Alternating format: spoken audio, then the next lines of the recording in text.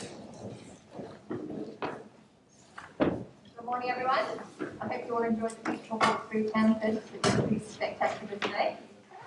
All right, welcome back to our second poster session on case studies showcasing the implementation of Miyawaki forests in diverse contexts. Yesterday, we had the opportunity to hear about a wide range of inspiring projects, and today's session continues that exploration, offering new perspectives on how the Miyawaki method is being applied across various settings. As with yesterday, I encourage you to ask questions and engage in discussions with the presenters, not only to better understand the specifics of each case study, but also to foster collaboration and knowledge sharing. So let's begin today's session with our first presenter. I'd like to introduce Shubhendu, Sharma and Sunny Verma, who will be discussing GOAL, bringing back a lost natural ecosystem by re-establishing authentic natural forests using the Miyawaki method.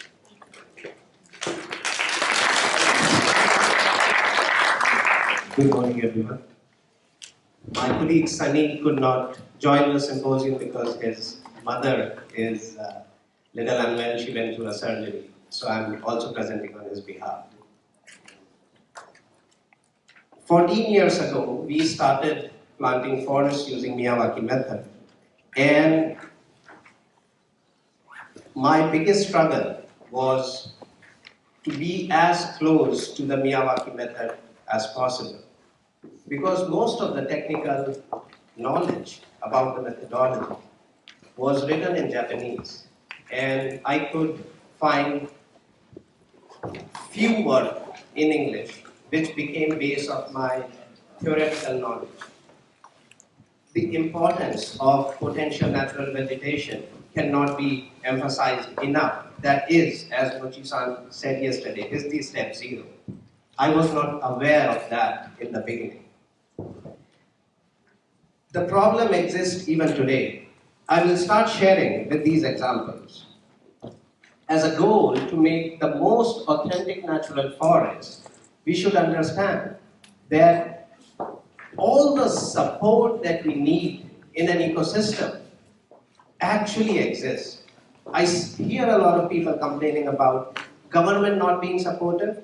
I'll show you an example, how supportive the governments are. On the poster later you can see, but here I want to show. This is Imran Khan, Prime Minister of Pakistan, writing about Miyawaki method and posting a picture of before and after. And he has tweeted about it. This is Prime Minister of India, who promoted the Miyawaki method of afforestation in a monthly podcast that he does called Man Ki Baat, thoughts from his mind. But the bad news is, the moment the decision makers, the top leaders of a country starts to promote the methodology, everybody wants to do it, especially the government agencies. And in this hurry, so this tweet and this tweet, this is followed after 2 days. The Billion Tree Tsunami Project in Pakistan tweeted this, and they're calling it a new type of plantation method called Miyawaki plantation. And you can see by the pictures, everything is wrong. This could be a post about how not to plant a Miyawaki. But because everybody wants to get on that bus as soon as possible, there are possibilities of contamination of the methodology.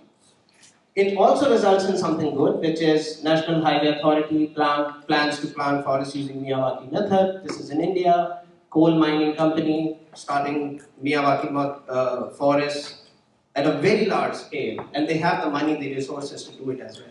So now, what the prime challenge is? The prime challenge is, how do we stop planting of non-native trees in the name of Miyawaki? How do we make sure that every forest maker ends up planting an authentic forest? Here is our Prime Minister of India inaugurating a forest planted with Miyawaki method, but the trees among which he is walking are non-native trees, these trees in red. Now we can't blame it on the PM because he won't know, but the onus is on us, the forest makers, all of us, to keep the method as authentic as possible. Because this is also generating negative impact. When a project planted under the name Miyawaki or Miyawaki forest when it fails, the critiques blame it on the methodology, not on the person who followed or who did not follow the methodology. So, how to make positive impact and more of it? I did a 6 months long workshop with Ashoka. I became an Ashoka Globalizer Fellow, me and Sunny, in 2020. And for 6 months, we were working with consultants from McKinsey, from PricewaterhouseCoopers, and other agencies from HSBC Bank. So they were who's who of the economy and industry, and together we came up with this big plan. This is the target systematic change that we want to make, that every forest that is planted is authentic. Now, how do we arrive here? There are 5 plots. 1, if the sector formalizes, this is going to happen. If relevant knowledge is available, this is going to happen. If policy and standards are aligned, this is going to happen. Supply chain is adhering to standards, and demand is asking for standards. I'll give you 2 examples. In the plot 1, sector formalizes. At least 20 forest makers around the world commit to the SOPs. There are 200 countries in the world. Even if 10% of it, 20 forest makers, this room has people from 26 countries. If we commit to the authentic method, we can actually bring the system change. And how are we going to do that? This knowledge is available. There is some standard which everybody can follow in various languages. So please spend some time on this poster. We have worked very hard to make it. And you will see how this authenticity can come back to the entire Miyawaki ecosystem of forest making. Thank you very much.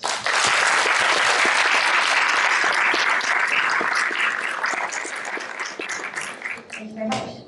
I'd like the next speaker to come up. It's Thanakorn Yodthongdee, who's going to be talking about nature literacy on unwanted animals from Miyawaki Forest, a case study of regressive.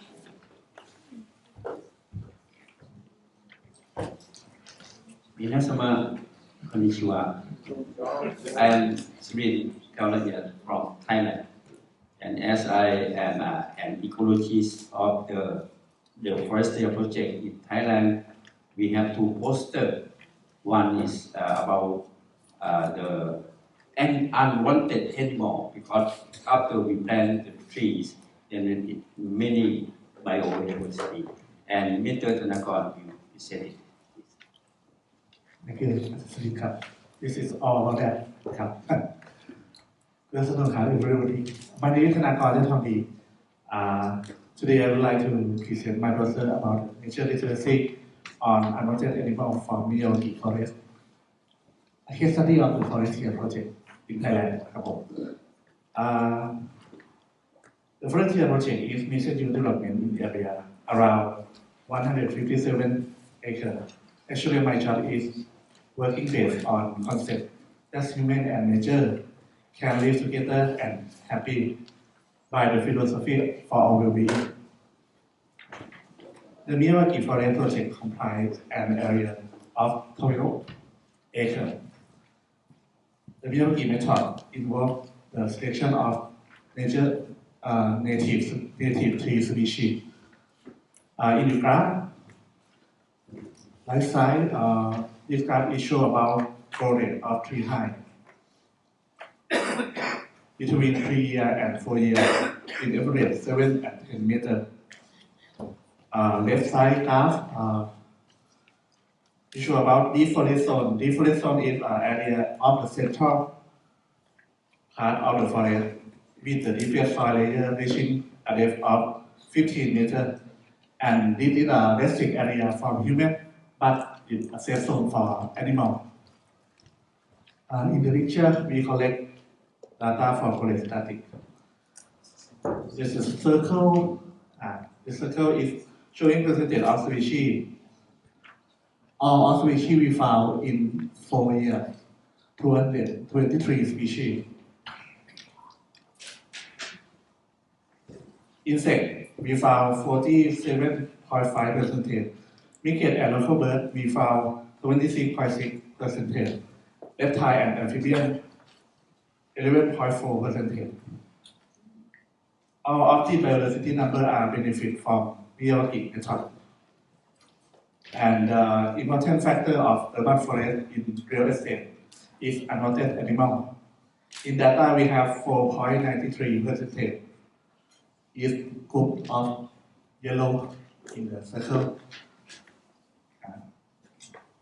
Example snake, hornet, wasp, royal bee, small centipede, and monitor lizard.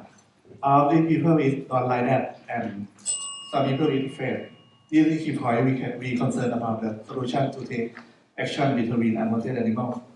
And human protection for change mindset by environmental education curriculum. We share about why the animal is important in ecosystem because we want to increase their understanding and acceptance for unwanted species. The knowledge is being utilized or organized on three activities.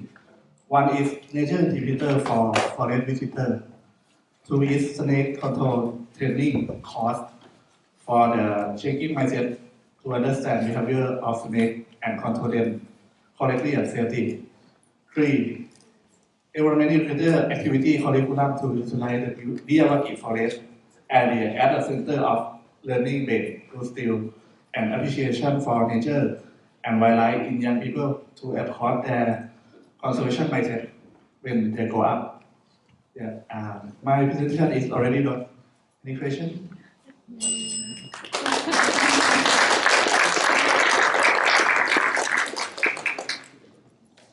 The next speaker is Ratsuda Senadee, who is going to be talking to us about the application of Professor Miyawaki's method to create bioswale ecosystems for nature studies. The case study of the Forests project, Thanakorn. Another poster presentation from the Forestry project is something about how to recover bioswale ecosystem. And please. Thank you. My name is Ratsuda Senadee. Today, present poster the application of Miyawaki method to create bioswale ecosystem. Backup. The Forestry project is a real estate development that create green space using of Miyawaki method. The green space within the Forestry project cover area 12 acres is designed as deforest zone, bioswale zone, urban zone, park zone, and residence zone. Bioswale benefit from brackish water in the Samut Prakan province. Bioswale play role as an environmental system as a water reservoir and prevent flooding. The bioswale ecosystem is a habitat for wildlife and various wildlife species for people to enjoy.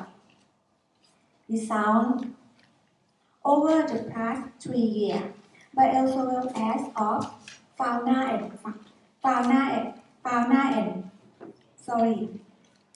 and fauna included water birds, fish, mollusks, frog, and pollinator. Inclusion. The site has been chosen as learning center for study and general publication on observer to environment water. Studying aquatic life as indicator of water aquatic. The fauna among to the river bank and the learning to a brackish water ecosystem. The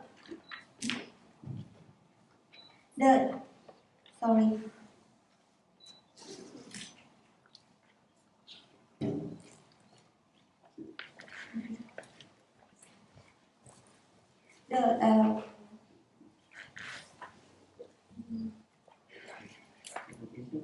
education goal is cultivate deep understanding of nature and environmental conservation around study and sense for limited responsibility from sustainability environmental management. Thank you.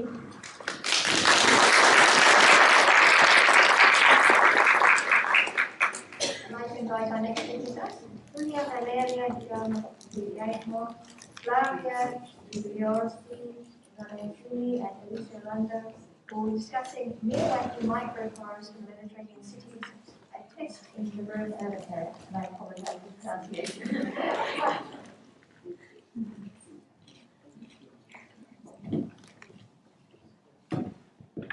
Good morning, I'm Elisa and she is Flavia. Our group is working on an urban regeneration plan started by the city of Rome. The urban department has founded 165,000 euros for the creation of 15 microforests and eco-pedagogical pathway with the local school community. The Tiny Forest project, started by the University of La Sapienza in Rome, as part of the 15 Million City initiative, aims to reintroduce nature into the city and improve the quality of life in Rome neighborhoods. This program, promoted by the Metropolitan City of Rome, seeks to transform Rome into a sustainable, accessible and polycentric city where citizens can access essential services, including green spaces, public transport and sport areas, within 15 minutes by foot or bike. The San Lorenzo Microforest pilot project, which involves school children, aims to create a 120 square meter green oasis with 230 Mediterranean shrub plants like oak, rosemary, lavender, donated by the Lazio region's Ostigeno project. The method involves a series of 10 outdoor learning and experimentation sessions designed to educate and empower students and the young people from school, providing them with the skills necessary for monitoring the microforest. A specific protocol will be implemented based on methodologies from the European Microforestation Project, such as Earthwatch Europe, Boom Forest, and Cool Schools, while also introducing new monitoring tools. The eco-pedagogical Tiny Forest is part of the Miyawaki Research Network, started by Earthwatch Europe. The session covered topics such as the 50 Million City, the microforest ecosystem, tree health, soil quality, biodiversity, climate regulation, the therapeutic benefit of microforests and fertilization techniques. All citizen-sized activities are pre-agreed with the participating school and adapted to the students' age group. The San Lorenzo Microforest project has shown great results with important progress in both education and environment. It helped the participants better understand and appreciate ecology, while also improving biodiversity, soil health, and variety of species. By combining learning with habitat conservation work, the microforest became a living classroom and a healthy ecosystem, showing how projects like this can have long-lasting positive effects on both people and nature. This project not only improved biodiversity, soil health, and etc., but also became an educational tool, combining learning with conservation. Following the success of San Lorenzo, the initiative will expand with more microforests across Rome. In November 2024, 2 more microforests will be planted in Tufello and Lavoro neighborhoods, close to the local school. 3 additional microforests are set to be planted in February 2025 as a part of an outdoor learning project with students, all of them in collaboration with the Oxygen Initiative. By the end of the process, each of the 15 local municipalities will have a microforest cared for by students. Thank you.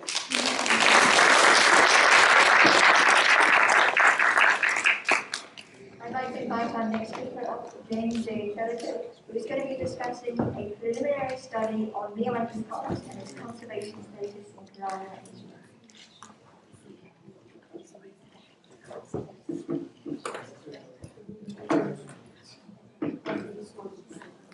Konnichiwa. I'm very happy and privileged standing before you in Japan. Along with my friend, myself, I am Dr. Jain, Assistant Professor, Department of Zoology, St. Aloysius College, Therattil. And my friend, Ms. Binju Jacob, is working as a health inspector, is very passionate about Miyawaki Forest. Three things reminded me about Japan in my childhood days. First one is sushi, second one is kimono, third one is the legend Miyawaki. So our study is based on the preliminary study on Miyawaki Forest and its conservation status. Kerala is a very lush green vegetation, especially the landscapes with a natural forest. But we have a very good scope on Miyawaki Forest, especially Kerala Forest Department.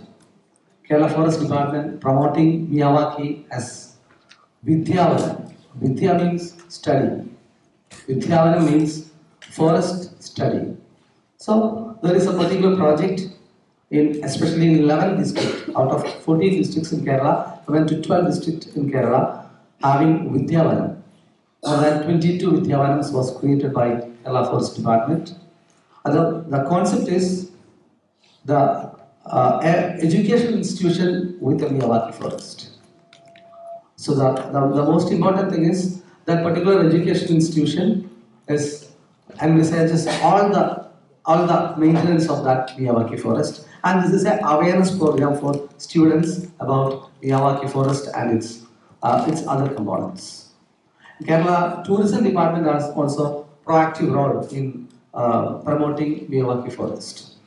22 areas in Kerala. Kerala is a very small state, a South Indian state, but 22 areas having this particular Miyawaki centers established by Kerala Tourism Department. So in Kerala, this is a new green revolution in the name of Miyawaki Forest. In second part of my presentation in my project, I am estimating the biodiversity of Miyawaki Forest, comparing with the natural forest. Because in Kerala, the Miyawaki Forest consists of very excellent biodiversity. More than 600 species of insects, entomofauna, dragonflies, butterflies, many lizards, reptiles. So this is a comparison between natural forest and the Miyawaki forest. So in Kerala, the biodiversity of Miyawaki forest is much higher. Today we have, in the morning we have around studying the campus, but the biodiversity of Miyawaki forest in Japan, here in Yokohama, is compared to Kerala is less. Because we have much biodiversity, much entomofauna or fauna and floral wealth associated with the Kerala Miyawaki forest. But we have also challenges, because in Kerala, the maintenance of Miyawaki forest is a big threat. So that's about my presentation. I conclude. Thank you.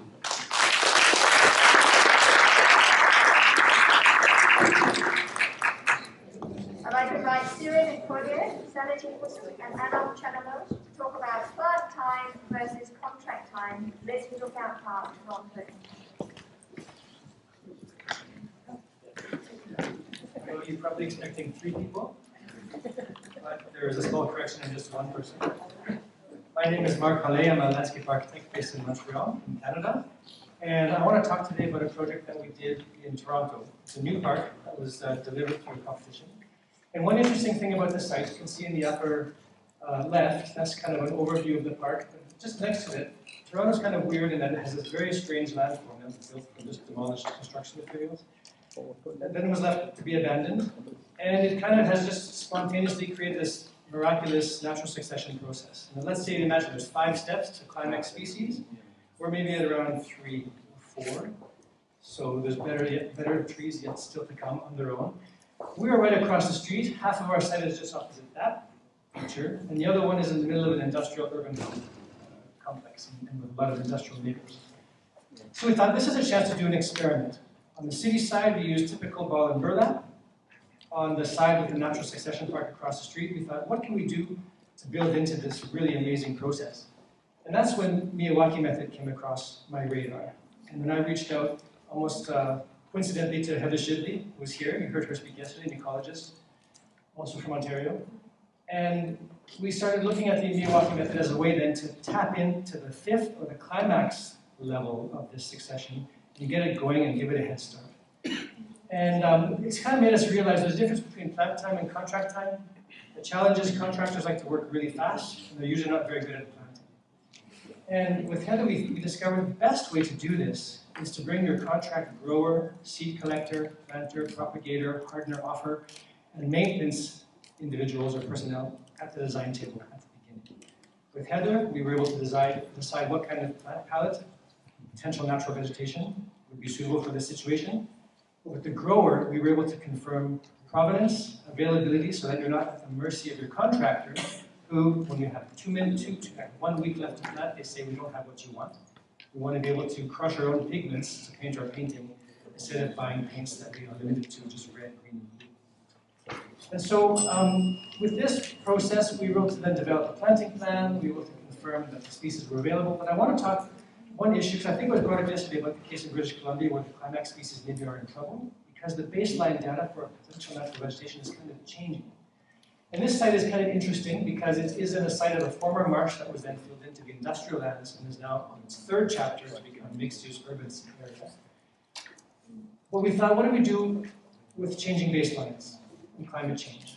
And so Heather was able to do climate modeling with Environment Canada data and be able to see what will the temperature be like in Toronto in 50 to 75 years. And with that modeling, we were able to target kind of a latitude, which is at Point Pelee, the most southern point in Canada. It's got the same latitude as the northern border of California. It's in the same biome. The Carolinian forest extends up. Toronto's on the northern edge of the Carolinian forest. So it's the same biome. We're looking at what would maybe a slightly adapted to a warmer species forest look like. You not only establish communities, but in some cases even sod out seeds that then can be generated from those seeds from that area to have trees that were genetically maybe more adapted to slightly warmer conditions that we could then grow in an area that will be slightly warmer in the future. And one of the cases, for example, was the blue ash, the most resistant of all the ashes to emerald ash borer, which is decimating the North American ash forests. And this allows maybe then for those insects that need that tree to be able to survive, gives them kind of a fighting chance. It allows us to be able to find those seeds, grow them, plant them, and put them within our forest. So I think the biggest lesson from this project, I think, is provenance. Where do we get our trees, our seeds? And that's where the grower, in our case, we work with the First Nations nursery. We're able to do this. And then also the question about potential natural vegetation. How do we then redefine or understand the changing baselines so we can choose the right species?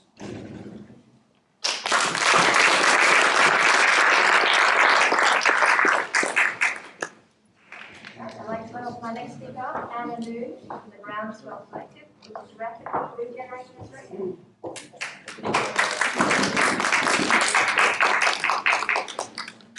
Good morning, everybody. My name is Anna, and I'm the co-founder of the Groundswell Collective, which is a not-for-profit organisation that works out of Lake Macquarie, New South Wales in Australia.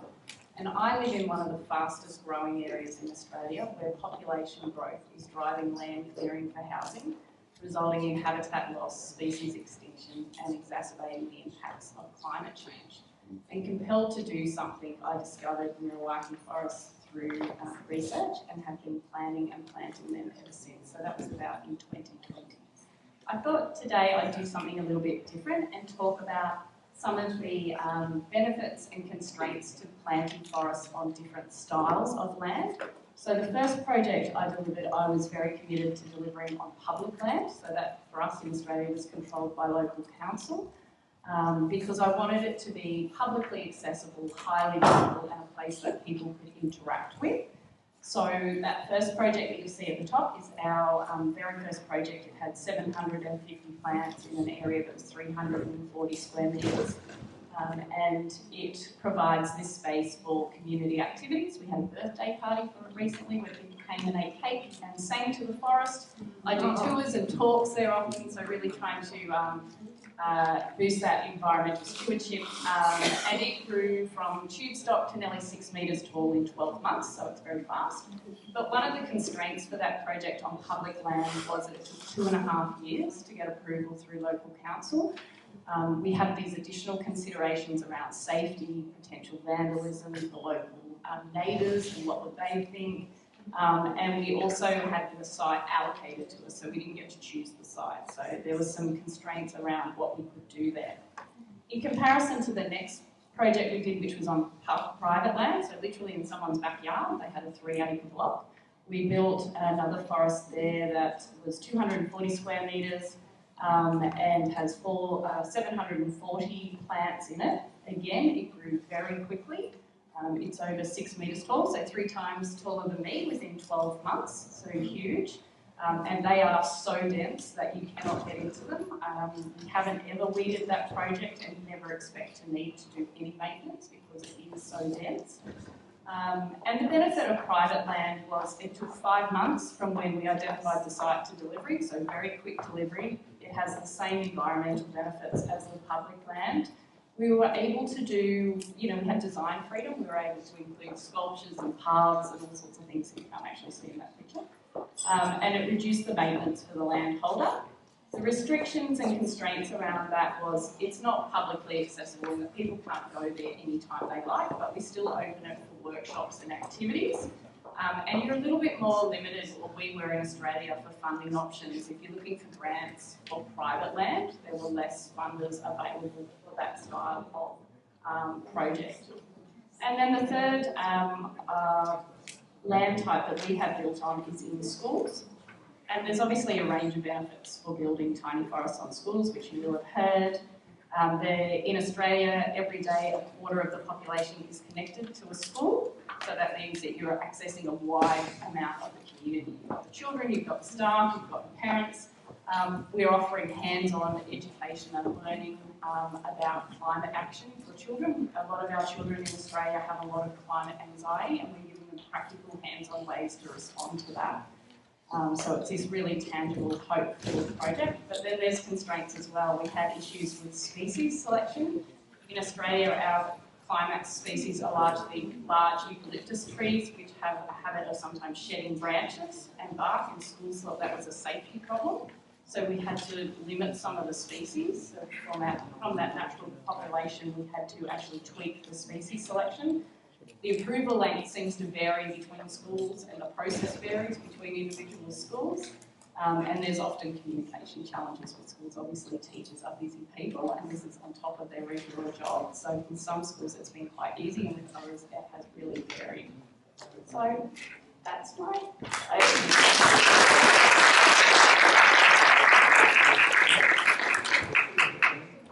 I would like to invite Fiona Wilson, discussing successful tiny forest implementation in diverse contexts, environment and community.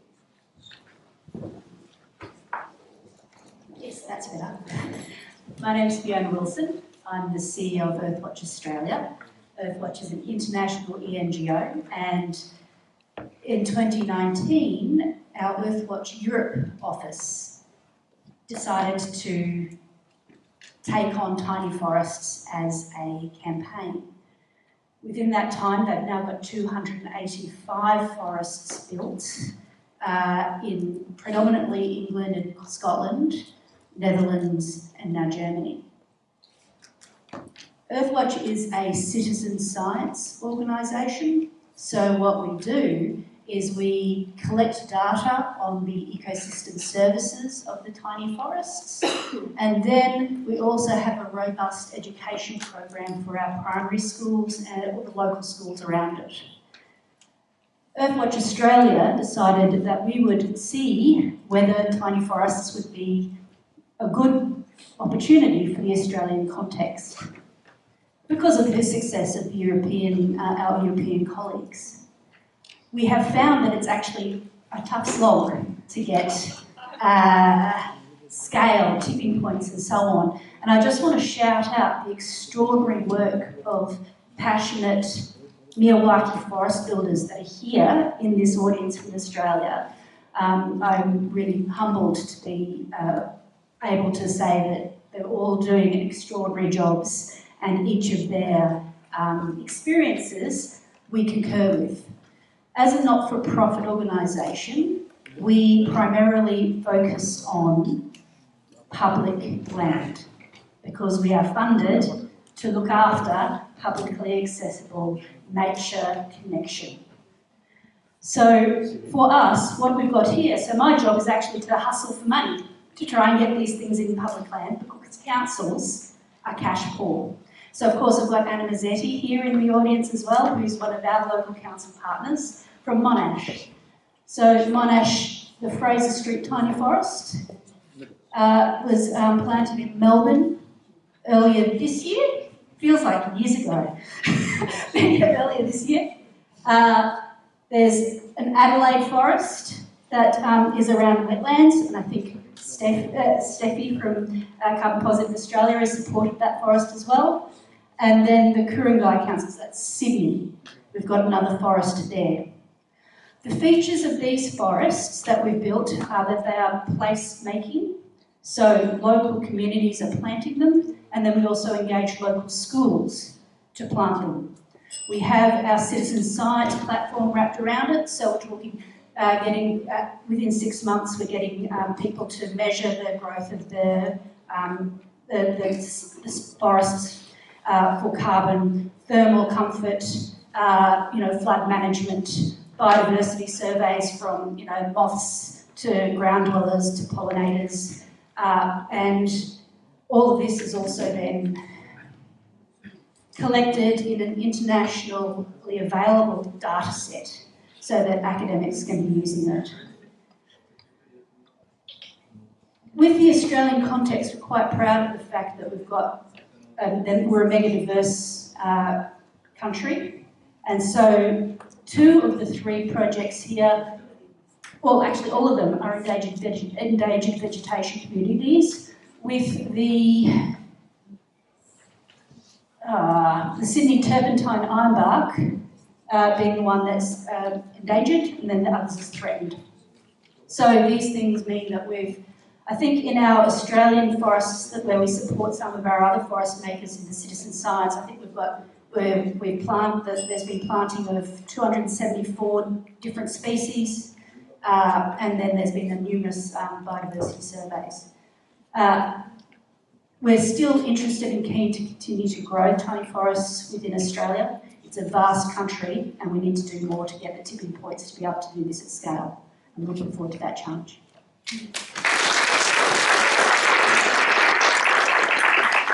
Next, I would like to invite Sirin who's going to be talking about Miyawaki Forest and nature study, lessons learned from the Thanakorn Learning Centre, Dr.Muralee Technology. Thank you very much.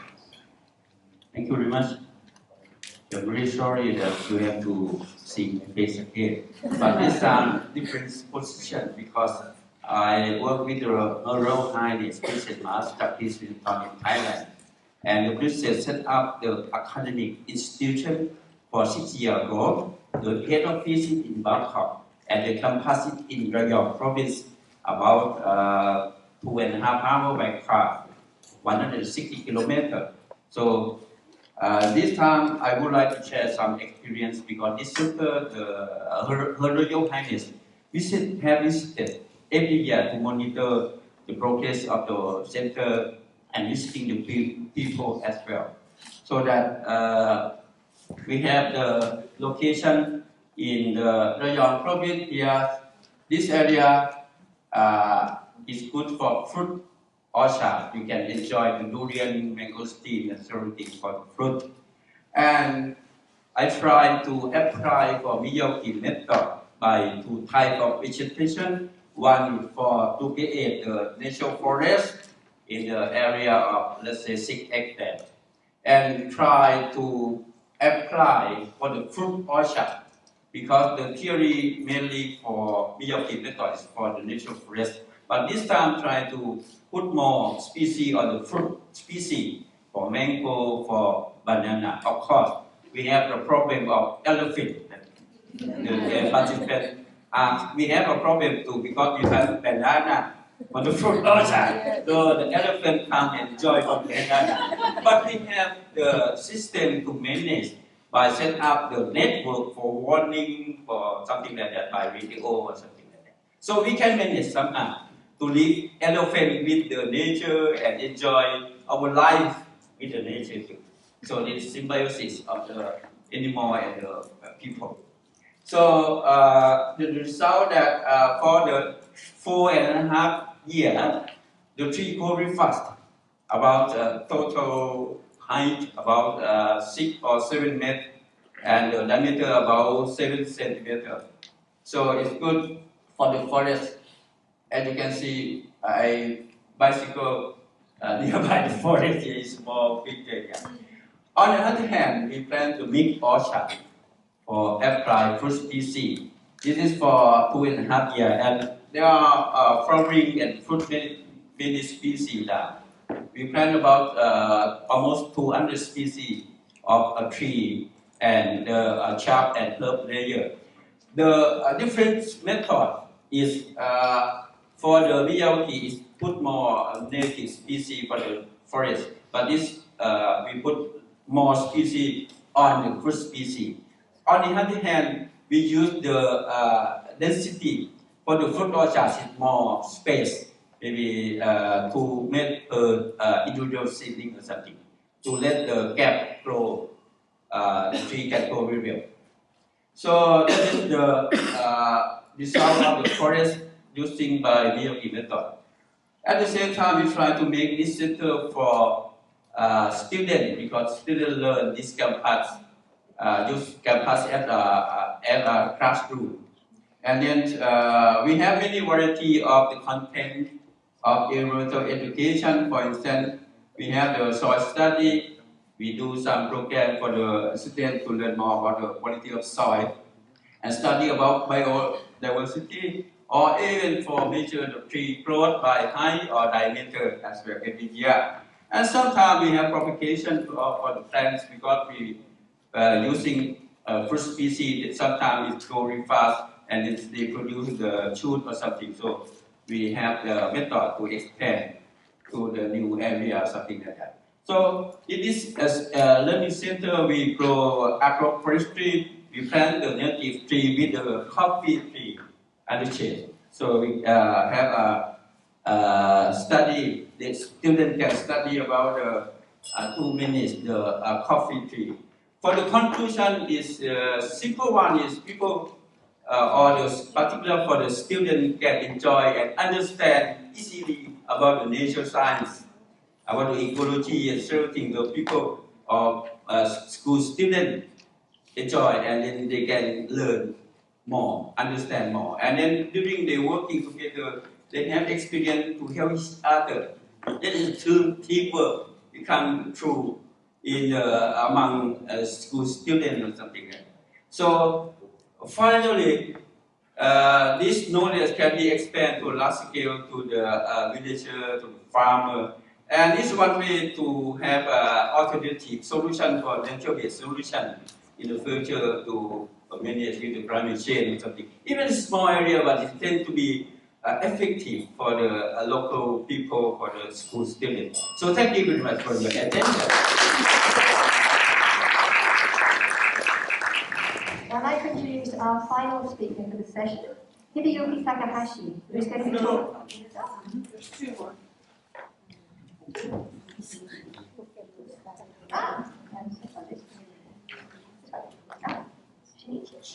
Shinichi Suzuki, who's going to be discussing unprecedented disaster resilient city planning, the forest that protects Iwanima City from tsunamis. As the poster is in English, but he will speak in Japanese. Thank you. ありがとうございます。日本語で言わせていただきます。2011年の3月11日に日本列島ですね、大きな巨大な津波が襲ったわけですね。ここがその映像ですけれども、ここに松の木が植わっていたんですけれども、そういった植栽はですね、みんな大きな津波にみんななぎ倒されてしまって大きな被害を受けました。これは空港なんですけども、よく見ると飛行機がこう浮いて、流されてしまっているというようなところが見て取れます。で、これをきっかけとしてですね、宮脇明先生がここのところはもう少し強い津波に耐える樹林を作らなければいけないということで、宮脇ミソットを使ってですね、森を作っていく、そういう財団を立ち上げました。で、今まで私たちの財団はですね、これ日本列島ですけれども、日本ですが、東北地方を中心に、こういうような地域でですね、植樹活動を行ってきました。で、これまで、植えた本数が60万本を超えているということです。で、それの一旦の岩沼市というところの取り組みをご紹介いたします。で、岩沼市では、まずですね、これ仙台の隣なんですけれども、の町ではですね、ショッピングモールがありまして、そこに木を植えていたと、宮城式で木を植えていたという経緯があって、で、そこがですね、まだ大きな地震ではないんですけれども、津波にあって、その津波の被害をですね、かなり食い止めているというようなことが証明されたということもありまして、まず植栽をしていく。で、これは岩沼市というところなんですけども、海岸線がありまして、この緑色のところが植樹を行ってきたところです。で、これが総延長10キロですね、10キロメーターあります。そして、そこをこのような植樹を行ってきたというところです。で、最初はこう拉致であったところですね、津波に現れて拉致になってしまったところを植樹祭ということでですね、宮京式の優れているところはですね、みんなで木を植えようということで、人任せにしないで、やはり樹林が必要であろう。先生、蓄説訳します。だから、ゆっくりしゃべって。すみません。それでは、どうやって森を作っていったかということをご説明いたします。This is Ivanova city, pink area, and he will explain how to make a Miyawaki forest. で、この10キロですね、全部植えていきました。で、これは一番端っこのところなんですけれども、これを植えてから数年したところだと、5年ぐらいしたところですね。で、このような拉致であったところが、みんなでこう植えていった。で、今まで6万人ほどの人たちが関わって植樹をしました。はい、で、これがこうなって、こうなってですね。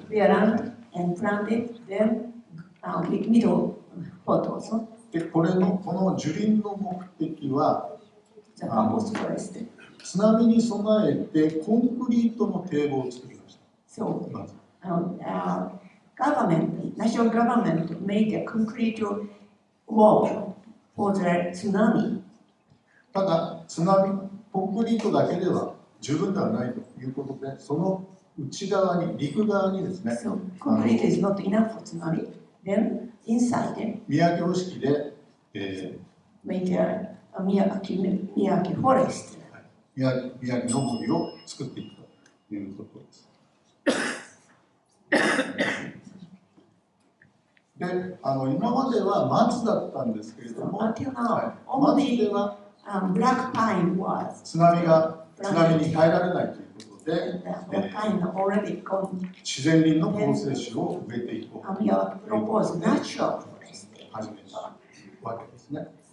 で、これによって人工的な防災の堤防とですね、それと生きた植物による津波の防潮林を作ったということです。はい、それで今8年ぐらい植えてからですね、 80 years これが8年目ぐらいので That's すね、 80 years old. 高さが5メーターぐらいに成長してですね、樹林が順調に形成されて今来ているということです。今後この方式をですね、どんどん広めていって、防災に備えていきたいなというふうに思っております。ありがとうございます。Thank you very much. Now I'd like to introduce the final speaker for this session, Hideyuki Takahashi, who's going to be discussing two forest planting festivals, the Miyawaki Forest in Shonan Village and the Kawlaierd Forest. Good afternoon, ladies and gentlemen. My name is Hideyuki Takahashi, Chairman the Board Director of Renabo. I'm architect. Today, I will talk about the three planting festival and CO2 fix them. Please look at the panel and please listen to me. One of the founders of the Renabo, Yoshitaka Takano, was a civil engineer and had been involved in road construction for many years. He met with strong opposition from roadside residents who were concerned about road pollution. And he understood the feeling of those who opposed the project when he was wondering if there were any mission to protect the environment. Be here a lecture by Akira Miyawaki, their producer at Yokohama National University, entitled Creating Hometown Forest with Hometown Tree, and exclaimed in his heart, "This is it." Since then, with the about and this of Mr. Miyawaki and other specialists in vintage ecology, Takano created numerous hometown forests across Japan, such as at the National Kashiwabara Bypass Highway and Nagano Olympic Letters Project. He also lectured on the Miyawaki method at training session for Jain, Japan International Cooperation Agency, for many years. In 2008, he entered to the NPO, International Association for Restoration for Native Forest. The godfather was Professor Akira Miyawaki. Renabo is non-protest organization that civil mandry and honest promoting the creation of hometown forest. The logo is a tab leaf. It's multi-stamplary. In the forest of the global warming crisis, we believe one of the actions that should be taken now is to restore the national forest that making the contrast to history. The tree planting shall be based on the Miyawaki method. To achieve this, it is necessary to consistently lean everything from philosophy to peace technique, and to be coastal to lead tree planting. To date, our program has been held 13 times and 171. Vegetation ecologies have been safety. Many of them are actually engineers in proposing and in practice the creation of from Shibuya area active city on Great East Japan artworks. Restaurant National Forest is school in variation riggings and other activities. Two forest CO2 fix Excel look at Excel. There is no time to wait to restore the global environment. Lena for us, Adam plus the slogan. Region of national forest in a time of crisis based on the Miyawaki method. Thank you.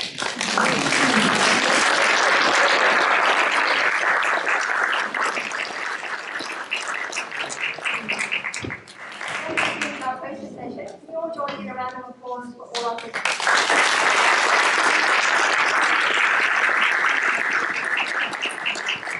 Okay, this is the last half day of the meetings, and this afternoon we have 2 sessions for workshop. I just noticed that they've allotted 2.5 hours for the first one and less than 2 hours for the second one, even though both have 4 speakers. So we may change things a little bit, and of course we're starting a little bit late anyway. But and I'm not entirely sure how this workshop is going to work out, but anyway, we've got 4 speakers, and each will have, as I understand it, roughly 15 minutes. 13 plus 2, and after that, we'll see what happens. The discussion, and it may become a wider discussion. We'll see. Okay, so let's have our first presentation then. Actually, this is the Asian session. 3 of the presentations are from Thailand and then 1 from India. So, Ansana Bunyavas, please. DK Studios' experience of applying Miyawaki Forest in landscape projects in Thailand. Hello everyone, my name is Ansana Bunyavas. I am here representing TK Studio experience in Miyawaki Forest in landscape projects. Before going any further, I would like to thank the Symposium committee for letting me having this our presentation. Besides, TK Studio is a landscape design firm, small one, based in Bangkok, Thailand. And 13 years ago, we were so fortunate to meet with Dr. Sirin to talk about the Miyawaki Forest. During that time, we was commissioned by the PTT oil and gas company in Thailand to do the protection strip around the depot site that they have ranging from north to southern part of Thailand, and we have did a lot of that protection strip. While doing that, we also learning about Miyawaki Forest. Dr. Sirin is very kindly guide us through all the techniques and important steps to do the Miyawaki Forest, and it was very successful. This is the protection strip that we did, and yeah, the protection strip made me realize that forest can be created, and we have a chance to do the forest-like landscape in landscape projects. So the accomplishments of the Miyawaki Forest make us feel that we should push these techniques a little bit further in order to have people aware that there was different techniques of doing painting designs in landscape projects. So we did that, and as a result of doing Miyawaki Forest in the landscape projects, during 2017 to 2022, we have planted nearly 500,000 saplings. Wow. Actually, I could not get it to this year, but we didn't have time. Sorry. But let's go to the first project that we did. The first project is, we call it PTT Global Forest. In early 2012, we was commissioned by the PTT Reforestation Institute to design an urban forest using Miyawaki technique. The site is situated near the airport. It's about 6 kilometers from the international airport, surrounded with residential and light commercial area. The land is so small. We have like 2 hectares of land. It was abandoned land, and they want to convert it to an urban forest to cultivate environmental awareness and to educate people about our forest ecology. So this is the master plan. The master plan, since the site was very small, and we have an obligation that we would have people who come over here feel like they are really in the forest. So we designed a forest berm and very carefully place it in order to make people feel like they are in the real wilderness. So the large scale berm was with different height to wrap around the boundary of the site, and the middle one is the lower one. So in this design, people can be able to separate themselves from the hectic environment of the surrounding and be able to sink in the forest atmosphere. Plus, the berm were placed to direct the ventilations and the channel flow of the waterfall that we will build for irrigation purpose. Moreover, the whole site acts as a sponge to absorb rainwater to accommodate with the zero runoff criteria. This slide shows the construction process that starting from the existing site until the finishing, it takes about 33 months. And since we need to prove to the public that Miyawaki Forest is very amazing technique, so we record the height of the tree and then record the growth of the forest. So we have like 7 years from starting from here to there. This aerial view shows the whole site was covered with Miyawaki Forest after 7 years of development. The Ramazzini building is an exhibition center with a small auditorium was built also to provide basic knowledge of forest type and the ecosystem along with plant habitat in association with the place name. The skywalk and the observation tower also construct for visitors to enjoy the kind of views of the forest. This is the water channel that we was constructed for irrigation at the initial stage, but it's here naturally after times go by. The forest covered the skywalk, changing the experience of people who walk on the path. The signage along the skywalk explain variation of plant species in conjunction with their canoe form and community, ecosystem, and habitats. Since the metro forest is open for public, it draws a lot of visitors each day, especially students. The PTT Reforestation Institute has also set up many activities ranging from seed collecting, producing plant mediums, and germinate seedling and planting tree. The projects become an outdoor learning labs that provide education with fun experience, which hopefully inspire people to appreciate forests and to plant more trees. The Metro Forest has received many recognitions and awards from lots of organizations.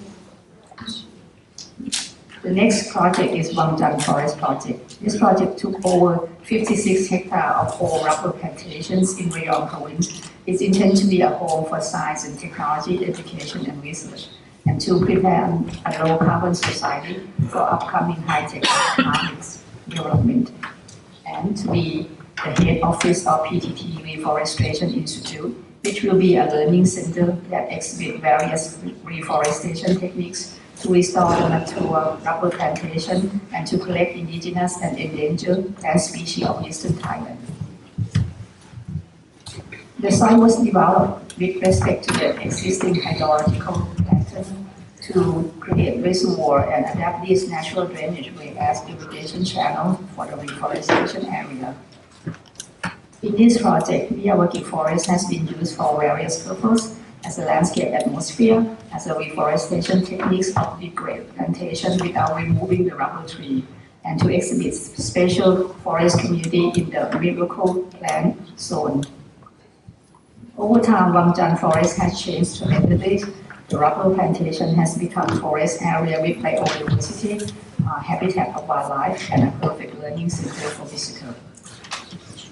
This is the view of the reforestation techniques, introduced. This is the view of the office. This is the entrance of the office, the building. Here is the office. And this is the streetscape, what does it look like? And the miracle plant zone here.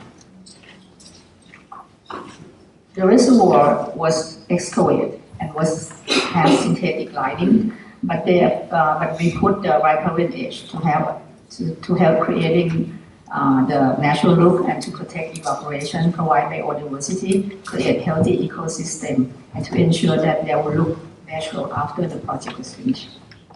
So that's what we have. Wangjan become another learning center showing students and visitors how to reclaim the forest from the degraded land. Let's move to another project that called PTT LNG Nong Phat, which is a terminal where LNG will be transported and for regasification and storage before distributing to all over the country. The site is 29.7 hectares of filling land near the shore of Nong Phat, a small community in Rayong province. The project was divided into two parts, the operation zone and the office zone. Our focus is in the office zone, which is covered 8.1 hectares. The existing condition of the site was degraded swamp. Our intention is to restore this damaged swamp and reforestation, the lost indigenous vegetation, including FAP, which is already lost as is a native of the area, and to create environmental friendly workplace for staff.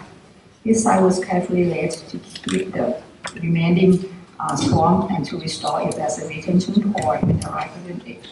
The office building was built next to the retention pond, which enlarged round architect with a glass dome at the center, and the dome functioned as a climatic atrium for exhibit temperate flower. The landscape design of this project aimed to testify the coexistence of nature and industry, which means that the waste generated from industry and the energy consumption must be minimized, and the degraded environment must be restored. The Miyawaki forest was used as planting design along the street, parking lot, walkway, protection strip, and used as a green infrastructure. The riparian forest around the edge of the retention pond replicate Rayong ecotones such as swamp forest, Malalika forest, and beech forest, and that cover nearly 400 native plant species of Nong Phat and Rayong area.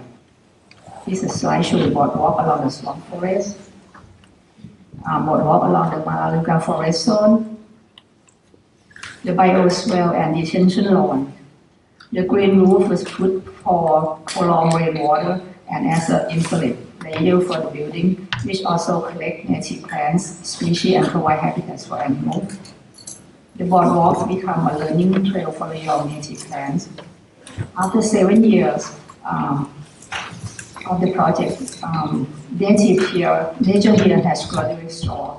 FAB is here with another native plants and many animals found in the area.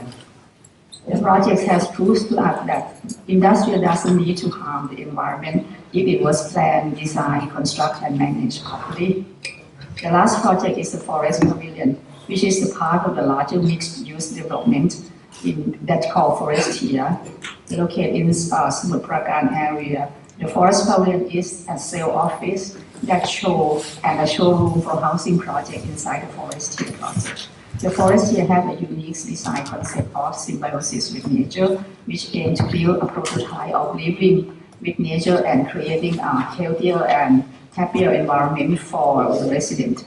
It's the Forest Pavilion blends the Thai style pavilion and butterfly roof structure to symbolize mixtures of culture and nature. The pavilion is set among Miyawaki Forest for enhanced visibility and for integrate forest as part of living. Later, the Forest Pavilion will turn into a forest ecosystem learning center, a place for sharing knowledge of forest ecosystem, and a hub for joyful moments of the resident society. Is the entrance of the pavilions. The Miyawaki Forest was used to create delightful experience of walkway. The canopy walk level. And the other landscape features such as fountain, waterfall, open lawn, amphitheater were designed to welcome people to go outside.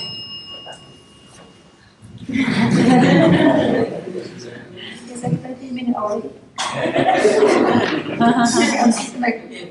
Open the slide with you guys to see the atmosphere of the whole thing. Sorry. It's called Nature Walk and it's connected to the main forest inside. So there was a social activity inside the forest. And that's, I'm sorry I didn't have a good conclusion, but that's the end of it.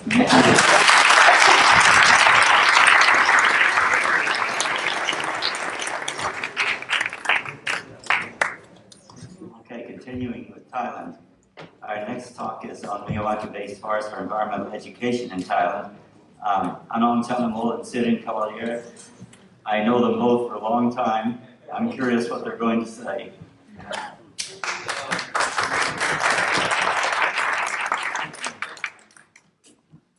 Thank you very much, Professor Marc. And I come back on stage again. But it's very special one because I come with my wife. So if I stand with my wife, I talk really short one. So we are going to share with you about experiences after we graduated from Yokohama University with Professor Fiona and Professor Miyawaki. And that was 30 years ago. And we have done some implementation about reforestation in Thailand, many places. So Dr. Anand will share with you what's going on after we finish our study from Yokohama. Please. Thank you, Dr. Sirin. Thank you, Professor Marc and Fiona Sensei. Good afternoon, everybody. My name is Anong Chanamol, a former Director of Climate Change and Environmental Research Center, Ministry of Natural Resources and Environment. So I would like to share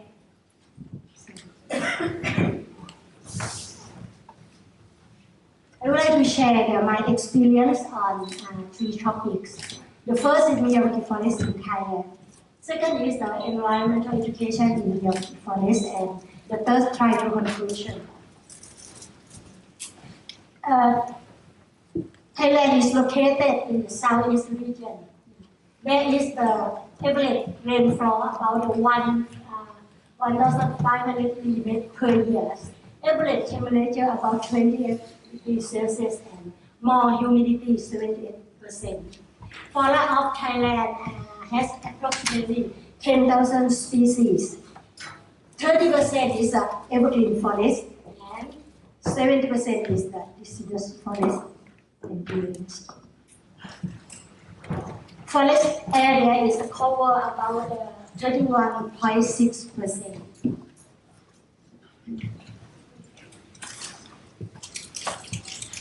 Yes, may I talking about the Miyawaki sensei and Fujiwara sensei and teacher. Professor Miyawaki and Fujiwara.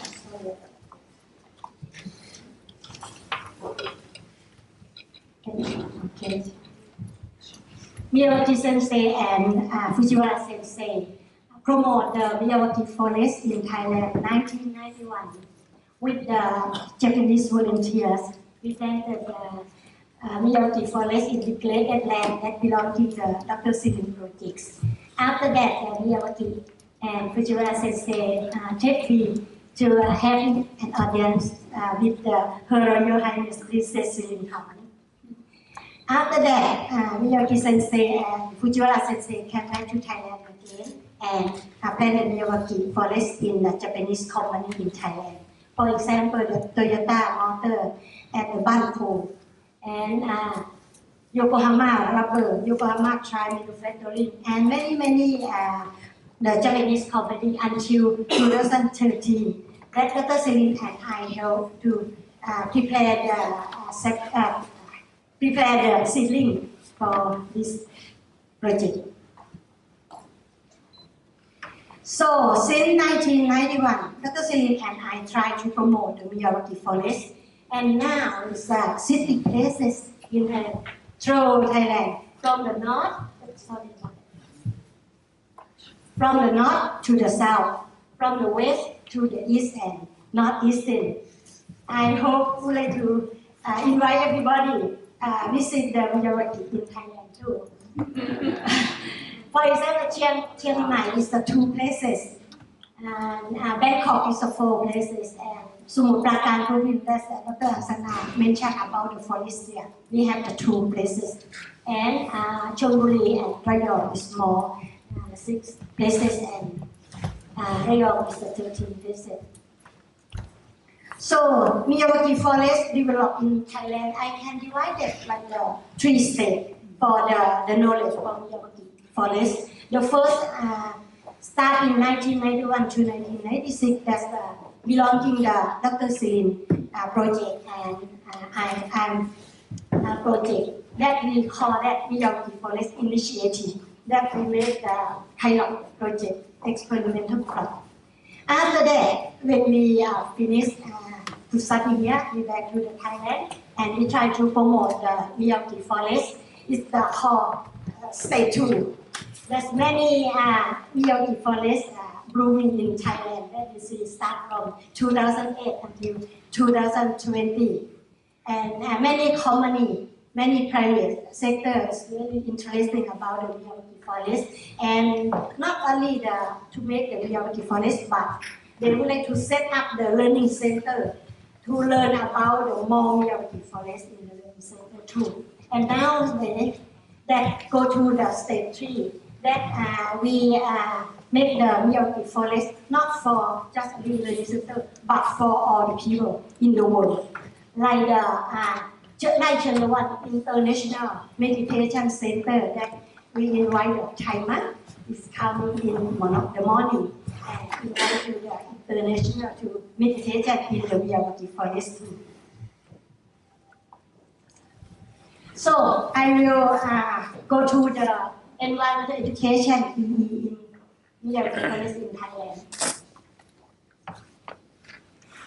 That the first environmental education we start with the local people, how to restoration in degraded land.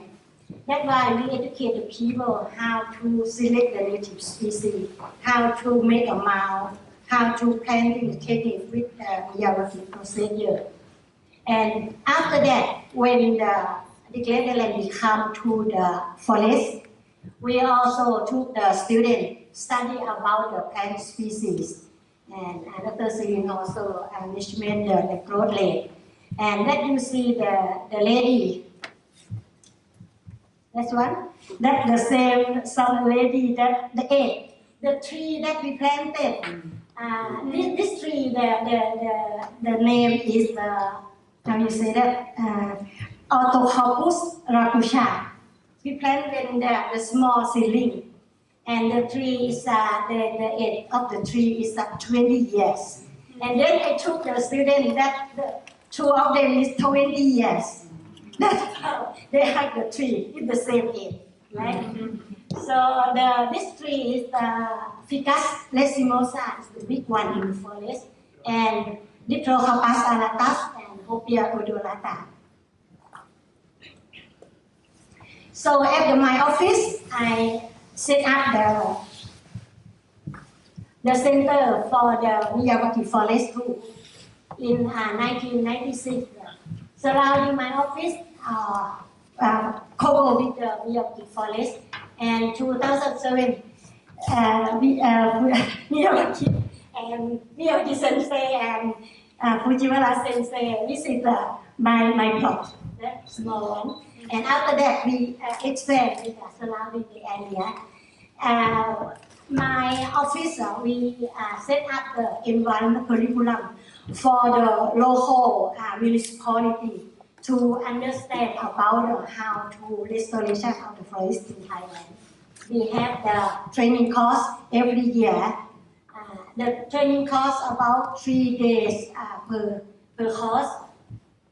And after that, I assigned my staff to conduct the research in the Miyawaki Forest, such as the carbon stock, biodiversity conservation, and biomass that Fujiwara Sensei already visited in my site.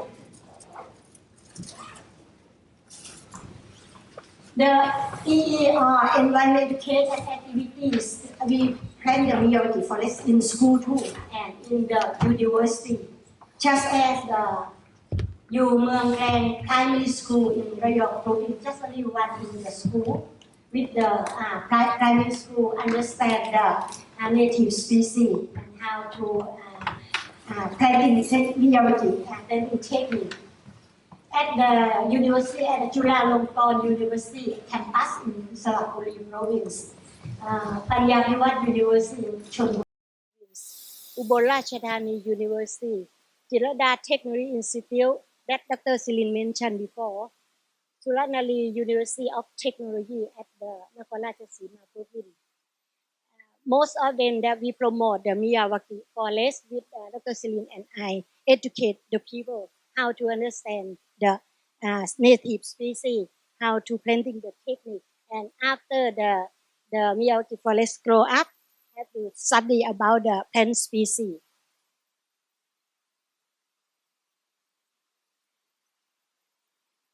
I would like to talking about the Miyawaki Forest, not only just the restoration, but also now we set up for the learning center, because the knowledge in the learning center is more Miyawaki Forest, but included the environment or disaster and everything in the learning center. We have I would like to show just 5 learning center that the Chiwa Anawet Learning Center. This belonging to Toyota Motor Thailand, and Metro Forest Learning Center, Wangchang Forest Learning Center. The Center of Excellence of Forest Conservation and the Forest that Dr. Angsana already mentioned to you, because we work very close together about to design the learning center for the people can understand the natural resources. That after that, when the forest grow up, and then they have many activity in the center. That's for example, the Toyota.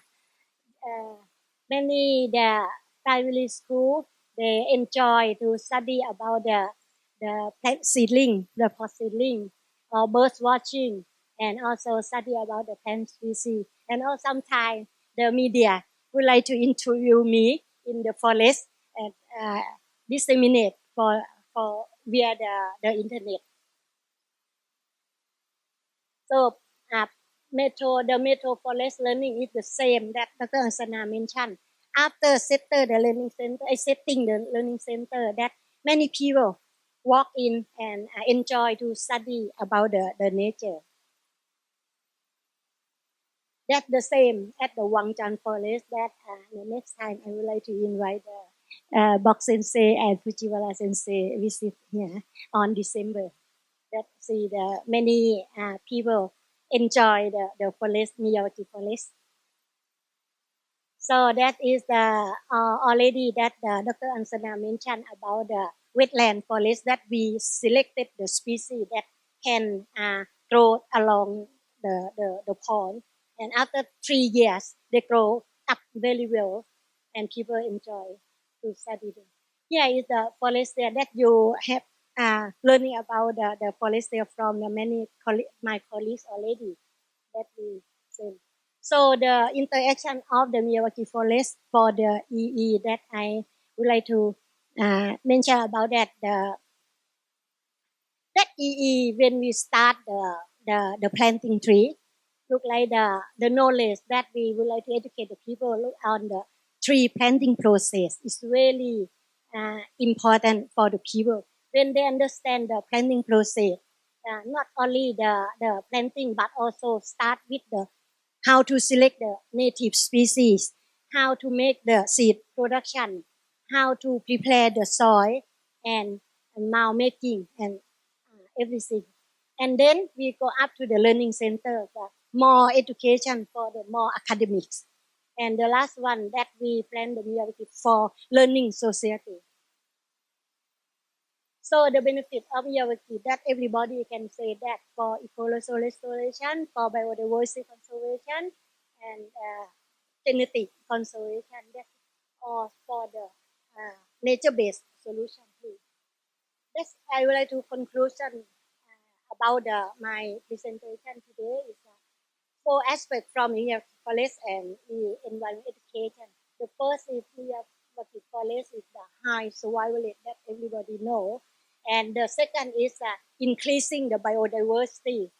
The third is talking about the activity. There's many countries talking about how to study about the nature, the natural forest in the Miyawaki Forest.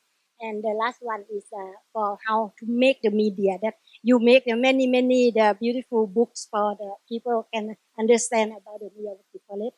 So approximately more than 1.5 million people visited the Miyawaki Forest in Learning Center. Thank you very much for your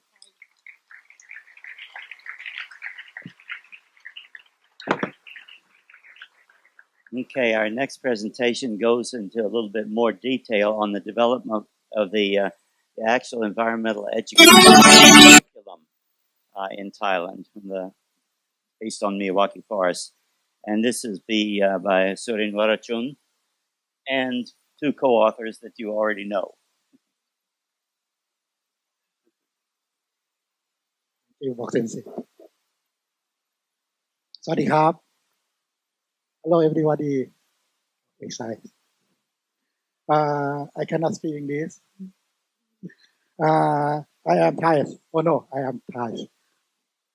Actually, in the word in say, I say many speakers already would say, so I cannot live. Okay, like. My name is Din. I head of biodiversity research. I'm here at the learning center by Toyota Banpo. But now I moved to create the โครงการ for this project. I am the PD project developer.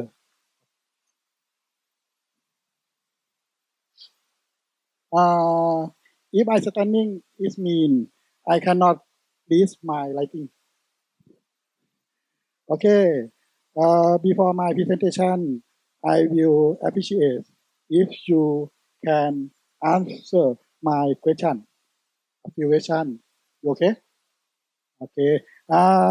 In the picture yesterday, Miyawaki Sensei, what is he in his hand? You remember? What? Something. Yes. something what's tea? What the name? What the name?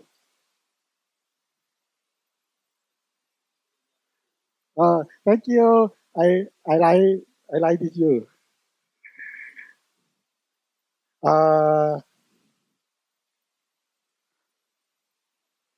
Thank you.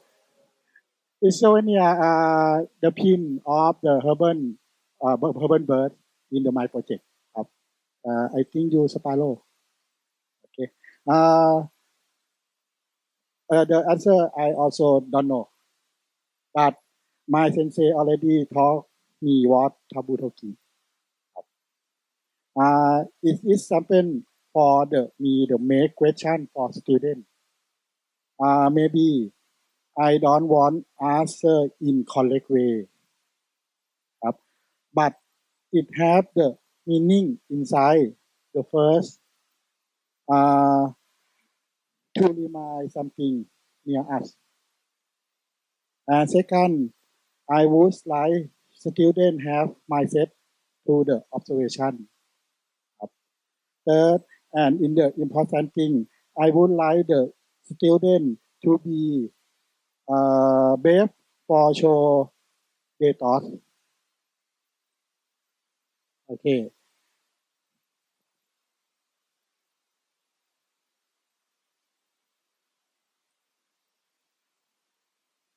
Okay. Before developer, the original area was wetland, pond, and open field, which were full of invasive alien species plant. Four concept, four elements for develop. We want the community of deep. Four generation happy in the area. 4 Gen to 4 age group. Sustainability and resiliency. And the last, I want the meaningful color in the area. It means color meaning one species of plant and one species of bird. I want the area 500 color. Objective the develop land develop design human and environmental well-being. Design green area with native species, restoration management, vegetation, increase biodiversity and ecosystem service. Framework and concept, vegetation science, ecological landscape design, ecological restoration, intersect to for well-being. With restoration species in the area. This picture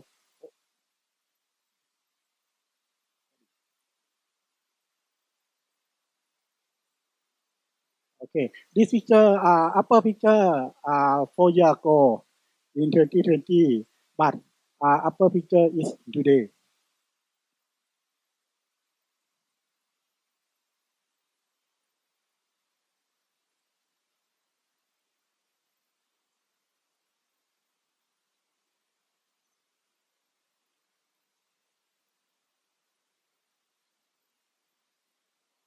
Okay.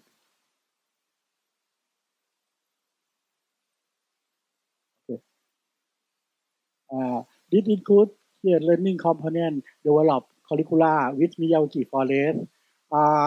In the core learning curriculum, the mandatory of education Thailand, environmental education principle and main policy for well-being. This curriculum learning to knowledge and skill improve, develop attitude, increase mindfulness.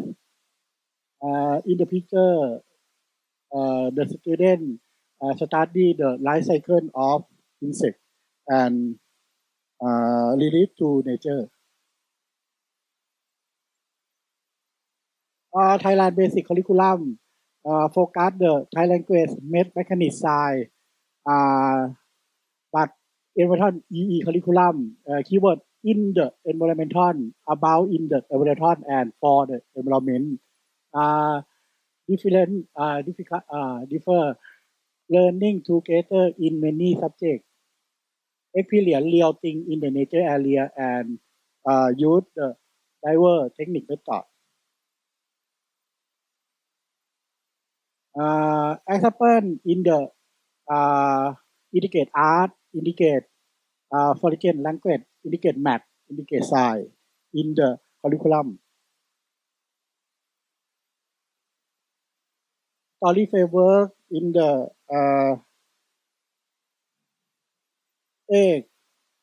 social study, Thai language, mechanic, new into the content.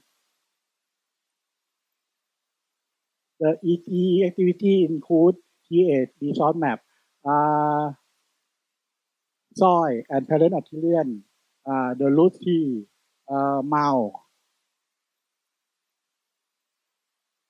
After develop the curriculum, we take the environmental education activity in the picture matching wildlife and habitat.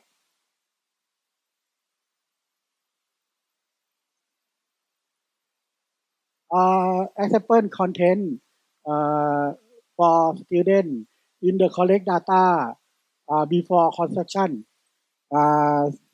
number of species before 80 and be present ปัจจุบัน now 100 species. Okay. Upper picture squirrel มีลิสุกับกุลติ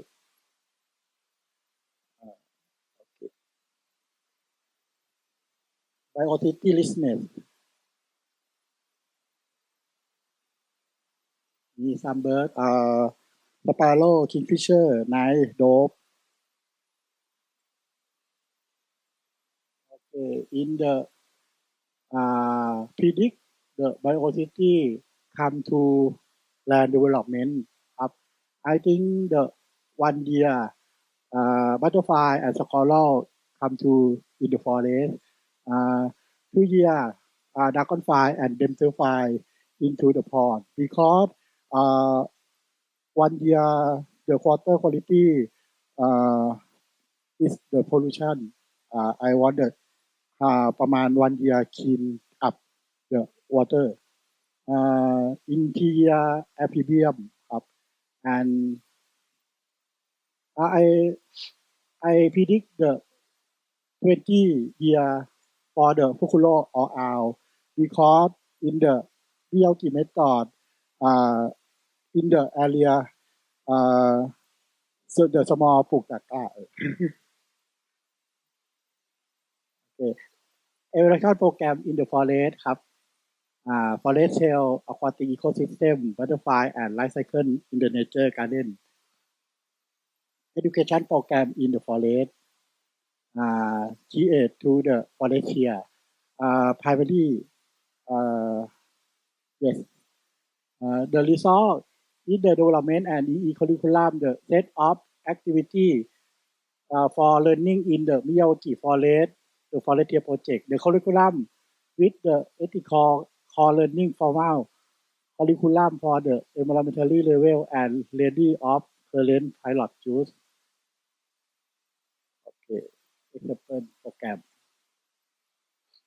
The indicators are that the learner show improved communication skill, or group process activity, enhance analytical thinking, problem solving attitude, development execution activity ครับ learning in the nature technology skill improve.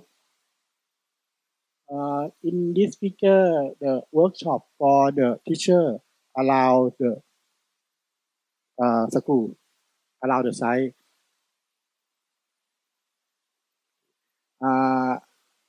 Next, the develop secondary level. With the training for trainer to secondary level for the train the secondary primary level Location the development of environmental education in curriculum for Miyawaki Forest, similar to natural forest. Diversity of plant species and canopy layer. Interesting in the diameter data and differential. There is the list of encountering unwanted animals, but in the can be used the teaching and increase safety management to help have the rare animal and touch and decode the nature. Current velocity is still found to the come from water and reduce human need to bath and reduce its use of the chemical. Safety depends on management. Thank you for attention and thank you. And I have the one tip in the my experience. Okay, we have one more presentation before we go into a real workshop format, I suppose. The next presentation is about how to grow a forest from experience in India. And this is from Shubhendu Sharma. And this is a name that I've been hearing for some years. I think I first heard this name maybe from Hannah Lewis when she was gathering information for her book. But our paths never crossed until now, so please.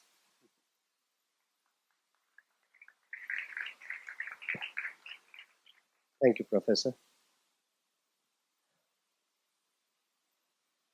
I feel I'm almost doing a disservice to this symposium by putting a presentation here on how to grow a forest in Yokohama University in front of Dr. Fujiwara Sensei, Dr. Box. So please pardon me for the mistakes you're going to see in this presentation. But it was Dr. Fujiwara who asked me to make a presentation on the training courses that we have been running. So here I am.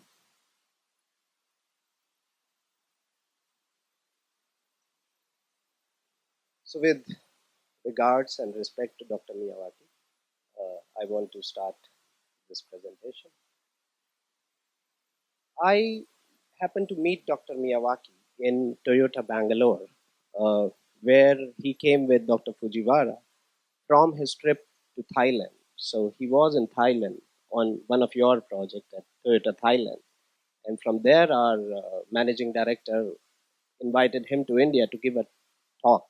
So in a similar room, with even less people, 30, 40 people in the room, Dr. Miyawaki gave a presentation and he showed the pictures of Toyota, Thailand. And that were the pictures that were so moving that I wanted to join his team as a volunteer and learn this methodology. So thanks to you guys for bringing Dr. Miyawaki's work to Thailand and later to India.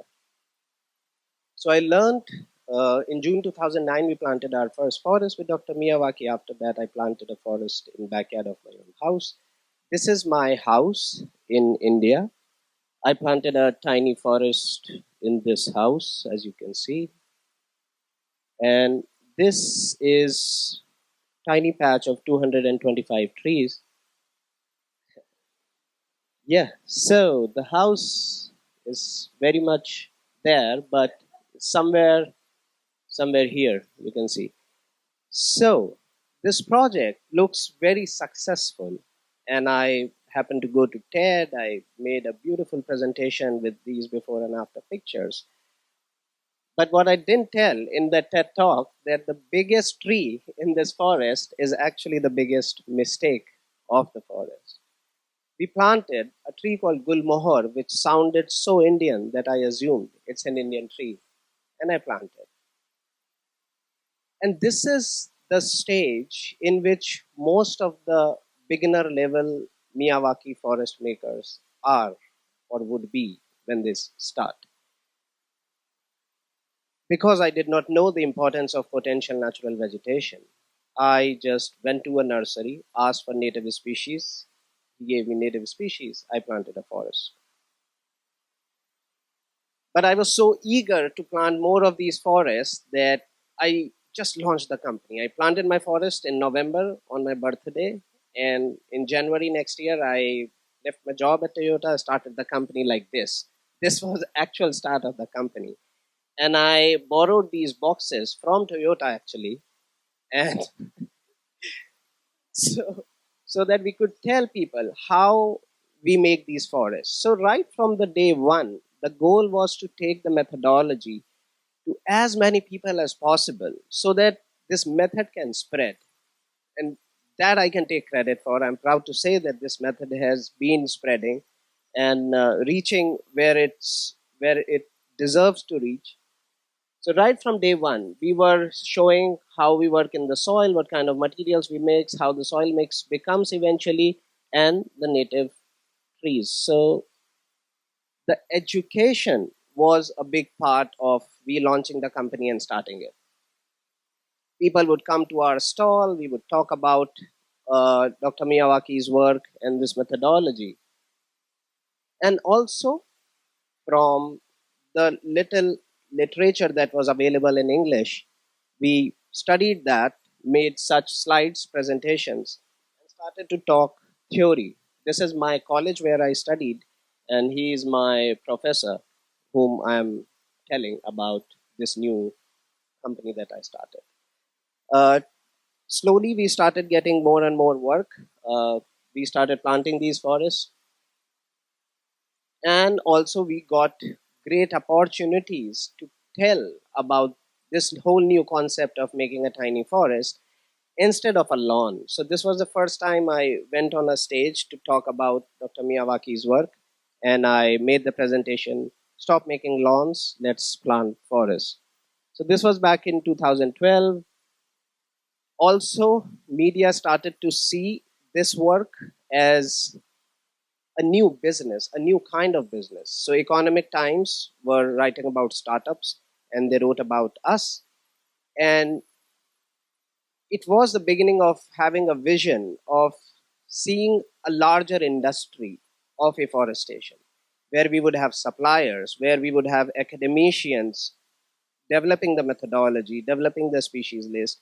We would have contractors who would plant these forests, because the scale at which this industry should expand cannot happen by one or two companies. We would need hundreds, thousands of such companies or individual practitioners. So with this vision, this was in 2014, I gave this interview.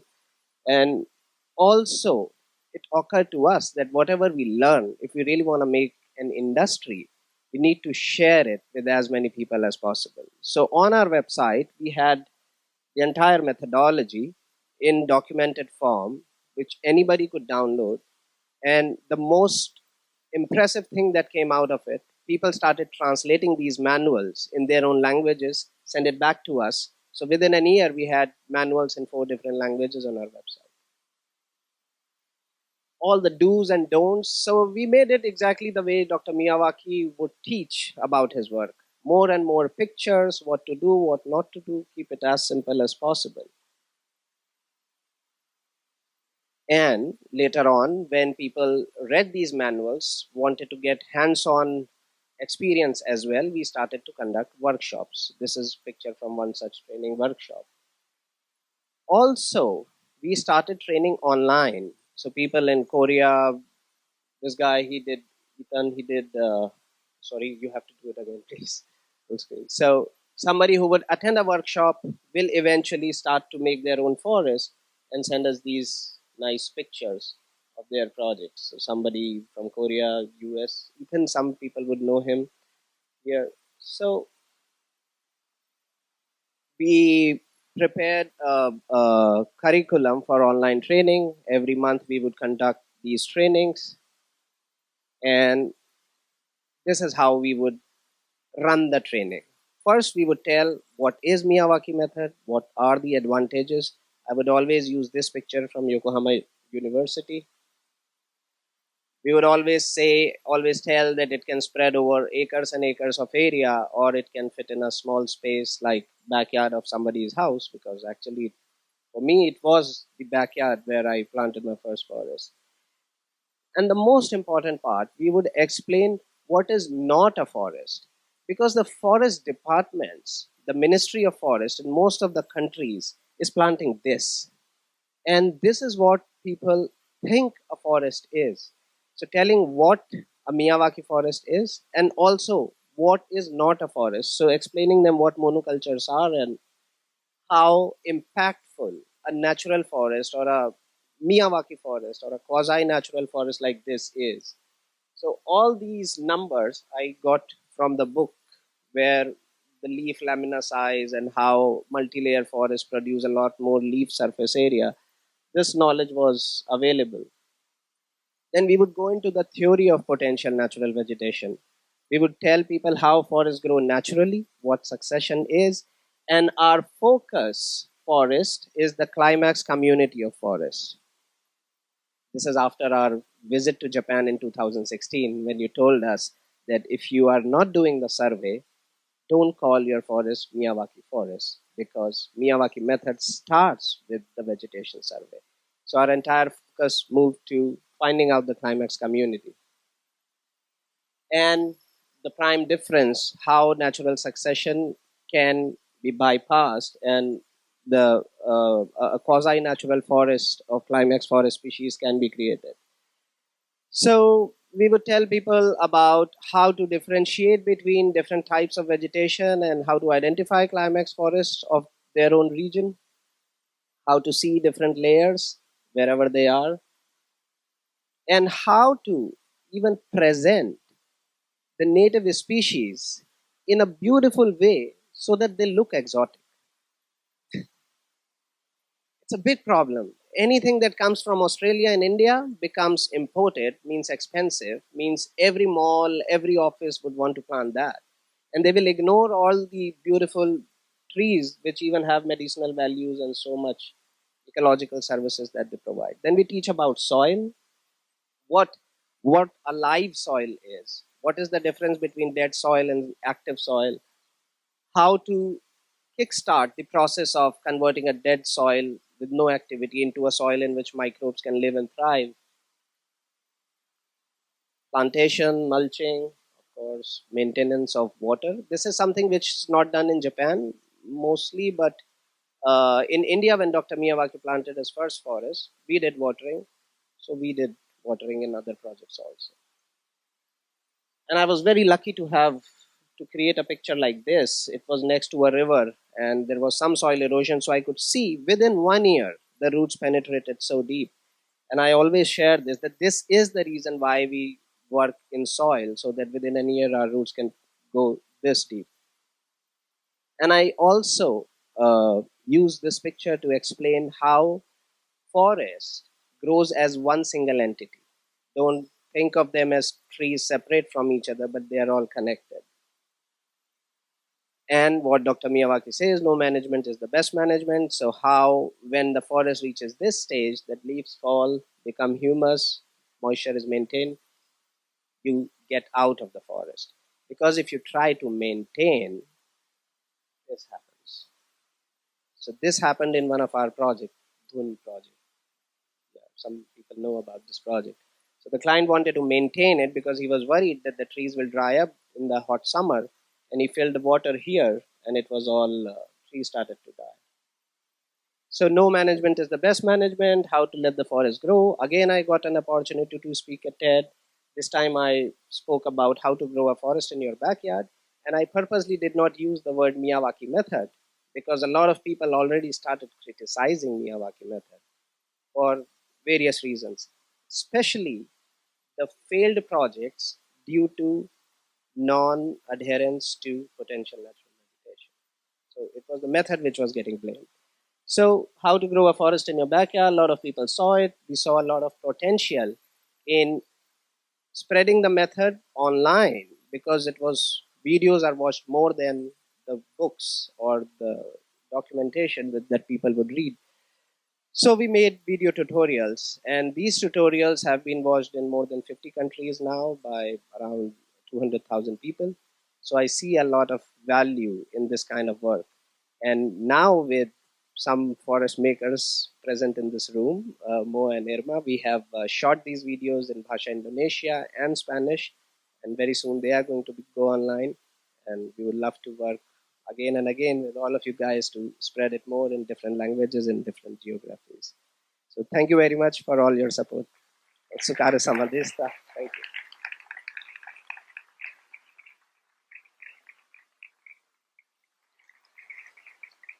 Okay, I think the next item of business is for everybody to come back out up here on the stage. All the speakers, please. Okay, we have quite a bit of time for discussion, questions.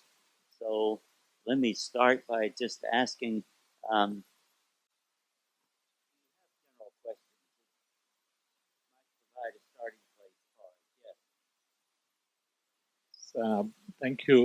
Shubhendu, my question is, you have been instrumental in planting so many trees, so many forests. What's the biggest challenge which you are facing in terms of, let's say, expanding business, in terms of doing more of it? Is it there's not enough people who want to do it, there's not enough capacity, there's not enough seedling? What do you think is the growth limiting factor? There are two factors. One is the knowledge of potential natural vegetation at any new geography.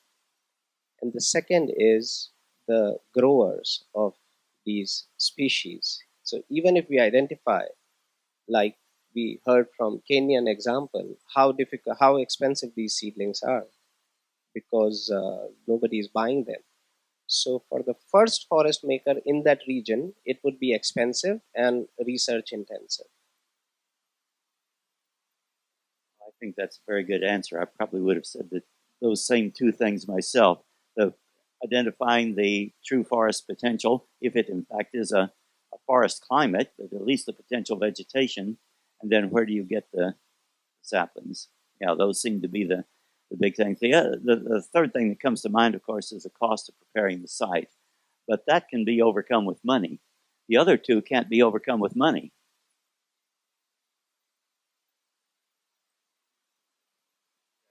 I share some experience. The first thing we have to carefully about the size species selection. If we select the wrong species, maybe it fail for the project. But if you select the good one, then it can be successful very fastly. That is the first thing. Size species selection is not a kind of package. You have to go to the field, you have to make a survey, you have to survey for the soil quality or something like that.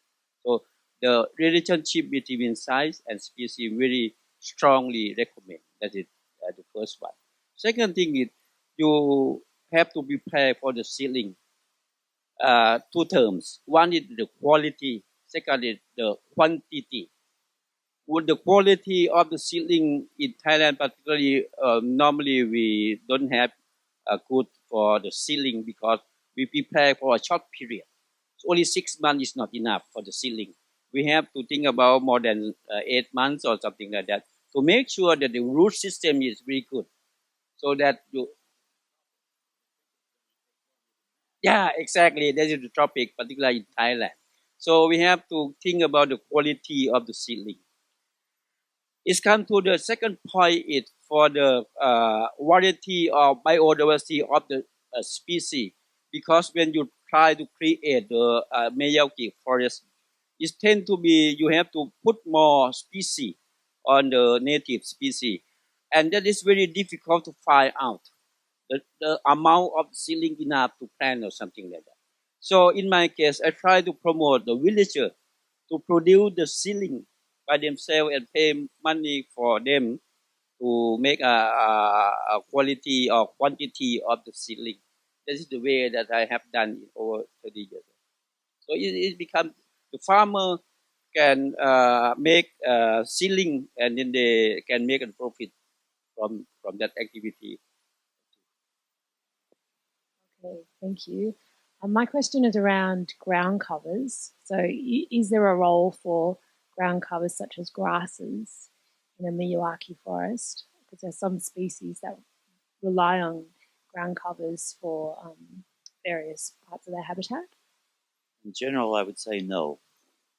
There's not really grasses tend to be, most grasses tend to be fairly light demanding, and they're not going to grow in the forest understory anyway. There are, of course, some grasses that aren't so light demanding and might grow there, but I don't recall ever seeing grasses being important at all in any good closed canopy forest. I guess for a lot of forests in Australia, they're woodland. So we not we totally have, closed canopy. No, yeah. that's right. So that's where we're trying to work out the application Yeah. for Miyawaki in Australia. We've got rainforest, which does have a completely closed, Yep. canopy, Yep. and the leaves are broader and have that, more green, more chlorophyll. But yeah, a lot of, because our trees are eucalypts, so their leaves are long and they hang down because it's so hot. So you don't get that really deep shade. Yeah. So grasses do grow. Yeah, so I guess we're trying to work out the application for. Well, in Australia, you have a special sort of forest structure or vegetation structure. We had to create a new word for this, thinking globally. It's not a woodland. It's not a grassland. It's a grassy woodland. I saw other hands, yeah. When we create the Miyawaki forest and think about the brown layer to select the species, in Thailand particularly, we can use Migliorisi species. I mean, the family of Migliorisi. And then many variety of species can grow understory of the forest. So that is the family of plant that we recommend for creation the native forest, and maybe some species from Acanthaceae. Yes. Yeah. Yes, hi. My question is really about open science and capacity building. It's kind of in response to the question about what are the challenges in growing the network or the method. So in terms of potential natural vegetation, is it possible for once a survey is done for the findings to be published online for a local area, for that to be used by others? Does that make sense as a method? Sense to me, yeah. Does it happen already? I don't know whether it's happening or not. I mean, this whole business of Miyawaki Forest has just exploded in the last few years. I don't know what people are doing. That's why we're having this meeting. But I mean, this it would be wonderful to have this. I'm not sure how we. It's something that needs to be organized. If there's some sort of clearinghouse for the information, we'll have to think about how to do something like that. I saw some other hands, but would you permit me to make an executive decision here before we get too far away from the topic? I wanted to go back to the question of the potential natural vegetation, and since I come from the temperate zone, I want to ask my tropical friends, how do you identify in the tropics, how do you identify the climax species, the best species? You've got lots of native species, native canopy tree species. How do you identify the ones that are going to be in a mature forest, a long-lasting forest? How do you do this? In case of Thailand, we can find out the native species from the temple, because some. Okay, not just native species, but the climax species. I mean, we have to make a survey every big tree, and then after that we can get the list and then make again. Starting to make a table like releve or something like that. So we can select, we can make a kind of selection, and then try to think about the habitat too.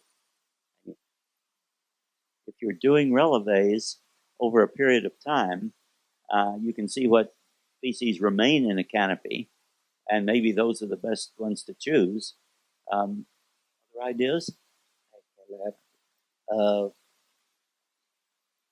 The slowest growing trees in our region are usually the climax forest species. I would agree with that in general, yeah. And not only in your region. So that goes as a rule of thumb, so to say. Second is, every city or the outskirts would have some trees which are huge in size. And most of the times, these trees were the worshipped trees, the holy trees. Okay. And during the construction of the village or the city, these trees were left out. These are not the trees which were planted and then the worship started. These would have been ancient trees. So I conceptualized and started a project for my own town called Mother Tree Collective. That these trees, identified as mother trees, geotagged, are the trees where we are going to collect the seeds from because they have the local genetic diversity, like the local gene. And also we can trust that they are the potential natural vegetation climax forest species. Yeah, this seems reasonable. Okay, comment on that, or shall I go back to a hand I saw back here? Yeah. Well, I have the mic, so hands. So I have two quick questions. I've seen some pictures of forests around airports. Birds obviously come to the forests, and how does that create a problem for the airport? Because, birds around the airports are a problem or cited as a problem, number one. Number two, the mistakes that we once made in, let's say, our forest patches that we have created over time, is it advisable to go back and plant some other species or identify climax species into them to sort of correct the course of it, or let nature just do its job and say wherever it goes? That was a difficult one. From the that Miyawaki Forest in Subud Prakan with international airport allow 7 kilometers from the airport to the Miyawaki Forest. Yeah, 7 kilometers is okay. No problem about the aviation. Yeah. คือตั้งแต่ตอนเลือกพืชเราเลือกตัวที่มันไม่ได้ส่งเสริมให้เกิดการกระจายพันธุ์ของนกที่อยู่ตรงแอร์พอร์ตด้วยไม่สร้างฮาบิแทตที่เหมาะสมนะครับ Okay. He explained that we have to select the species that they do not disturb for the airport or something like that. So carefully selection of the plant species. I'm not sure for him. คื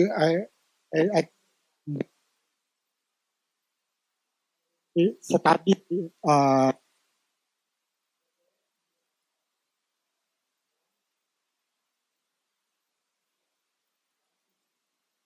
in the not keep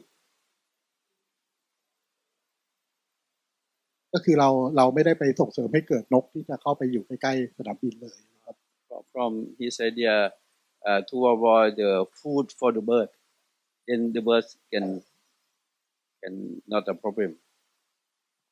Well, birds may come to trees not only for food. They may simply want a place to settle down for a little while. And if they come in large numbers, then that can be a problem too. Yeah, that might be one place where we don't plant forests. Well, I know at our airport in Amsterdam, there's a big, the geese are a big problem. And they're there because of the English ryegrass, which we grow for cows.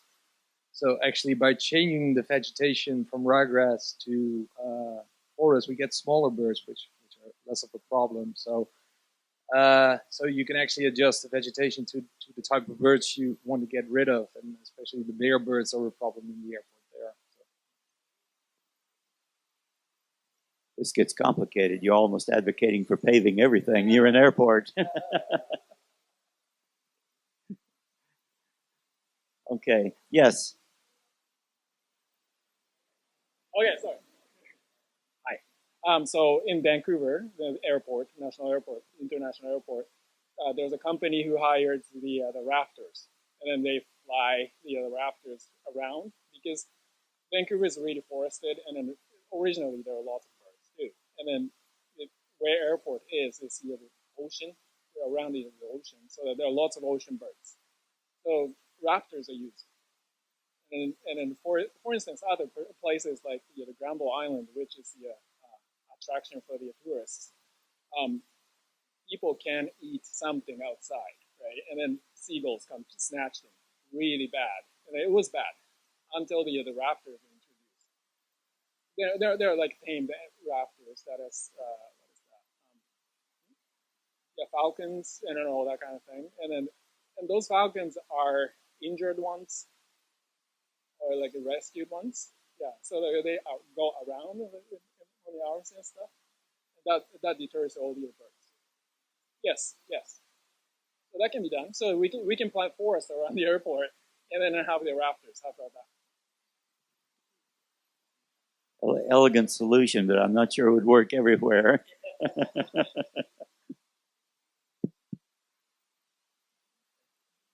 you. I'm not sure if I have a question, but it's maybe a comment. And it was really moving today to see mature Miyawaki forests. It was really an inspiration. And a bit mind-blowing to see what's been going on in Thailand since 1996.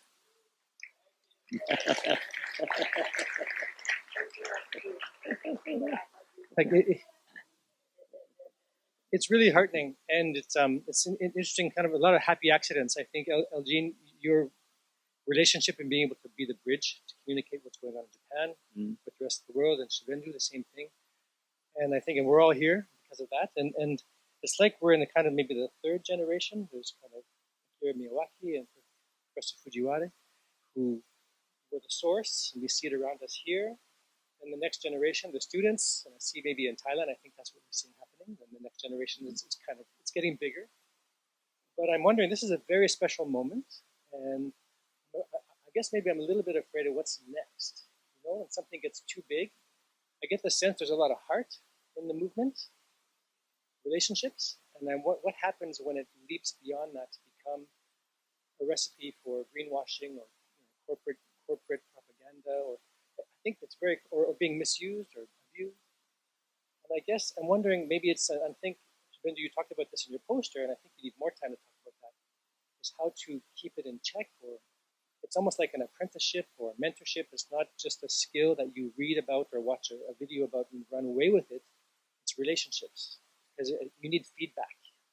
And I'm just wondering, is there a way we, in a world where there's not a lot of opportunity to do that, how do we kind of keep that heart in the movement? I don't know if it's a question, but if you have any thoughts about that. Yes, I thank you so much for that comment. We have seen this in permaculture movement, big time. Every permaculturist thinks they know better than the other permaculturist, and there is no authority.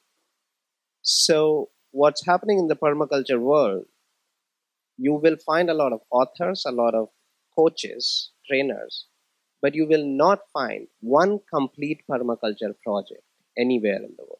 I have not seen. If it is there, it's not very popular though. So we have proof of concept forests, which are more than 50 years old now, sitting in Yokohama. We have the proof of concept. We have professors, we have books, we have academic papers, we have practitioners.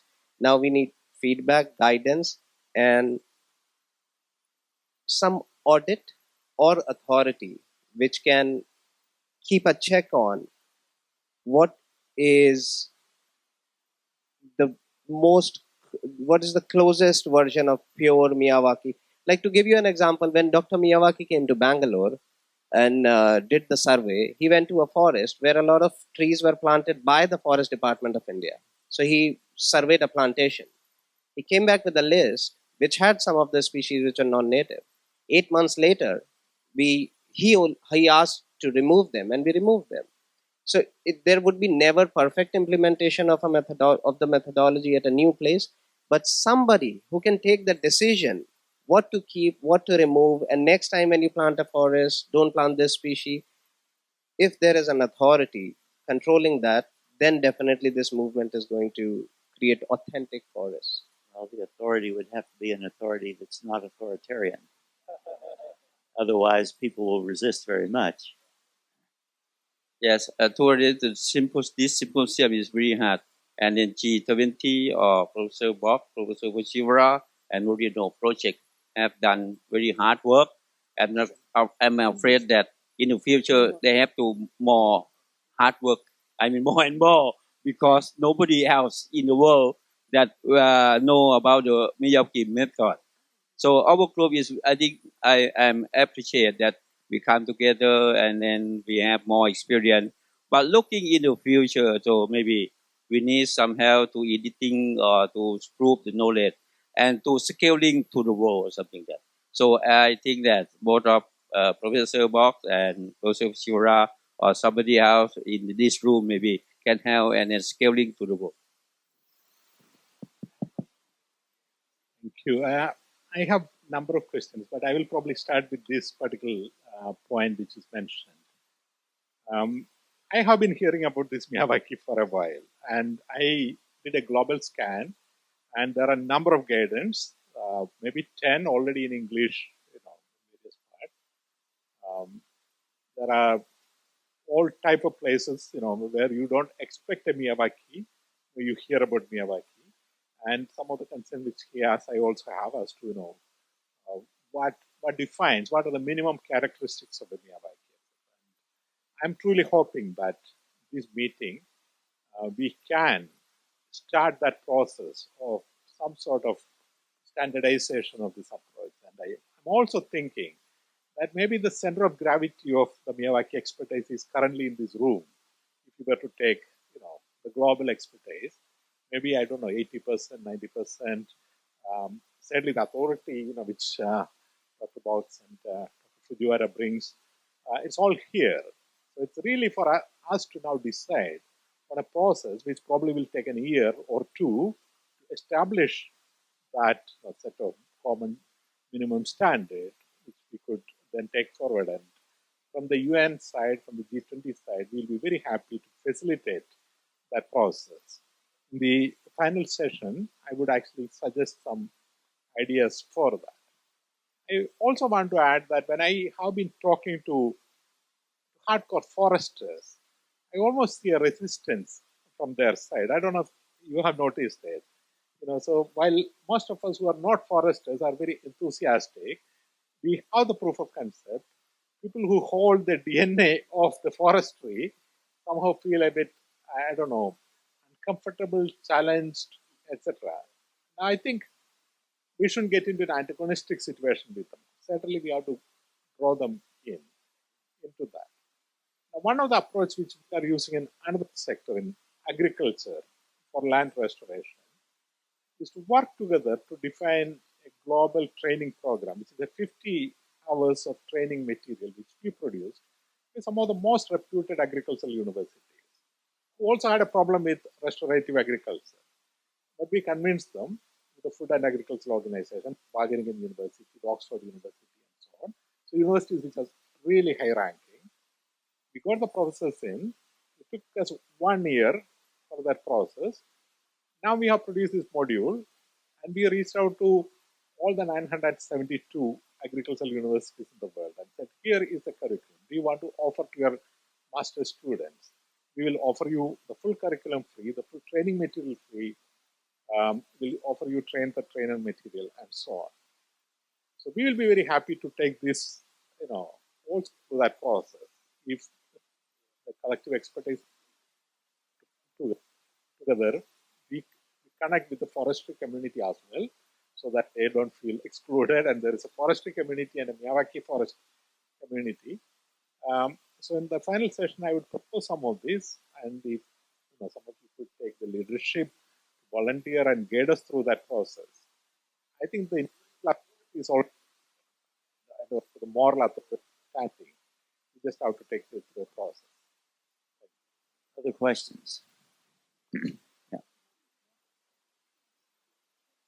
Yeah, I'm going quick. I think we all have a bit of project envy from the Thailand projects. They look incredible. And I'm only going to ask this because someone asked me. Can I ask how much some of those projects cost to TS Studios? Yeah, I'm curious. Actually, I would say that as a landscape projects, mainly we spend a lot of money for the cost of the building as the majors. And the second is like infrastructure.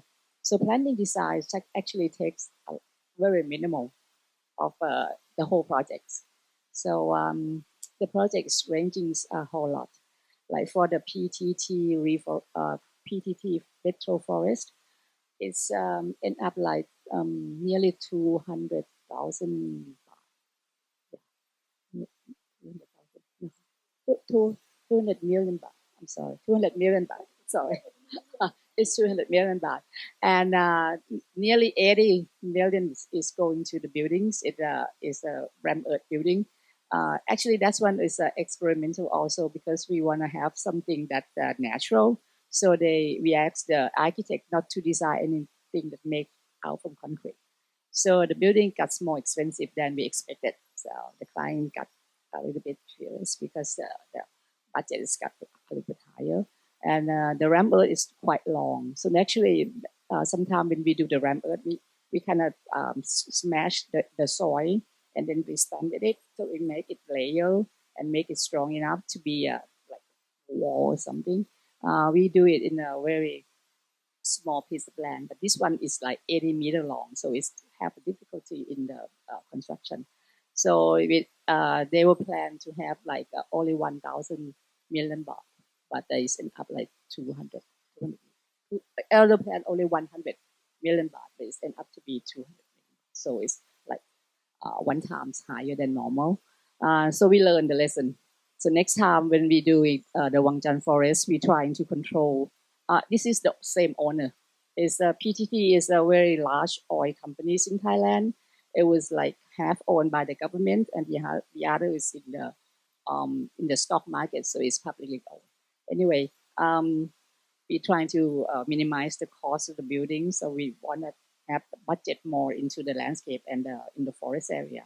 So that thing is we can able to reduce the cost of the buildings construction, but we have such a huge area. So another major construction go to the engineering like road systems or that electricity and everything. So infrastructure takes a whole lot that projects. But another major is the Wangjan doesn't have any water supply. So the first thing that we have to do is we have to excavate a lot of reservoir in order to make sure that we have enough water for reforestation. And we have the idea, actually, the Dr. Sirin put the idea that we're not going to cut any tree, the existing tree at all. So the rubber plantation, which everybody thought that we will clear it out and start a new forest, we didn't do that. So, but we have to show them that the techniques, the reforestation technique, have so many ways to do it. It's probably end up the same look, but it probably take different times to reach that look. But our so many methods that take less time and energy, but sometimes takes less budget. So the rubber plantations become our shading tree in order to provide the sapling for the shading when they start to grow. So it worked out very, very nicely. But the rubber tree also have a limit of the lifespan, so it's dying. Some of them die. But anyway, that project mostly the money is go to the excavation of the reservoir and then infrastructure. But it was very successful because the soil of the Rayong is a sandy soil. So we thought that we probably could not collect any water enough for the plantation for the reforestation. But it ended up that we told the client that it would take 3 years to have waters in the reservoir to fill up the reservoir. But we was so lucky. The first year the reservoir all filled, so the reforestation got very quickly. That was a good things. And we actually stumbling along the line, learning the techniques, and we make a lot of mistakes also. And then we learning, and then we do another one and another one. So we get better and better. I have to admit that the first thing that people, the clients concerned about Miyawaki Forest is the cost of the preparation of the soil, which is huge. Yeah, compared with the sapling. The sapling doesn't cost that much in Thailand. It's cost very small. But so the planting, the vegetation itself doesn't really cost it, but the soil preparation is very high. So we try to adjust by sometimes we reduce the berm, but Dr. Sirin doesn't allow us to change any formulations of the soil. So the soil has to be very fertilized and very aerated. So, but we reduce the berm, we dug a little bit going, normally we do it on the top of the soil without excavating it. So we excavated a little bit when, we're trying to manipulate all the berms a whole lot.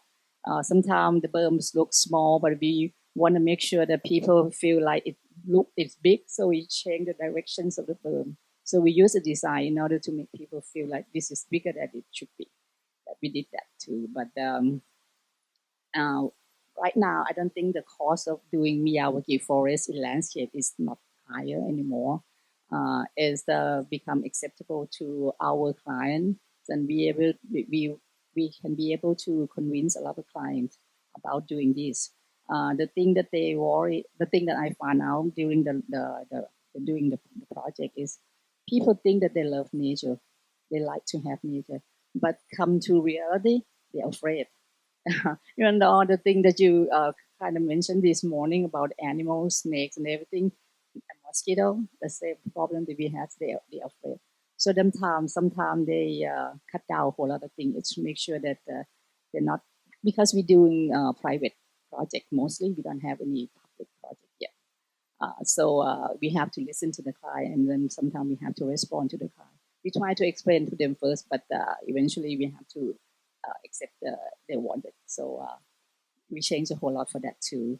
And but we still think that if we don't give up, because as a landscape architect background, even though we do the man-made, a lot of man-made things, I admitted it, but I still think that landscape architects can do better than just make a beautiful gardens and make a project look beautiful. I think that ecology approach is very important, because if nature can do well, I think people can do well also. So we're trying to accept everything and trying to use the design to fix the problem as much as we can in order to make the client happy, and then we can continue to doing this. If we're too strict with our techniques and then we don't, accommodate anything, so maybe we don't have any more projects to do. But right now we have upcoming, and we say that we are so lucky that we have a big client that very into the Miyawaki Forest, which is MQDC, that you have a lot of people here. That's a big project also. And we still have one more client that into it, but we starting it. We have to show them that this is work, because I think that the good thing is the Miyawaki Forest fixed some pain point in landscape practice. One thing is they fixing the maintenance cost. I think that's very good. And the starting up with the vegetation cost is also lower. And then it's more sustained that way. If you can be able to accept that people is part of nature, and then animal is always part of the planet. If we doesn't disturb them, they won't do anything to us. So I got a quick calculation. 1 acre, $38,000. Sorry. We mentioned about the species selection is very important. Maybe it's like a key point of the Miyawaki Forest. So I wanna ask what kind of the forest we can say is fair, and if the fair forest, what will it looks like, or what will it, how can we know this forest project is fair? This is my the first question. And the second question is, normally we have to collect a seed from the forest, and maybe if we need, we have to nursery them. Maybe probably have to wait for like 2 or 3 years and then plant it.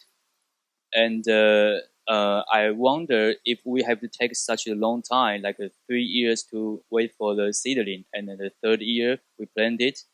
How can we let our clients to accept this? Any experience about that? Thank you. Failed projects. Yeah. Failed project. So the first project in our case that failed was when the mulching was very thin, and we saw after 6 months the entire project was taken over by grasses, and they were blocking the sunlight for the seedlings that we planted. And few of the seedlings survived because when we did the removal of weeds, because the roots of these grasses were so deep, when we were pulling them out, they disturbed a lot of seedlings and many plants died. So lack of mulch and lack of initial maintenance resulted in that failure. But then we have other stories of other failed projects. I can tell you in detail later. From my experience, I think two main factors. One is to take care after planting, particularly for the watering. So we did water sometime. I mean, because of the climate change, it tend to be the temperature is very high. So the plant need more water, and we plant they very dense, so it needs more water. So at the first stage, maybe let's say 1 year, you have to watering for the seedling after planting. That's one factor. Another one is for the weed control. If you are not apply for the weed to control them, then maybe problem of the seedling that we plant die.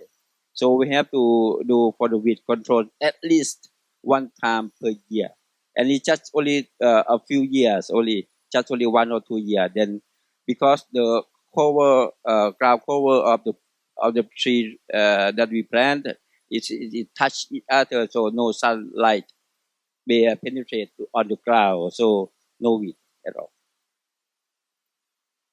I'm told that we should kind of wind this up fairly quickly. I think they want to change the schedule a little bit. Is a coffee break ready? Okay. Oh, I had a question or a comment. Answer to Ian. So Miyawaki project sometimes fail. For example, 14th you will go to the plantation area. So one person guided to make it as Miyawaki's co-workers guided that area, and then so one place only part of that died, others succeeded. Then Miss Urata checked that site, so drain was very bad, but people didn't know the drain was so bad. So they prepared, and even including Urata, Mio-san, they prepared the site and the plant the same way. Even so, only one part, drain was very bad and died. Therefore, this time, so you attend for the plantation on 14th, so you can check other area is all good and one part bad, and so replant on 14th. This is one soil condition, and also weeding they coming. So when Miyawaki suggested or guided to plantation for people, then only that. So next observation, nothing. Miyawaki didn't come, and people didn't weeding. So everything died. So even in Kenya, we had the plantation in several places, and the other guy did. Therefore, I wanted to see what the result. I visited there, weedy area, even planted, weedy, and seedling cannot tolerate under the shade. So it failed. So first 3 years we did management of weed. And also when you plant site, soil condition should be good drain area. That's two important key. Early succession species. Okay. In Hokkaido, Miyawaki made the mixed plantation with early succession species. Only one species. It is what? Yeah, and there are oak species. So early succession species very fast growing, then occupied the top. The other climax species couldn't come up.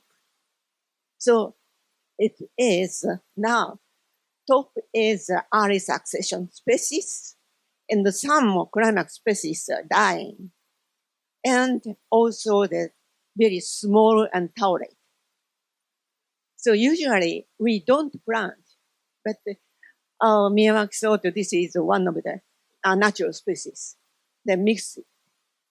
So then in Hokkaido, we stopped this species 3 years ago already. Changed mind. Don't mix it. もしもし。Remind me your name, please. Marc?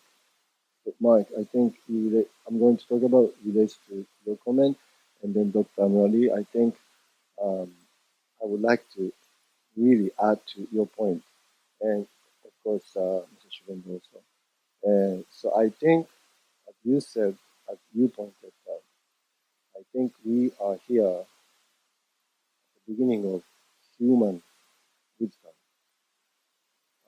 like beyond you, beyond me. I think what Dr. Miyawaki did, he studied in Germany. Those people learned what fetal sociology they developed from French people. It just happened to be lived in the time, the era that Japan was experiencing serious environmental crisis. So the whole society required someone like him who could embody some practice that is mixed with Western and Eastern. And thanks for Shubhendu, you really spread this to global in English. And I have to mention about Japanese Moino project, your generation, Dr. Fujiwara, all your team, students, team. I think these are the lines that not only Dr. Miyawaki, because he looked up to Dr. Honta, the Seiroku Honta, right? So it was passed down, passed on. As you mentioned, now we are here. What are you going to do? Of course, I don't even know yet exactly what to do. I think some of you mentioned, I think we are here to continue experimenting. What I want to say is I learned this Miyawaki method from Shubhendu because online, YouTube, TED Talk, 2018, I went to India and then this is Japanese. Why? So I go back, I'm from Japan, I go back to Japan and then February 2018, I learned it from him. May 2018, I joined Moino Project. And then I was like, exactly, Japanese people are so humble and quiet when they do good. They don't talk. You too, really, the people of Thailand, you guys kept doing this really humbly, but firmly. Now you have this 20 years of experience. It's really great. I think now our turn, right? So, and thanks, Dr. Muralee, that you are bringing this to making sure global level. And you really mentioned so many really, really important things in your declaration. We all need. But how? We have to work. We have to work together. And for this, as a Japanese, yet living outside of Japan, working as a part of International Miyawaki Foresters, I really see myself be able to bridge, because I understand Japanese mentality too. But I also understand the needs of the international side. We want Japanese people to come out more And we as the international side need to perhaps get closer to Japanese people because they have so much experience. They don't talk to you unless you ask. So, right, I think you have a really good drive. You know, Mr. Adib, that also you have a really good drive. Like, so thanks for internet once again. You know, we have to somehow find a way to work together. This is not any question, but I just wanted to make a comment.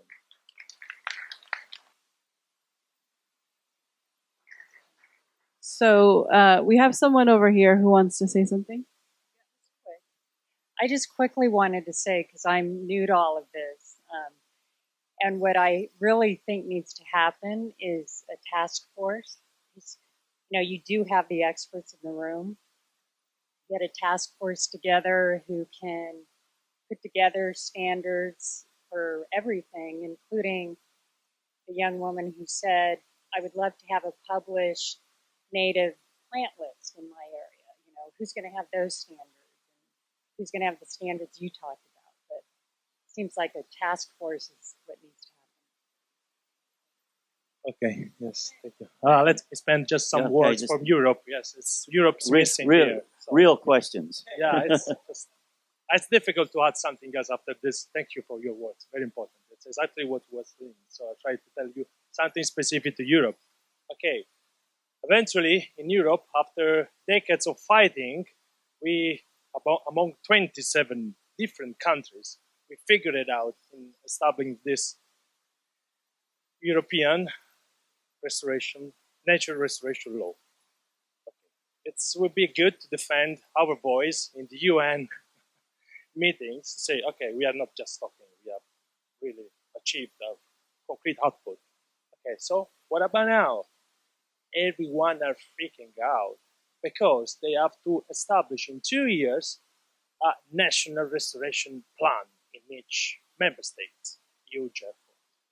You know why? You know who are those more actively against party of Miyawaki method in Europe? Forest scientists. Not for the forest makers, forest scientists. Because for them, everything is nothing concerning forests if it's not productive. Yes.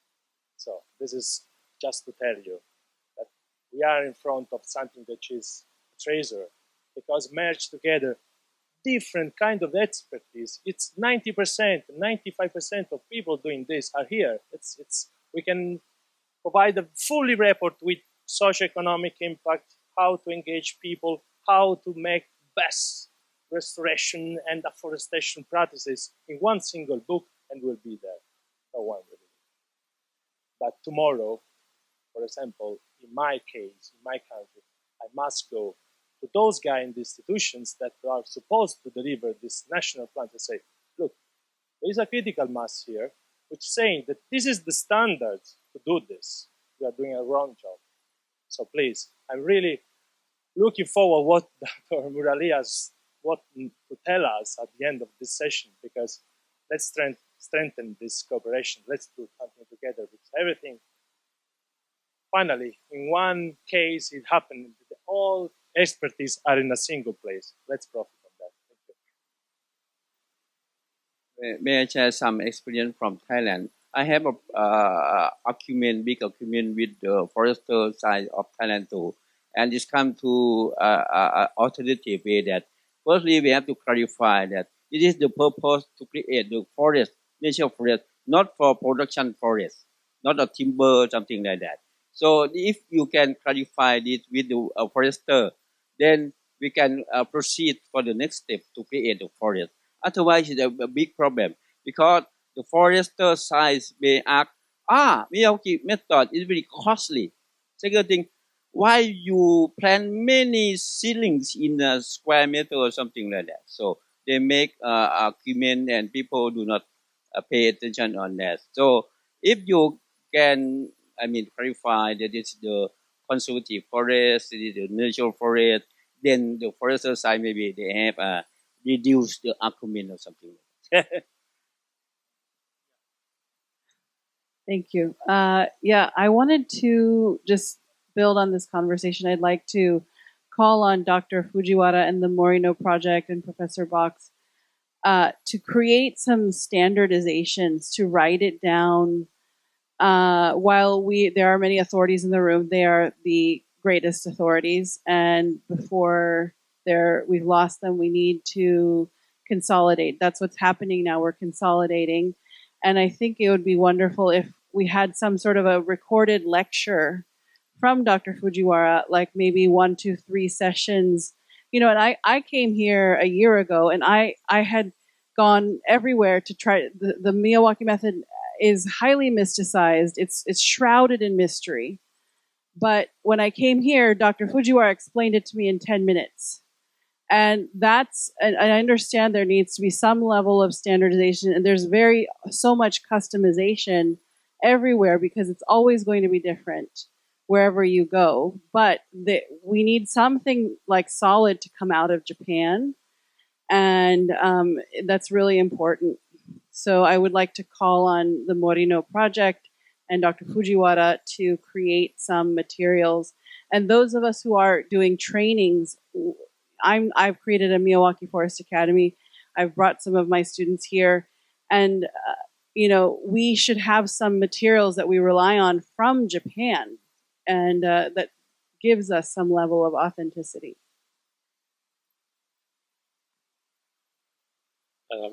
Such a good boy.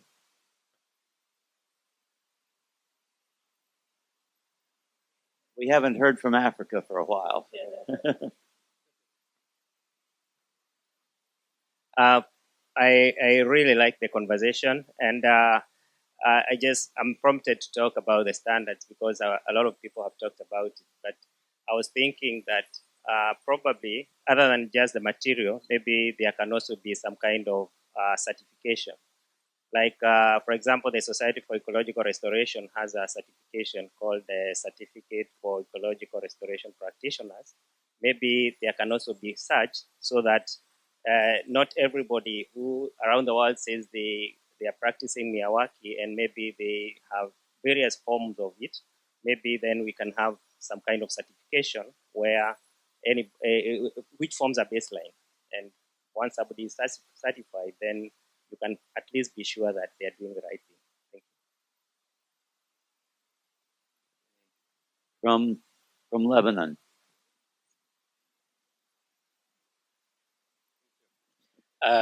So I had a question related to, so there's all of these goals, like visions, let's say Saudi Arabia, United Arab Emirates, talking about, and we're talking about like G20 and the Convention to Combat Desertification.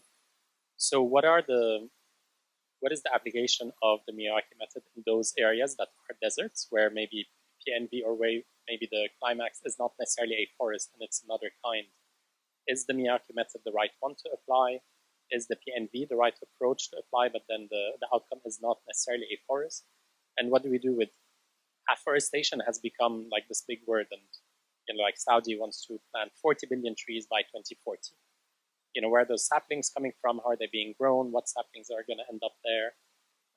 So I just wonder, like, what is the role of the Miyawaki method in that? Does it have a role or not, or does it have teachings to those areas? Well, you ask, is Miyawaki approach the best thing in a desert area? But you ask an even more subversive question than that. Is PNV even a valid concept? And a lot of ecologists would probably say it might not be in a desert area, because in a desert area, the vegetation can change so much from year to year as a result of particular rainfall event. So I'm not sure that, but those are two important questions.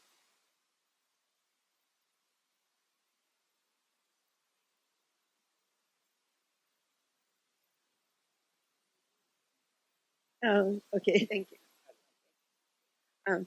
We had the disaster, restoration of the forest we had, but desert, it is not a forest area. that in China, especially in China and in Mongolia, there is a desert area, but people don't say desert area, only sandy area. So what's different? It is climatically forest and not real forest, but some area can hold a forest. We surveyed that area and we found only some slope area has a small forest, and also the sandy area next to rocky area we had oak forest. So that case when soil is okay, not sand, soil is okay. We that sandy area can hold forest. Then we restore the forest in that area. So it succeeded. Even winter, it become minus 30 Celsius. But the natural species can tolerate, and even now, how many years? 20 years? 10 meter, 10 meter, Ulmus 10 meter, and Quercus 8 meters. But it becomes a small forest. But one mountain area, we did 5 years. So when we go to the desert area, we should think this area is grassland or shrubby area, several types different. And the oasis area will have we saw the small patch of the forest, oasis area, because water is there. We can use water, and also the small patches of the forest can be there. But when sand moving, then forest cannot come back. We should check this area should have the bushland or grassland or herbland. Check it. So plant can survive on the desert area with grasses, because desert grassland area, they can survive even under the sand. So they grow up over sand. So we should check the site and what is, this is potential natural vegetation. So sandy area, sand move, this is grassland, this is bushland. In China, there are several types of vegetation there. So when we had a project from Saudi Arabia, so it is big area. So where should have the forest? Where should have the grassland? Where should have the shrubland? So we should check, and we made a planning. But so sponsors, they gave up, then we didn't make it. But even so, when we surveyed in inner Mongolia area, there is grassland and there is desert vegetation area. Our Japanese volunteer went there, and the people plant the populus on the desert area. So even populus, they took the waters, and the water level changed. That made the problem. Later, people found it. So we don't restore the forest with an exotic species or other species. When it is grassland desert, we should recover the grassland. We should recover the bushland. And possibility of the forest, then we should make a Miyawaki forest. That's different. So even Miyawaki planted the oak species on the sandy area. He failed. I checked it. He failed. So therefore, always check what is the potentiality of this topography and moving sand. What is it? We should check it. That's important key in this approach. Thank you. I just wanted to add that even though we all love Miyawaki Forest, we should not think that is a solution for every restoration problem in the world. In the G20 initiative, we are trying to restore 1 billion hectares of land. 165 countries have already committed to restore 1.02 billion hectares of land. And we are not going, and now comes the European restoration law, the EU restoration law, which mandates up to 90% of degraded land to be restored by 2050, 40% by 2040, and 30% by 2030. The Kunming-Montreal Biodiversity Protocol asks for 30% restoration by 2030.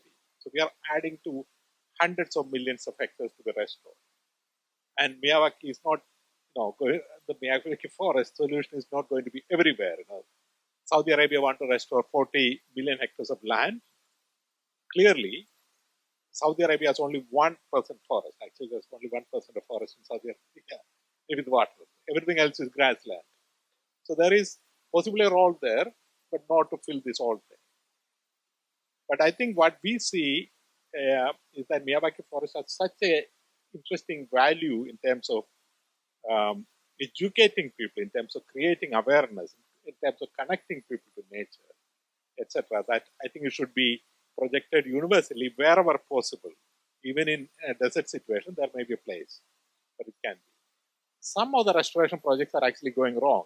There is an article in Nature recently about A400, which is the Africa project, where people like planting trees. So where there is grassland and woodland, they are revegetating. They think that this is a free area, let's plant trees. So I don't think we should project into that idea, but we should aim together to create, for example, in different parts of the world, what are the appropriate species, even in Saudi Arabia, and this new way of doing things, such as creating apps and geographical information-based solution. It should be possible for us to work together in the next 5 years, a global map that any location or any biome, we can say what are the PNBs, what is the climate species. I think that nucleus of expertise is here in this room, and we can, of course, draw upon from other places. And as I said, we'll be very happy to work with you in that journey. Thank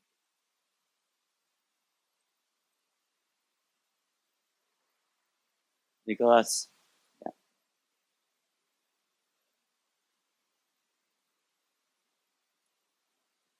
PNV, it's not only forest. We all think PNV, it's only about the forest. But if you look at toxin map of potential natural vegetation of Europe, it's talking about mosses, lichen, grasslands. So let's not stick to forest only. Thank you. I have remarks regarding planting a forest. I think, in my opinion, that it doesn't make any sense to plant forest when we do not that as the entire society. Because the problem is that we not have enough forests. The problem we have, it's a behavior problem.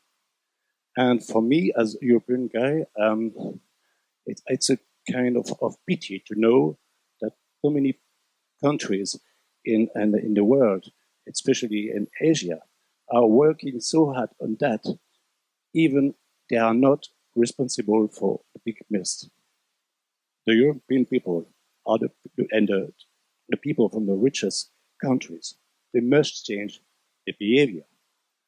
That's the reason why we're working on this solution to get the people impacted in these countries, because they need to change. And I use the possibility to plant with the society to work on their own behavior. And I think it's the most important issue. With a better behavior, we'll be able to understand how much important is life and life conditions. That's the reason why I will be pleased to work with other people in Europe to re-empower the possibility to make this change in the society in Europe. Thank you.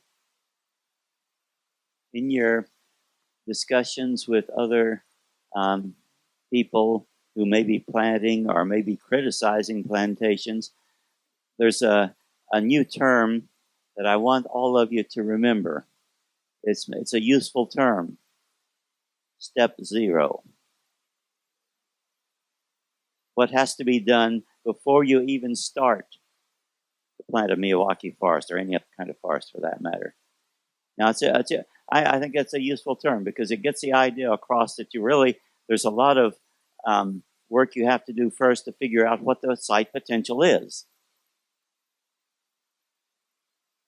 Are there any other questions? We're coming up on our end time. I want to also say there's probably a step -1, which is, Hannah wrote Mini Forest Revolution really in order for us to gain permission to even plant a forest. We have to educate people. So much of our job is changing people's minds that nature can exist with them in a city. And so it's really a project. It's so much of our job is really education and changing the terms of the debate, which is that humans are in and nature is out. We need to coexist together. So that would be, I would say, step -1.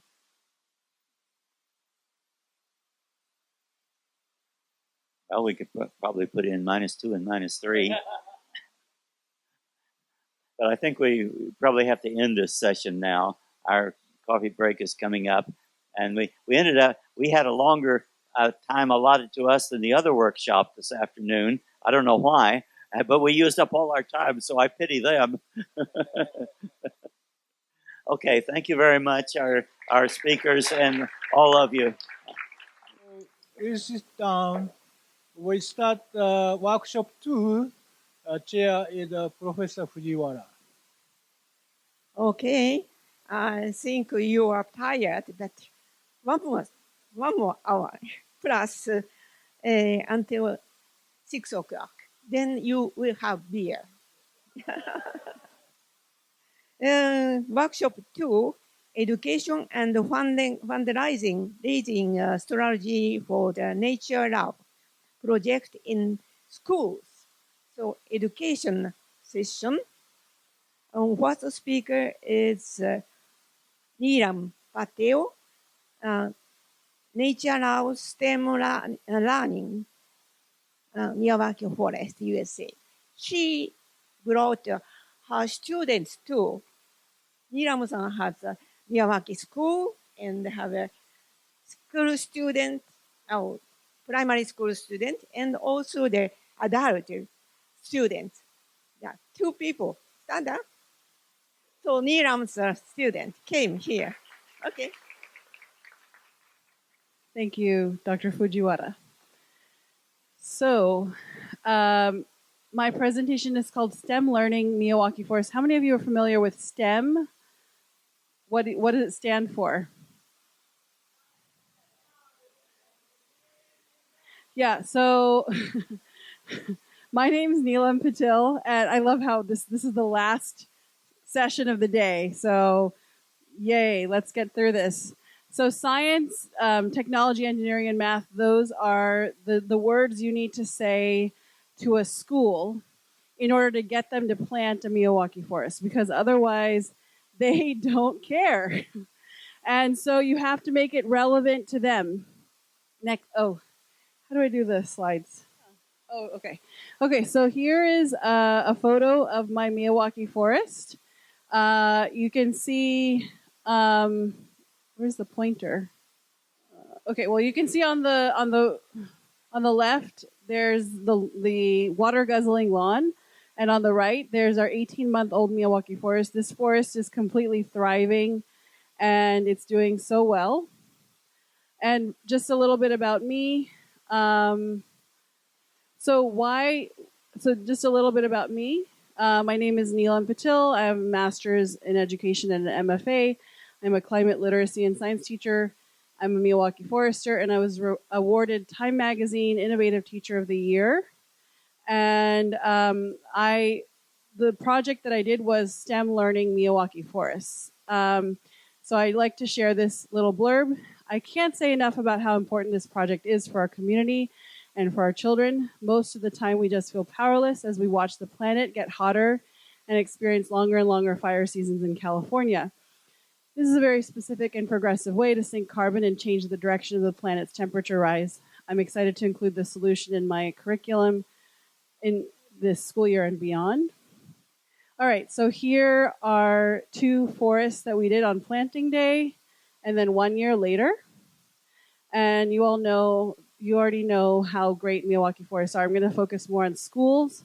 So for schools, we can connect students with nature and outdoor learning, empower students to make a difference. And that's really what I'm going to focus on in my presentation. And also STEM learning, which is science, technology, engineering, and math. So here's a picture of a student collecting data. And we're also able to improve social emotional wellness and connect students to indigenous land stewardship values. And also we're able to replace water guzzling lawns and blacktops with drought tolerant native plantings.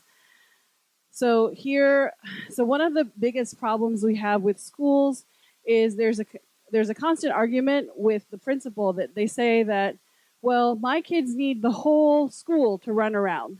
But if you talk to a child and you ask them, would you share half of your school with nature? They would say yes. So my job is to communicate that to a principal and find creative ways to incorporate Miyawaki Forest inside of a school. So here are some potential layouts. You could even do little polka dots, taking out the asphalt. You can do linear forests to create shade or prevent soil erosion. Or if you have a large swatch of land, you can do a large outdoor learning classroom. Here's an example of a worksheet I developed where the students would pick 4 plants. They would have 4 pages like this, and they would record the height, the width, and then do some math to figure out how much it grew since the last time and take some scientific notes. So these are basically, the whole point of this is, learning solutions and implementing them. So here are some photos of my plantings. We also invited indigenous tribal leaders to bless the land and the ceremonies. And the planting was just the beginning. So the activism, the advocacy that came out in terms of student activism was really astounding. These are children, 8 and 9-year-olds, doing a climate strike. Here they are gathering data. And this is something I'm really proud of. After the projects that I did in my school, the city council member in Berkeley got very inspired, and she met with me, and she actually wrote legislation based on my work. So my name is in this legislation. And so it's not really a legislation because there's actually money. So it's a budget referral, and it's the first legislation of its kind in the country. Miyawaki Forest, Pocket Forest Pilot Program to support carbon sequestration, biodiversity, cooling, noise reduction, health, and equity. And after this got passed in September of 23, and then so the city had to go through a referral process where they had to invite vendors, and my nonprofit was selected now to implement this. And students were involved with advocating. So we have a film, but we couldn't download it. I'm happy to share this later. But here you have the students, and they have dressed up as trees. They're testifying at city council. They pretty much said, well, I planted a Miyawaki forest at my school, and you should plant them in the city too. So part of the request was to talk about fundraising. Here are some ways that you can fundraise. One is crowdfunding. So this is an example of a campaign on a platform called GoFundMe. There's another way, which is you could create the signage could create an ongoing opportunity for advertising. So you could invite local businesses and corporations to sponsor the forest and then put their logo. And then it becomes a great way for them to show that they're doing something good. And this is a sample signage that we created. It's educational. It has the Latin name, the common name, and then some fun facts about that, as well as a QR code.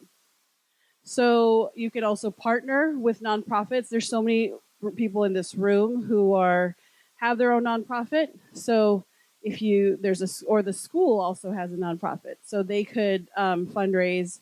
For example, both Anne and Jeanette are associated with nonprofits, and they have already raised thousands and thousands of dollars through their nonprofits and through in the U.S. we have something called PTA, Parent Teacher Association. So the PTAs are very motivated. The parents are very motivated to have something like this. And I actually had this conversation with somebody recently about the failure of the school garden movement. How many of you are familiar with school gardens?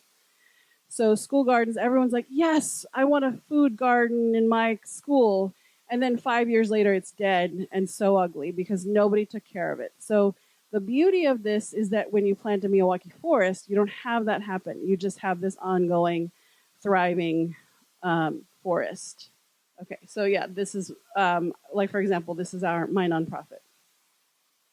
So people often ask me, so after I got the Time Magazine Award, I've had hundreds, maybe thousands of people come to me and say, well, I really want to do this. Can I have coffee with you? Can I pick your brain? And I got tired of that. How many of you have that all the time? So I decided to create a training. And so I started to do capacity building, and I'm a school teacher. So my gift is actually explaining things to people clearly. And so I've created a couple of different trainings. One is a Miyawaki Forest Academy. So here's the first cohort. There's Anne and Jeanette. We're part of the first graduating class. And these are all educators and one parent and some community members. I also have created a training for youth who are interested in doing something. Someone was mentioning climate anxiety.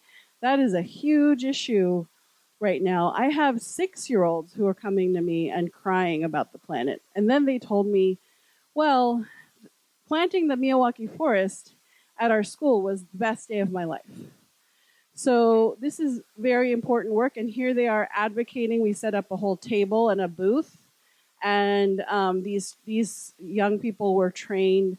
I call this the Urban Cooling Ambassador Training because Miyawaki forests cool their environments and microclimates. So they're basically advocating on how to cool their cities. And here is the 6-week training and sort of what you could learn. It's just like an overview. And there's my contact. Thank you. Then next one is Kawashita-san, Toshiko Kawashita from Japan. Yeah. And she wears the Japanese traditional kimono. And this kimono shows, let's say, cookie. So red and white, Japanese flag.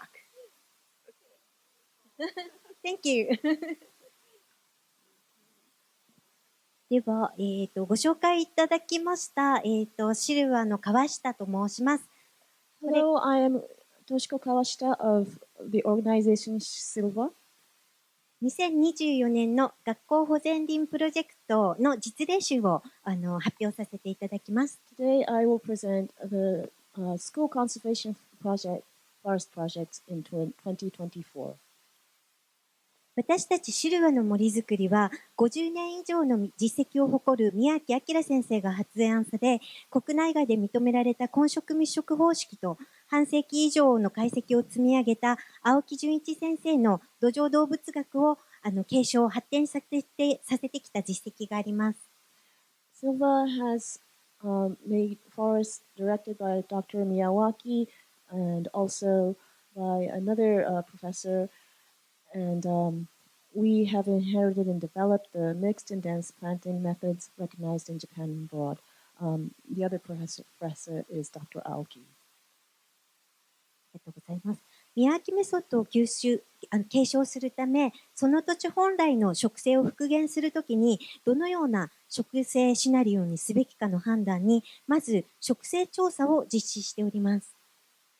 こうした学術的な根拠で、樹種構成や割合などの設計を紐解くことを対象者の皆様に納得いただくことで、個々の誤った判断や偏った方向性を防ぐとともに、正しい再生方法を次世代に継承するプロセスの王道としてルール化しております。So in order to carry out the Miyawaki method correctly, we first conduct a vegetation survey to determine what kind of vegetation scenario should be used to restore the land. And by using this academic basis to unravel the design of tree species composition and proportions, and by convincing the target audience of this, we prevent individual misinterpretation from occurring and misbiased direction. ご紹介します最初の学校保全林プロジェクトも必ず初動に植生調査を済ませ、その上で学校側のカリキュラムとして森を再生する意義を紐解くため、座学と体験をミックスします。そして児童が飽きない内容で5年から6年生へ年間16時間から20時間の、学習を提供しております。The first school case study we will introduce to you always completes a vegetation survey as an initial step, and then the school curriculum is a mix of classroom lectures and hands-on experience to unlock the significance of forest restoration. And we provide 16 to 20 hours of learning per year to 5th and 6th graders with content that will not bore them.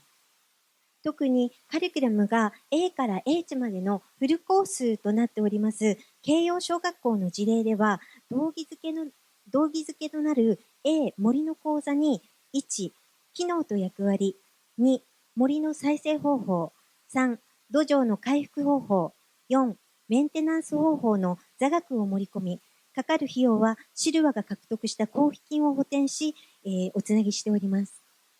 And in the case of Keio Elementary School, the curriculum is a full course from A to H, and it includes classroom lectures on the following topics. 1. Functions and roles of forests. 2. How to restore forests. 3. How to restore soil. And 4. How to maintain forests. The cost of the lecture was covered by a grant from the Tsunagaru Tsunagaru Children and Youth Support Project, which Silva obtained.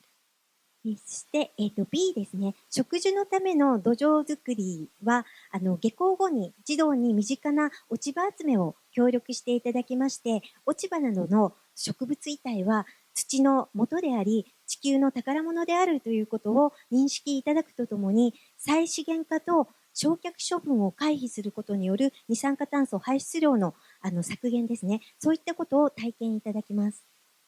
And in step B, we ask children to collect fallen leaves after leaving school to create soil for tree planting so they can recognize that fallen leaves and other plant remains are the source of soil and a treasure of the earth, and also experience how to avoid carbon dioxide emissions through recycling and incineration. その上で実践となる土壌の回復のノウハウを校庭内の花壇で体験いただき、知識が児童の知恵に昇華できるように工夫し、SDGs の目標貢献を実体験いただいております。また、目標を意識すること、日頃意識することが少ない土壌の生物の大切さなどを紐解いております。In addition, we also unravel the necessity of soil organisms that they are rarely aware of on a day-to-day basis. C、植生調査の解析によるその土地本来の潜在自然植生種を用いて植樹祭を実施。実施後は追跡調査のために枠作りとナンバリングを行いました。In step C, tree planting festivals are held using the potential natural vegetation species native to the area based on the analysis of vegetation surveys. And after the event, we will create a frame for a follow-up survey and number the trees. で、内部調査は二酸化炭素固定量や成長率を解析するためのデータベースとして有効になります。植樹後は3年間までは毎年行い、その後は5年、10年、15年の区切りに実施しております。近年は SDGs 目標への貢献度の数値化にも着目されている調査となります。The Every Tree Survey is an effective database for analyzing carbon dioxide fixation and growth rates. The survey is conducted annually up to 3 years after tree planting and then 5, 10, and 15 years thereafter. In recent years, this survey has also been focused on quantifying the contribution to the SDG goals. 調査枠自体は地形や方角などの地理的な環境により数カ所に設置します。その上で調査枠内の木々一本一本の樹高と標高直径と幅りなどを記録します。The survey frames are placed at several locations depending on the geographical environment, such as topography and direction. The height, diameter, at breast height, and leafness of each tree within the survey frame are then recorded. そして、いい育種もですね、風の草刈りという草の命も奪わずに尊重することで、ステージの多様性をボトムアップする方法を採用しておりまして、生物多様性をより実体験していただいております。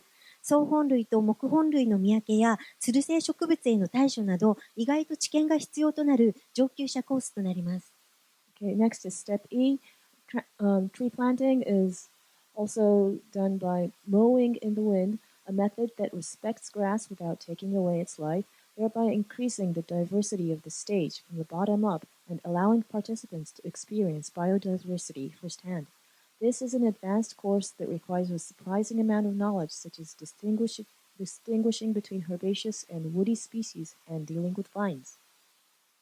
F、学校内での知名度の向上と保全に児童のアイデアを募集しまして、G、校内や地域の植生観察を通じたフィールドワークや Step F, we solicit ideas from students to raise awareness of the project within the school, and to protect it, in Step G, we are conducting field work by observing vegetation in the school and the local community. H、朝礼での森づくりの協力要請にオンラインを駆使することにより、次は土壌づくりをするから落ち葉をいっぱい集めてきてねと、落ち葉の種類や必要な理由などを次の作業の工程のプロセスの共有などで工夫しております。おかげさまで児童より将来の職業として自然に携わる仕事をしたいなど、卒業文集でも反響をいただきまして、学校から好評をいただいております。And in step H, by making full use of the online presence at morning meetings to ask for help with reforestation, we ask, next we're going to build soil, so go gather lots of fallen leaves.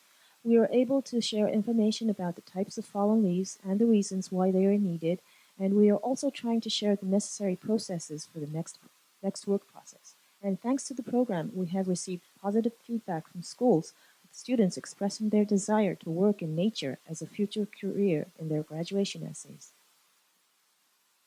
実際に植樹をしました同校の経年変化をご紹介します。学校側より何を植えても枯れてしまうとご相談を受けた花壇は給食室に隣接しており、高木を植えると換気扇の機能が停滞するため、保健衛生上の指導により潜在自然植生種の低木類で混ぜ垣とするプランになりました。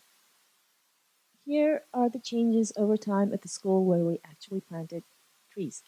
The school consulted with us about a flower bed that would die no matter what we planted.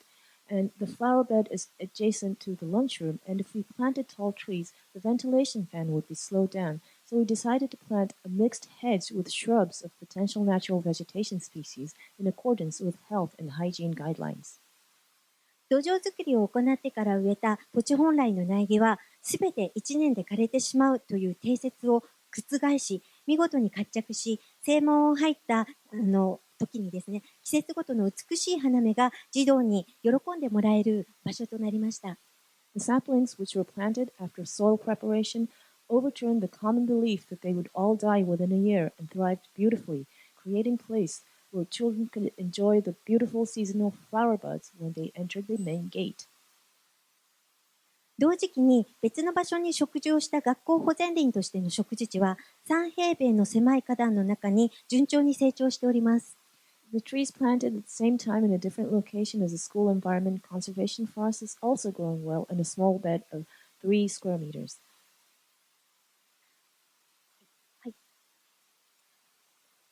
こうした植樹のすべてのプロセスに土壌づくりから児童が関わります。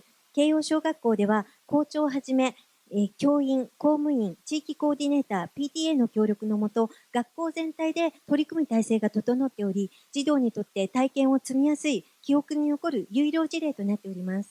In all of these planting events, everyone in the school and outside the school participate in making the forest. So it is a very cooperative experience for all of them. 大丈夫ですか？はい。はい。次にご紹介します葉山小学校の事例では、2019年の12月から始まったコロナ禍により、約3年間も学校行事が中止になり、行動制限をされてしまう環境下でした。そうした中でも児童に安全に体験していただくために、校庭の中で森を再生することを提案させていただき、先生方のお力添えにより、ストレス期間の当事者である児童が卒業する前となる2022年の3月に植樹祭を実現することができました。And at Hayama Elementary School, events were canceled for about 3 years due to the corona disaster that began in December 2019. And the school was in an environment where activities were restricted. But with the help of the school principal and the homeroom teacher, we were able to hold a tree planting ceremony in March 2022. And this was before the children who had been affected by the stress period graduated.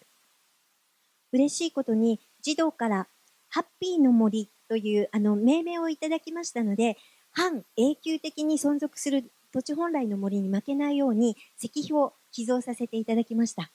To our delight, the children named the forest Leafy Forest, Happy Forest, and even suggested a character for it, so we donated a stone monument to keep up with the original forest of the land, which is said to be semi-permanent. 植樹後の森のメンテナンスの時には、校長、教員、児童、PTA のみならず、通りかかった卒業生の中学生などが手伝おうかと言って手伝いに参加してくださいまして、みんなで見守る体制が出来上がっております。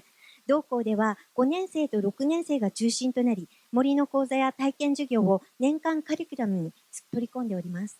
During the maintenance of the forest after tree planting, not only the principal, teachers, students, and the PTA, but also graduates who pass by and are already junior high school students participate in the mowing of wind weeds, which is a nurturing activity. And they ask, shall I help and participate in this activity?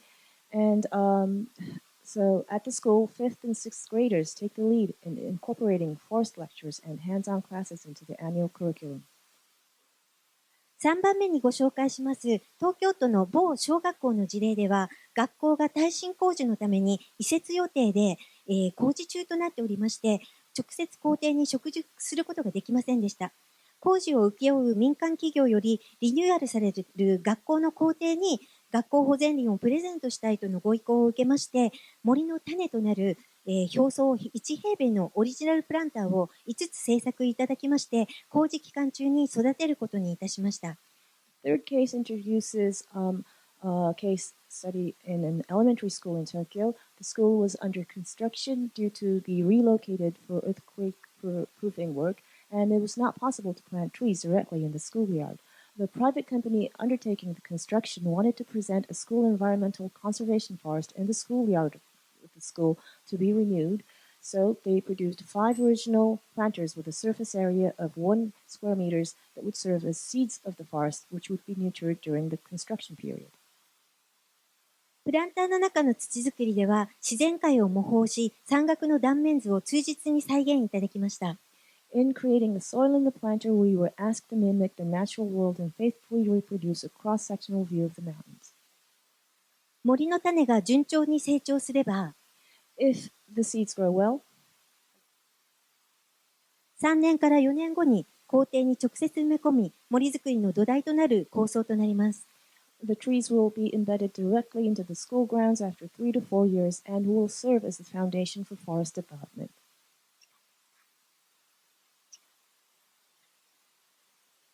わかりました。あとちょっと。じゃあ、そうした過程で、使用しました資材は、徹底した再資源化により、低コストで環境に配慮した上に、The tree materials used in this process are thoroughly recycled to achieve low cost and environmental friendly. 化学物を一切使用しないことで、児童の健康面まで考えた SDGs 目標に貢献する取り組みをコーディネートさせていただきました。We have coordinated an initiative that contributes to the SDGs goals by eliminating the use of any scientific materials and taking the health of the children into consideration. 実際に森の種に苗木を植える植樹式では、6年生の児童を中心に植樹体験を一人一人に丁寧に作業いただくことができました。At the tree planting ceremony, where saplings were actually planted in the forest seedlings, the 6th graders and other students were able to work carefully on the tree planting one by one. ありがとうございました。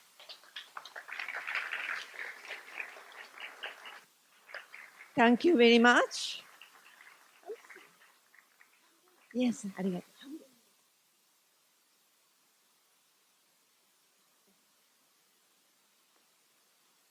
Still, we have some slides. Just to show it. Yeah, just show it. Today, Montessori teacher came from Montessori school.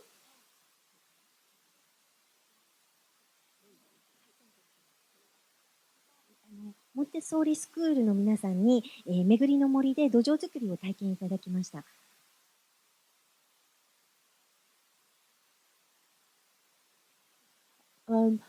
Children learning at the Montessori school have participated in planting a forest. その後に学校の校庭の森づくりに着手いただきまして、最初は移植ごて1本を児童でも身につけることができる水脈づくりからスタートいただいて、年間カリキュラムで、2025年の4月に植樹祭を開催するプランとなっております。We have been asked to start a reforestation project in the schoolyard, and this will be conducted in September 2024. これから、はい。It will be conducted soon. はい。In 2025, sorry. はい。で、また同校は、春と秋にシルバーが毎年定例主催している湘南国際村めぐりの森の植樹祭に児童を動員してくださっておりまして、そうした児童の自発的なアイデアによって森づくりのチャリティーバザーを開催いただきまして、なんと子どもたちから5万円もご寄付をいただきました。フットワークが軽く、児童の独自性が高いため、今後の動向が楽しみな学校案件となります。Montessori School has actively participated in the tree planting festival with the children and supported the 24th to 26th tree planting festivals held every year in spring and fall with the help of its staff. The school has also held a charity bazaar for reforestation based on the spontaneous ideas of the participating children, and the children have donated approximately 50,000 yen.以上ご紹介させていただきました学校保全林プロジェクト案件では発生する資材費等の費用の一切を当法人が負担しており、教育機関が森づくりを採択したときに負担がないように配慮しております。こうした資金調達についてちょっとご説明させていただきます。資金調達戦略で何よりも大切なことは行動を伴う実績を積み重ねることです。冒頭でもご案内しました通り、どの案件でも必ず植生調査を実施しております。学術的根拠に基づく植生シナリオを作成することによって関係者の方に信頼をいただいております。その上で、当本人が活動しておりますホームグラウンドである神奈川県有地、湘南国際めぐりの森では私有地ではなく神奈川県有地であるため、公共事業を実施しやすい好条件にあります。で、この度ですね、神奈川県の皆さんが働きかけてくださいまして、9月の27日に同地が国連の目指す30 by 30の自然保護エリアとして国際的に認識されました。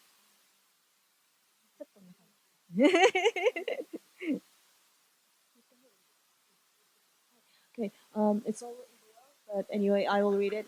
In the school conservation forest project that I have described above, the corporation is covering all costs incurred, including the cost of materials, to make it easier for educational institutions to adopt the forestation project. I would like to explain our funding strategy, and the most important thing in a funding strategy is to accumulate a track record that involves action. As I indicated at the beginning of this presentation, a major foundation of trust is to always conduct a vegetation survey for any project and base the procedure on the creation of a vegetation scenario based on academic evidence. On this basis, we participate in and endorse nature conservation projects promoted by the government. In addition, Shonan Village Migliorisi Forest, which is the home ground of our organization, is not privately owned land, but is owned by Kanagawa Prefecture, which is a favorable condition for easy implementation of public interest projects. On September 27th, the site has been internationally recognized as a nature symbiosis site, a 30 by 30 nature conservation area, which is the goal of the United Nations. The site hosts free public tree planting festivals twice a year, planting 3,000 to 5,000 trees annually. By holding public service events in the spring and fall, we have expanded our fan base and attracted many repeat tree planting volunteers. また、混植密植方式をさらに工夫、発展させることで 30% から 50% のコストカットを実現しました。そして、焼却処分を回避し、再資源化することにより、年間二酸化炭素の排出量を約150トンも削減しております。By further devising and developing mixed and dense planting methods, we have been able to cut costs by 30 to 50%, and by avoiding incineration and recycling, we have reduced annual carbon dioxide emissions by approximately 150 tons. はい、ではご清聴ありがとうございました。Thank you for listening. Next one, Dan wrote, how tiny forests boost the well-being of inner city children. That one. So, how are you doing? Is it still okay? Yeah? Right. Yeah. Reading the instructions for this. So I want to talk about my journey so far with tiny forests and how I got into it. Let me see. There it is. So this is me. I'm Dan. I live in the Netherlands. I have two really sweet boys, Mason and 5 and 8 years old. And I'm really on a mission to restore biodiversity and to restore the lost connection between humans and nature, because it's and I think that mission may have started 30 years ago. This is me as a 10-year-old, and this was my favorite climbing tree, a maple tree. I'm ashamed to say it's non-native, but I did love that tree. And my mom, she's a writer, and she was writing a writer for one of the biggest women's magazines in the Netherlands. And then she started to write a column for it, and we had to be as a family in the magazine. So I wanted to take a picture with this tree because the municipality, they decided the tree had to go. They wanted to cut it down. So my sister, my friends, and I, we started an action group. We wrote a letter to the municipality, collected autographs, probably made up 200 autographs as well to strengthen our case to save this tree. But despite all of our best efforts, the tree got cut down. Yeah, this is a very sad day in my life. I still miss it. I'm happy to say that I have a big tree of the same species now in my yard. I'm just unable to climb it. And I think that this was 30 years ago. And why did I want to protect this tree? Because I never got any environmental education. I didn't even know this was a maple tree until 5 years ago. So I guess it was a green environment. I grew up in a very wooded area. My school ground had a forest. It was just there. We could play in it. And well, basically the surroundings were very natural. So I loved nature. And when nature was threatened, I wanted to protect it. But that is changing rapidly. These are two maps that show the population density of the country I live in, the Netherlands. It's the third most populated country in the world. So the left side shows Netherlands in 1910. The right side shows the Netherlands 10 years ago. There's not an up-to-date map yet. But the darker the shade of blue, the more people live in a square meter. So you can see now that about 75%, so 3 out of 4 children grow up in an area that looks more like the crossroad there than this beautiful temperate rainforest in the southwest of England. So yeah, this is basically the area where we grow up in this urban jungle instead of the real jungle where we're supposed to be, and that's having its effects. And I read all about these effects. I think Shahzad from Pakistan and I, we had a conversation with Steve as well about eco-anxiety and everything that's going on, loss of biodiversity, the climate warming up. But I think this moment right here with these two kids was when it really sunk in that there's another problem that's maybe behind all of these crises. Because I was interviewing these two kids, and Yasin, he's a boy on the left, we were regreening in schoolyards. And what we always do is ask, what's your favorite memory in nature when you grow up? What did you enjoy doing? And on basis of their activities, we design their school grounds and redo them. But Yasin, he was 10 years old, the same age I was when I tried to save my tree.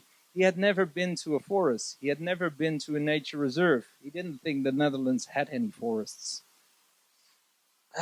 So I was puzzled because it hit me that this gave me some sleepless nights. So how are we going to fix this? Because after this interview, I checked out how far does he live from the forest, and it's a 10-minute bike ride. That's how far he lived from the forest. Never been there, and any of his classmates for that matter. We took care of that. We took them to the forest, so we got that out of the way. But so we have a biodiversity crisis, a climate crisis, and now a generation of children growing up in cities disconnected from nature. And I had no idea to fix it. Fortunately, that man over there, he did. And I think 3 months after interviewing Yasin, I saw this TED Talk, and it instantly hit me. I thought, wow, he planted a forest on 75 square meters.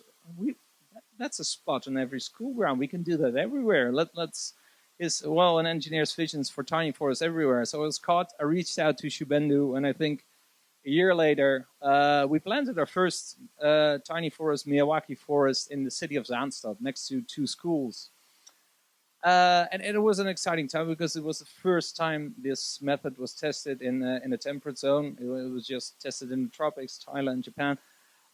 So we didn't know what would happen. And I remember because this day it was swarming with media. All the main national newspapers were there. The news, everything that you could possibly want from media attention, it was there that day. And I was a bit of, and I was looking at Shubhendu's TED Talk, and I promised them a jungle, and it looked like this. I was like, oh my God, what have I done? What have I done? Will this be okay? Fortunately, it worked.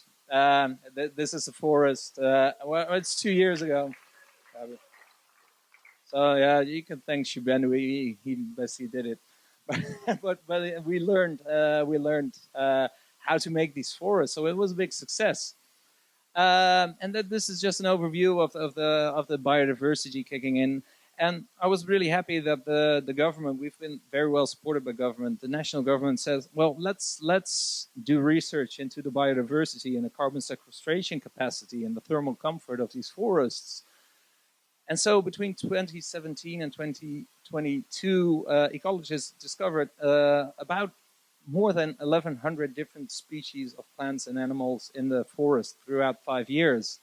They calculated that a tiny forest of a tennis size of a tennis court will sequester 127 kgs of carbon. That's about 1,000-kilometer drive by a car. That's what you emit. And one of the biggest things was the cooling capacity. I think we've all noticed today when you walk under the trees, it's so much cooler and moist. So that's one of the biggest things these forests do. They cool the city down, and it's needed with the heat stress. So Shubhendu talked about the tiny forest. We actually created a brand around that. So he said, well, the tiny forest to us, we'll use the Miyawaki method, and we said enough about that. But to us, it's more. It's a Miyawaki forest. It's a community forest, and every single forest that we plant is adopted by a school. So I want to talk a little bit more about the adoption process of a school, about our Tiny Forest Ranger program. So we do believe that if children get to plant their own forest, help maintain the forest like a real ranger, well, monitor the growth of the forest, well, monitor the biodiversity, map out all the different living beings in the forest, study soil life, and get taught about nature in nature. So that's why we every single tiny forest has an outdoor classroom like this, because you cannot learn to love nature when you're indoors. You need to get outdoors. You need to get that sensory experience. So that's why we make these outdoor classrooms, so you can instruct kids before they go into the forest and then they go and do their assignments. Well, and our Tiny Forest Ranger programs, we have a curriculum ages 4 through 12, and basically 4 through 6, they're unable to read, so it's really about the sensory experience. So smelling, tasting, feeling, different textures, connecting to the forest animals. And when they get older, age 7 through 10, they're the actual forest rangers. So we want them in groups. They're responsible for the forest, and they do every task that a real forest ranger does as well. So they maintain the forest. They show around friends, family, people from the neighborhood, tell them about the forest, and they monitor the forest. So that's like an actual forest ranger. Ages 11 through 12, we teach them a little bit about research. So what are you curious about? What do you want to learn about the forest? And we help them to set up a little research they can do in the forest, so they can learn to be a scientist or think that way. So to us, Tiny Forest is a great way to immerse children in nature. So this is a metaphor from one of my favorite cartoons. It's called Asterix and Obelix. And Obelix, when he's a baby, he's dropped into this magic potion, a kettle of it, and it gives him super strength the rest of his life. And nature does that too. If you're immersed in nature, in this big kettle of nature, this magic potion, you will have superpowers the rest of your life. Because kids growing up in nature, they have a reduced risk of anxiety disorders, depression, obesity, cardiovascular disease, asthma, and even schizophrenia. It's amazing what it can do. And this is one of the most touching pieces of science I've seen for the past few years. They regreened some schoolyards, and then they checked out what does the biodiversity increase in the schoolyard do to the biodiversity increase in our microbiome, our gut. And within a month, these inner city kids who grow up in this area, they had the same the same diversity in their gut as children playing in forest every single day. So it's a real quick fix to get kids healthier, to get them connected to the forest. So, as I said, that nature is a magic potion. And children who grow up with nature become healthy, happy, and more creative adults who want to make a difference in the world. So I'm going to do a little test with you about this immersion in nature. So I need you all to stand up.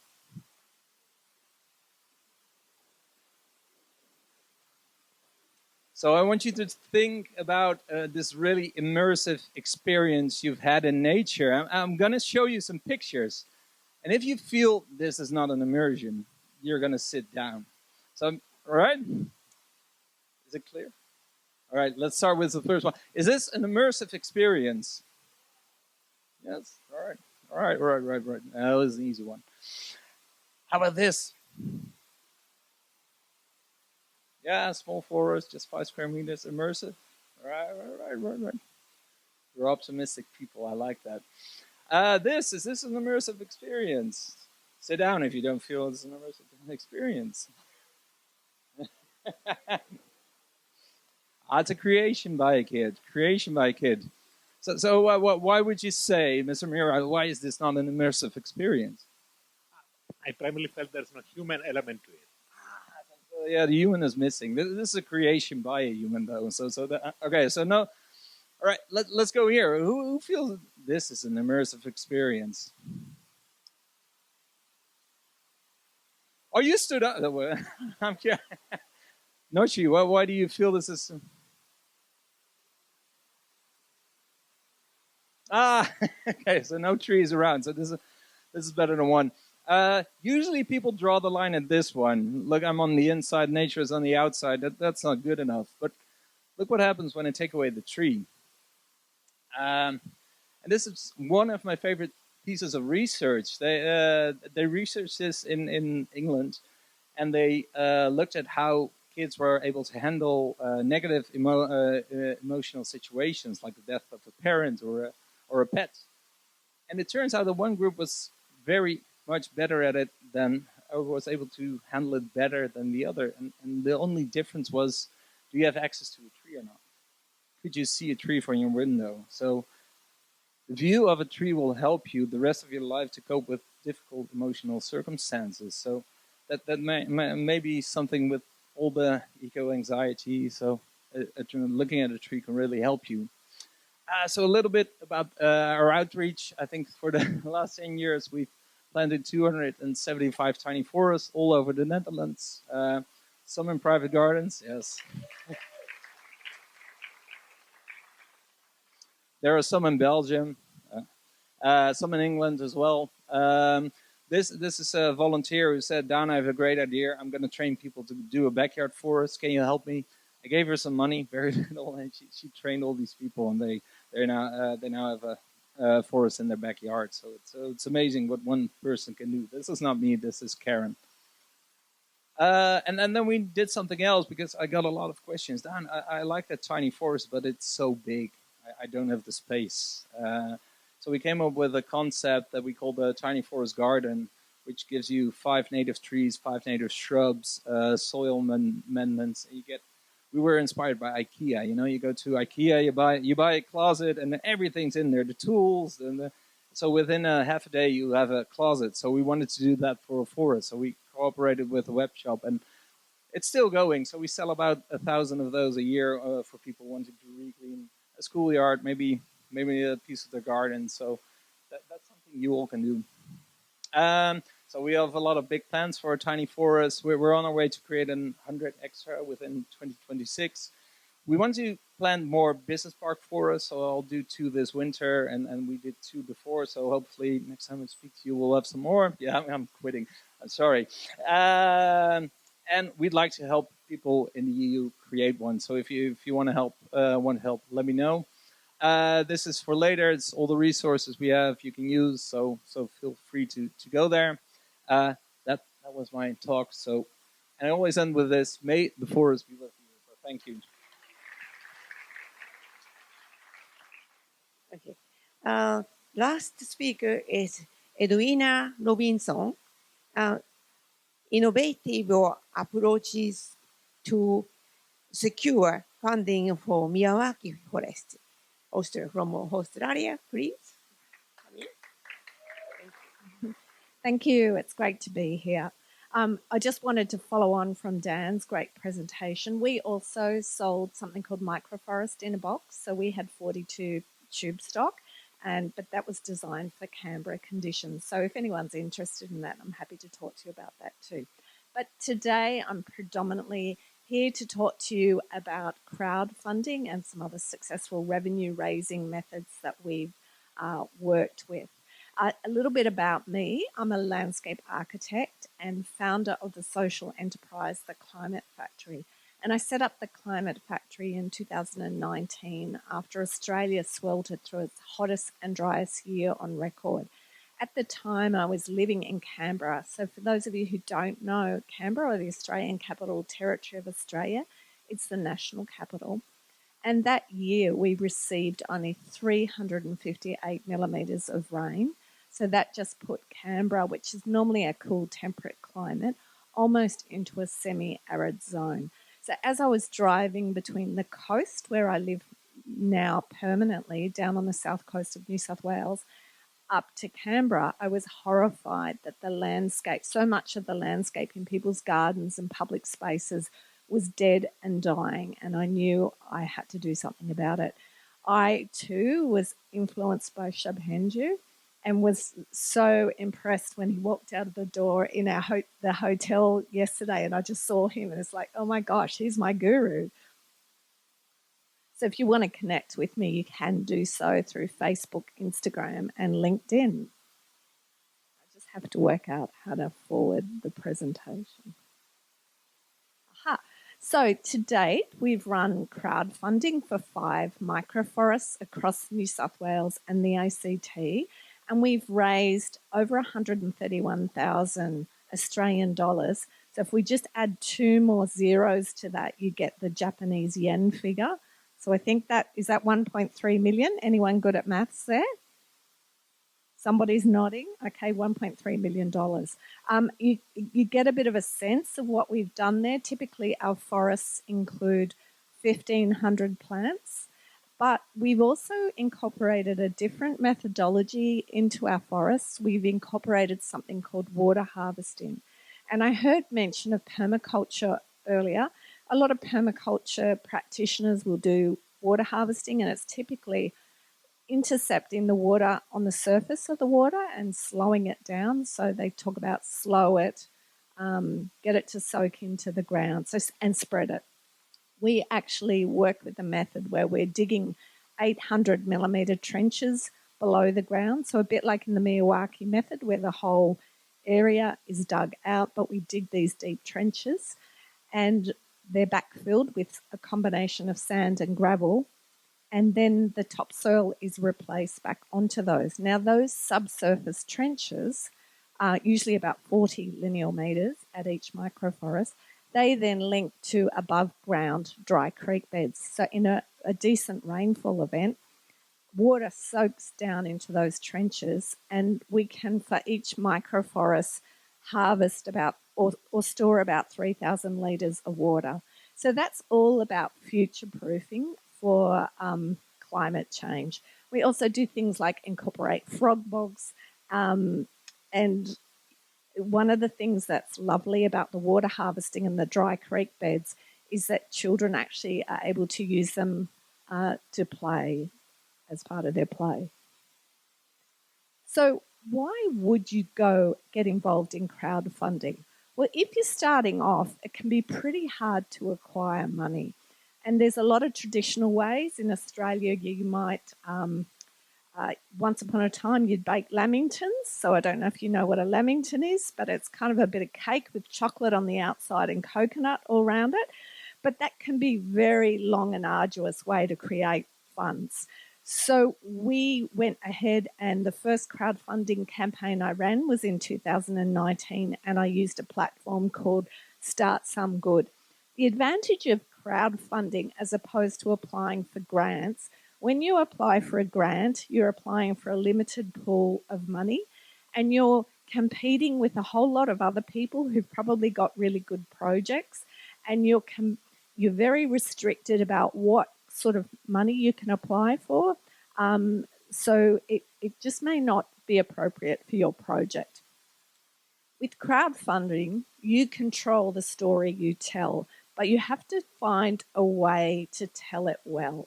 And so, for example, I mentioned often various government grants will only allow you to apply for plants. They may not allow you to apply for something like nature play. So here's an example, and I love this photo of this little girl in a colourful top. She's actually eyeing off my dog, Kira. She's a bit suspicious of the dog. But there she's walking on part of the nature play we created in the Watson Microforest, which was, we used a whole lot of recycled timber to create that boardwalk there. With our model where we're inspired by the Miyawaki method, we've created a system where community leaders actually lead the microforest. So they're the volunteers, and they commit to lead that microforest for 12 to 18 months. So here's 2 of the leaders of the Watson Microforest, both professional mums with young kids who are really worried about climate change. And something I didn't mention to you is we're also forming a not-for-profit called the Microforest Collective, and there's 4 of us, and these 2 are also co-founders of the not-for-profit. So the thing with a crowdfunding campaign is you have to really plan it. You can't just decide, oh, we're going to run a crowdfunding campaign next week. You have to, I'd normally say, give yourself 4 to 6 weeks of planning time. And when the campaign's actually happening, so normally you might run a campaign for 30 days, and you'd need to commit to 1 or 2 days a week to be promoting that campaign. So just a bit of a breakdown of the Watson Microforest. They raised $53,000 over 40 days. So we just added 2 more zeros, you'll get the Japanese yen. So each of our microforests costs, in today's terms, might cost $50,000. And a big proportion of that amount actually goes into the water harvesting and soil preparation. And we talk about that as its future proofing, particularly in a climate like parts of Australia that are drying. But it's been really such a tricky climate because we've also been having exceeding floods as well. You can see that the crowdfunding made up a very significant component, and they were also very determined women. They applied for a number of different grants, so they were able to raise about $85,000 altogether. So I've actually created a method for each of those community leaders. They go through 8 steps. The first step, we talk about them forming a leadership, and step 2 is raising the funds, and in particular crowdfunding. Okay, so what sort of resources do you need to create a story to tell your campaign? Well, you need somebody to be the leader, the leading face of the campaign. And one of our projects we've done recently, the Moruya Microforest, is I had a team of volunteers working with me to be the face of the campaign. You need to choose a crowdfunding platform, and not all crowdfunding platforms are equal. You need to check out the fees that they charge and what they give you in return. You also need to create good photos. We had at the Moruya Microforest a professional photographer who gave us her services for free. You also need to create a video. We created a pretty daggy video, but people don't seem to mind that. They don't expect you to be really slick. And you also need to create a compelling text or story. And we've heard so many people talk during the conference about climate anxiety, hope for the future, how we need to be linked to nature, not separate from, brothers and sisters of nature. And it's all those things. You have to, and actually Nicholas said this as well, you have to appeal to people's hearts and minds, not necessarily go so stuck on the statistics. I always include a coloured landscape sketch plan, and you also need to be able to offer rewards to your donors, and those rewards should be things that you can easily deliver and won't cost you an arm and a leg. So here's a sketch plan for the Watson Microforest, and I'll just try and employ the pointer just to give you a sense of what we do in our forests. We usually incorporate a gathering space. So our gathering space usually has an 8-metre diameter, and this was our planting areas all here. This here was actually pollinator beds. So I found with the first forest we built that we actually did 4 plants per square metre, which was too dense. And a lot of those sort of plants that are good for pollinators with flowers, they needed to be separated out. Here's our dry creek bed here that links to all our underground water harvesting trenches. And we also had a series of structures. So here's the Bowery, so a sculptural element that was made by an artist. The University of Australian National University have a school of forestry, and they come and visit our forests. So here's one of the students using the boardwalk, and here's some adult students playing in the forest. And this is a dry creek bed down here when it's actually full of water. And there's a number of other elements in the forest. So logs on a mound, stepping logs through the forest, as well as the seeding rocks that can be played on and a shop front. So I've created a guide to crowdfunding, which you can access there at the top site. And thank you. That's the end of my presentation.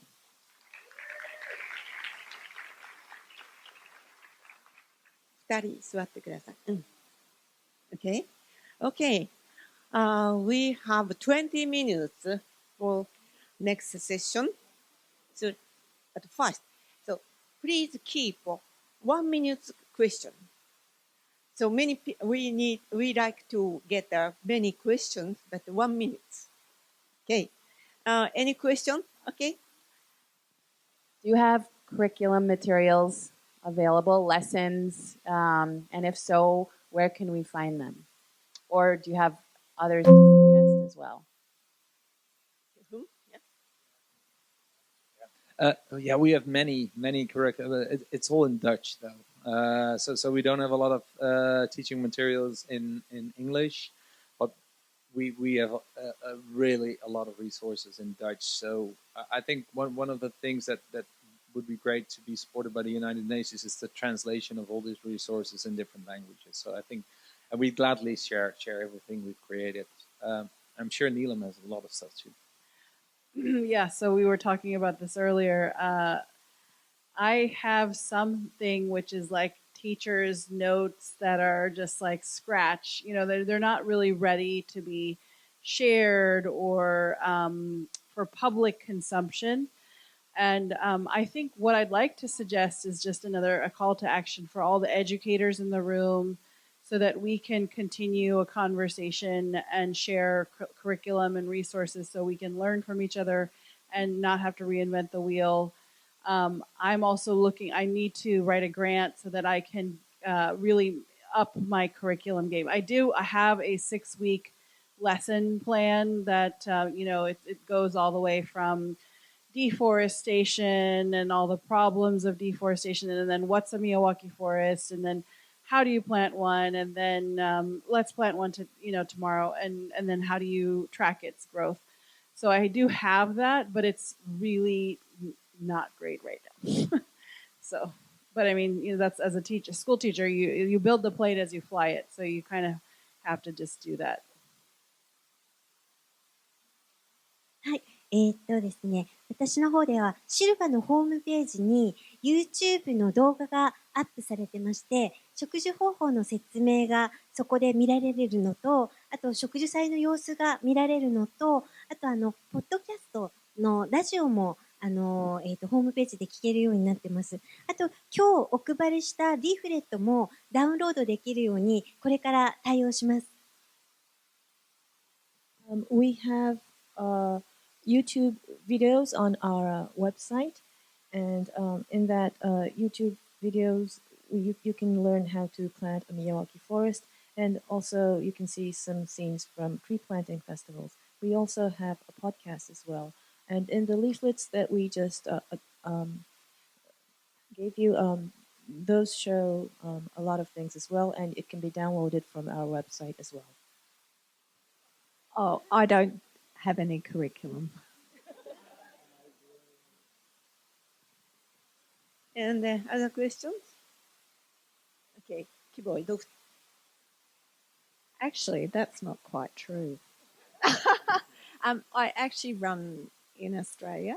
I've run master classes, not for school children, but master classes for other landscape professionals, as well as classes to train community leaders, an 8-week course, how to make a microforest. Okay. Oh, if you go to climatefactory.com.au, have a look there.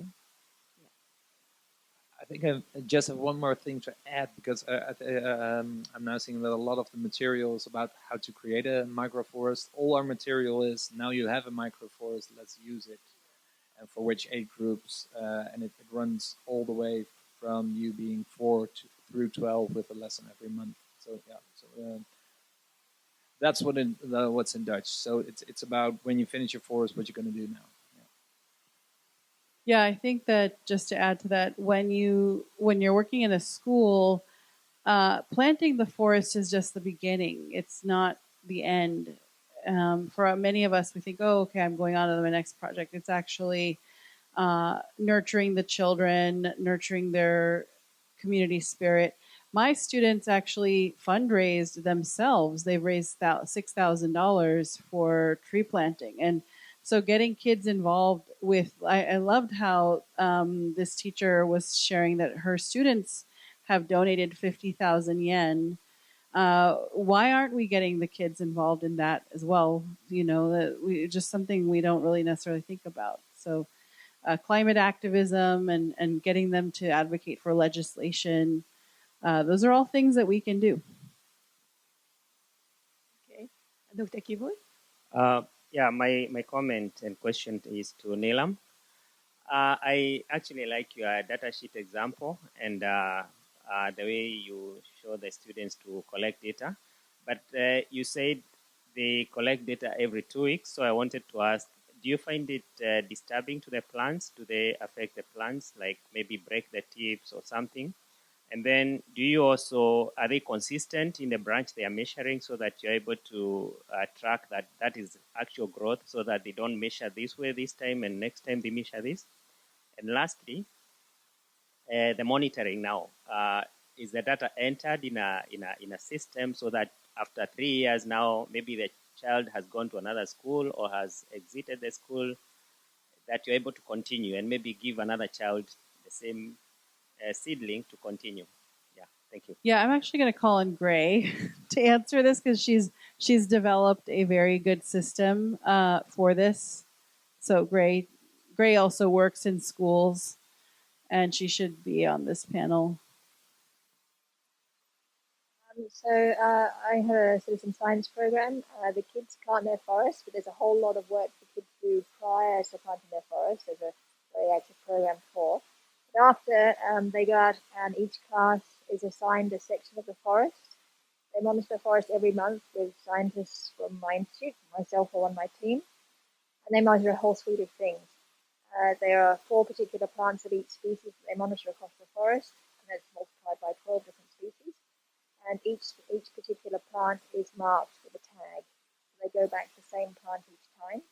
They do soil measurements for temperature, air temperature measurements, look at biodiversity, bird surveys, a whole suite of different things. Yep. And that's every month. To clarify, it's once a month as well for us. We have a fence around the forest because children will just run all over it, and we need to protect the baby saplings, and so that's important. And I'll just add, all the monitoring plants that the kids are going back to are located on the periphery of the forest. They don't actually step into the forest unless they're going into the yarning circle, which is a defined space like an outdoor classroom within the forest structure. First of all, congratulations. I think what you all are doing is marvelous and really inspiring. But I do feel that as adults, we sometimes focus a lot on what are the learning outcomes? What are they going to learn? What is the scientific thing? And I wonder if there is a missing, maybe not, maybe it hasn't been mentioned, but the aspect of just play and free exploration. Because I would argue that it's probably even more valuable because then that makes it relevant to the context of the actual experience of the child. And so I'm just wondering if in your experience, if that is being incorporated and if we're leaving that space for just fun and play. Yeah, I think great question. I definitely agree with you that free play and free time, because we tend to put kids in too much structured activities. So with a structured curriculum, and then go to after school stuff, and it's structured activities, and the power of free play and the development of creativity is a great thing. But I think I'd prefer not to have a curriculum and just let them be in the forest and explore. The problem with that is teachers feel really uncomfortable with that. So I think that's the thing. If you look at the things we made for 4 to 6 year olds, it's just pick a leaf, look at it. Things they would naturally do, but then it's on a card and it's official by an institute, and then the teacher feels safe doing it. So, so agree free play, but basically we have to say that give them a card that says, "Oh, it's okay to do this," you know. That's a really interesting question. We've actually had experiences where the school administration says, no, you can't plant a Miyawaki forest because they want an area where the kids can run around, and they think the Miyawaki forest is too dense. And so they say, we just want a canopy layer, we want trees, but no forest. And so because the kids need a play area. So it's very interesting it's just like, it feels like, that interpretation of words or something. I think that what I've seen in the places we've actually managed to get the forest planted is that it really enriches the environment. So schools are such regimented places. The STEM learning needs to be incorporated. Otherwise, there's no value for the forest. But just having those kinds of interactions need to be highly regulated, just because of there's 300 kids and there's just like one tiny little tennis court sized forest and it could just get overrun. So that's one aspect. But then on the other aspect, it's always there and there's always free time. There's recess twice a day. So they're going to be next to that forest. They're seeing it every day. They're interacting with it. They're seeing all the biodiversity. Whether they go in or not, inside it or not, that day doesn't mean that it has not impacted them. And they feel so good because they planted it. So now we have like a whole generation of kids who now the forest is 3 or 4 years old, so they've gotten to see it grow, and it's so enriching. 私はですね、子供たちには基礎的な学習はしてあげた方がいいと思っています。皆さんはその勉強する、教えてあげる、これは教えなければならないっていうと、それは子供たちにとってつまらないとか、やらされてるっていうふうに、イメージを受け取ってらっしゃるかもしれないんですけれども、子供たちってとても記憶力が良くって頭もいいので、どんどん新しい知識を吸収していくんですね。なので、大事なことをとにかくインプットしてあげたら、それをもとにして、森を守ることも子供たちが考えてくれるので、走り回っても全然大丈夫になります。I believe that it is essential to teach the children basic facts about the forest, and maybe teaching sounds boring for the students, but actually the students and the children are very smart, and they accept what they learn, and all the input is very important for them. And on learning about all those facts, it is they can then run around the forest, which is very enriching for the kids. Okay. We don't have any direct curriculum with the forests themselves. They tend to be in public spaces, or one of our forests is in a church grounds, but quite accessible to the public. But a lovely thing is some of the unexpected activities that happen in the forest. So when we created that Watson microforest that I showed you the landscape plan of, that with the 2 women, the mums, another woman in the community started a children's nature play group on Mondays. So often your forest can be used in ways, particularly public forests, that are informal, but maybe the children are having that unstructured play. Maybe there's some structure there. One thing I did want to mention, and someone else mentioned that, was the floors of the forest can get really trampled by the children. And I'm just wondering about putting some really nice little signs in saying, like, look down, careful, who might live here, to try and make it engaging and fun, but kind of get them to stop trampling all the ground covers. Okay. Thank you. And Shubhendu? Yes, my question is to Kawashita-san. In your presentation, we saw children planting some trees in a box kind of structure, which had wooden on both sides. I wanted to know, what is that? そうですね。森は1平米から再生することができるので、校庭に直接植えられない、そして工事をしているので置き場所もないっていう中で、それでも、工事をしている期間に小さな森を育てようということで作ってもらったんですけれども、材料自体も建築の廃材を使っています。Okay, we wanted to tell that reforestation can begin from 1 square meter, and at that school site, the school was under construction, so they couldn't plant trees there. But by planting that box, we wanted to show that you really can make a forest in that small space. And also, the box was made from material that was not used for the construction.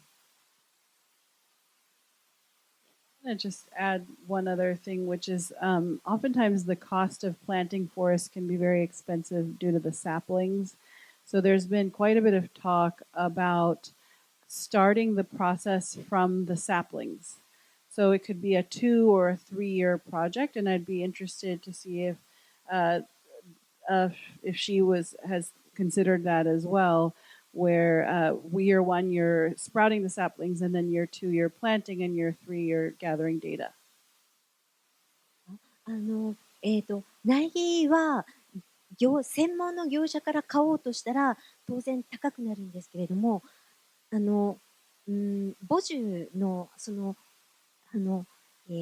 母樹の種を拾うのは誰でもできるし、それはただなんですよね。なので私たちの森づくりチームでは障害者の人たちにどんぐりの種を拾ってもらって苗木を育ててもらっているので、お金そんなにかかりません。Of course, buying seedlings is expensive, but harvesting acorns and seeds from a mother tree is not expensive, and anyone can do it. And at our team, we are harvesting seeds and acorns that way, and are asking people with disabilities to grow these acorns and seeds into potted seedlings. それでその障害者の方が森づくりをしているので、みんなが寄付をしてくださるんですね。その森基金が障害者の方の工賃につながっています。And since these people with disabilities are making the seedlings and planting forests, people provide us with funds to actually do the planting. We have 3 minutes. One more question. Yeah. Oh. Thank you. It's not a question, it's an observation and actually possibly an opportunity. We've stumbled across an opportunity. We, in the third school that we put in a forest, when I arrived, they had an existing forest school. And that forest school's model is very much based on playing in the forest. So it's cooking, it's harvesting the fruit. It's a willow tunnel where you harvest the willow and you create pots and stuff. We didn't want to compromise on that existing offer. There was already a gardening club, a forest club. The kids were very engaged with that area. But there was an opportunity for us through a hedgerow adjacent to that to create a completely different type of forest, i.e. a Miyawaki forest. So we're working with that school on the basis of the children can go and engage in their traditional way in their forest school, for an hour in the morning and be chaotic and have fun and play and throw apples at each other and basket weave and so on. After their break, they then go through a gateway, very specifically detailed, quiet, hush, signage on the ground about, don't crush the floor and so on. And you don't run through the forest. You go into that forest to read, to retire, to get respite, to calm down, to breathe in the nature. And I wonder whether there's an opportunity to extend in the schools that impact from that perspective, but also an edible forest type perspective. So you have a multi-layered offer as a forest as a whole, but sort of three-dimensional. I just wonder what you thought.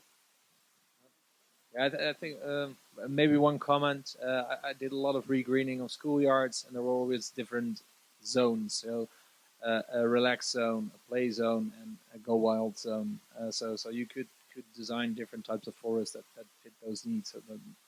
So I think that could be really fun. One of our community microforests in Canberra, the Holt microforest, which has been given an indigenous name by local indigenous people, Gawari Mada, which means bushland. They created, as well as the microforest, they also created a food forest in the same park. And those people coordinate, help one another out at Working Bees. Oh, I suppose one of the things, if you're growing food, it often needs a lot of sunlight, depending on the types of food. So you have to be careful with your positioning. And we hear a lot from community members. They're very interested in Australian Indigenous bush food. So where possible, we try and include bush food plants. And just some of, one of the ones I can think of is one of the solanums. It's in the potato family, and it has this orange fruit. It's really bitter.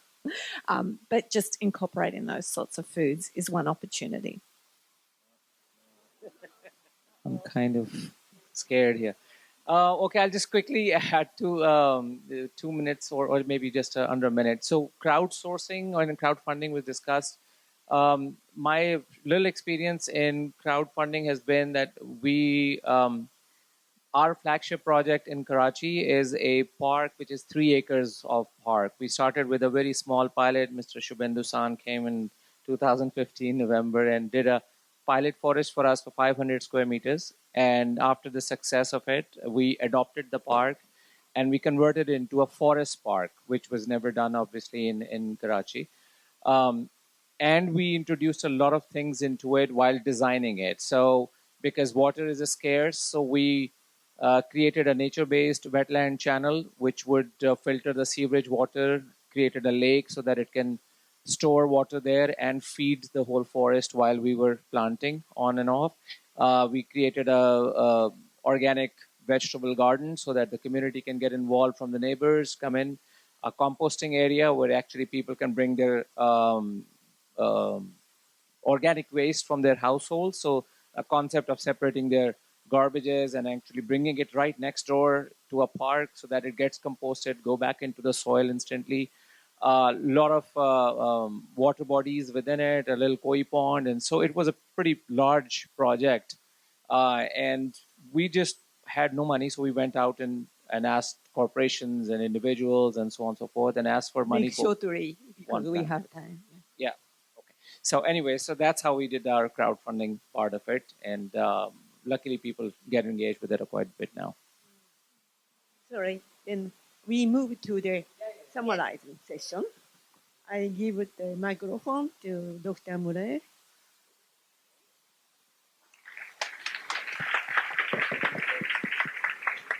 Thank you very much. So the last program is a wrap-up session. Dr. Muralee, please take a stage.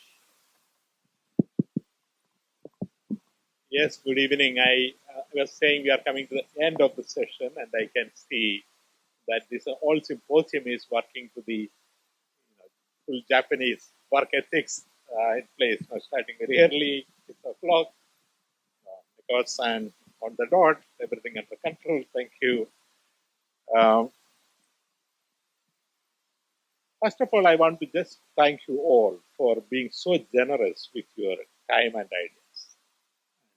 I can see tremendous amount of goodwill in the room. And even at the end of the second day, late in the evening, a lot of energy and enthusiasm. So I just want to thank you all and congratulate you all for coming together. So I want to start with it.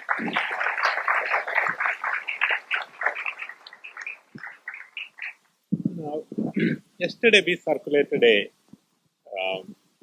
declaration and asked for comments, and we did receive comments, which we had incorporated all of them, and we are just ready to issue it. But this evening, I received few additional comments, including from Shubhendu and others, which are very important. So for me, rushing it today is not that critical. It is more critical that we incorporate those comments. But I did not receive any objection to the declaration. So therefore, we can, if we all agree, we agree that we endorse this one, but we'll share the final draft incorporating the comments. Probably just give us a week and we will share it with you all. And at that point of time, we will announce it publicly. If you could endorse that one.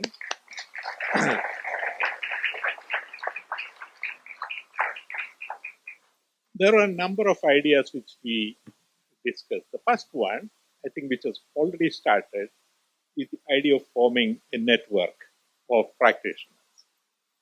The WhatsApp group is a good start. Already there are 44 members, but I recommend all of you to join unless you have serious concerns about privacy, etc. I recommend all of you to join that. And in the afternoon, someone was going around sharing the QR code, but you can share with your number with any one of us, and we are happy to include you in the WhatsApp group. But that's a start, and that's a minimum. But I think we could do more. Now, we were thinking of two approaches. One is that we start something sort of Miyawaki enthusiast, we'll find a beautiful name, group, whether we register it eventually, etc., we can discuss, but form a group. This is one idea.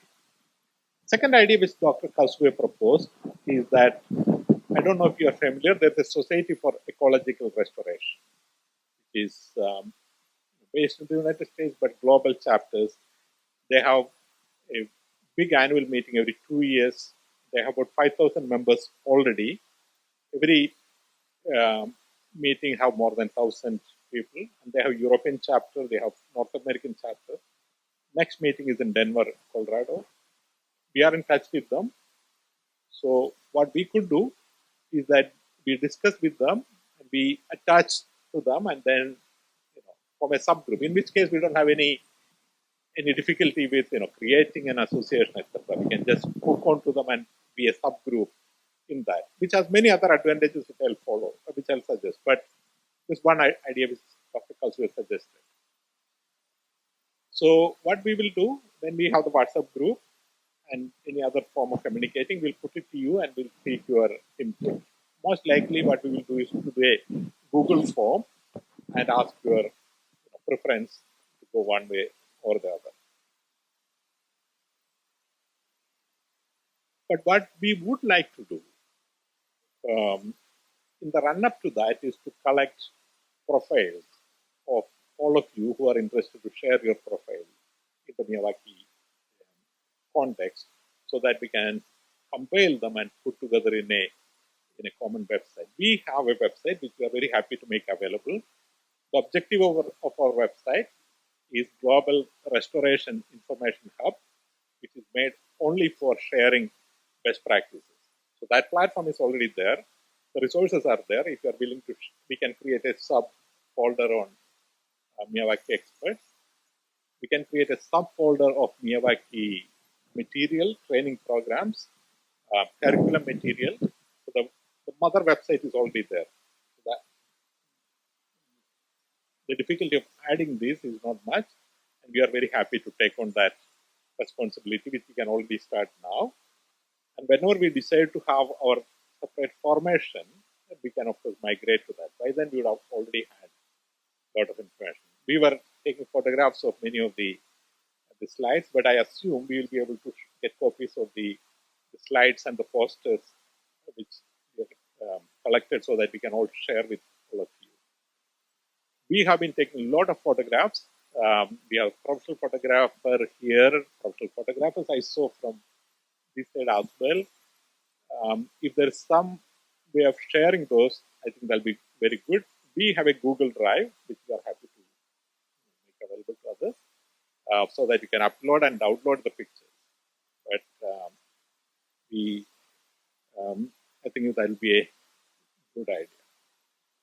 We also suggest creating a GIS database of all the tiny forests, mini forests, cool forests, which we already know now. I saw more than 200 in Netherlands and 170 in Belgium and in Australia and other places.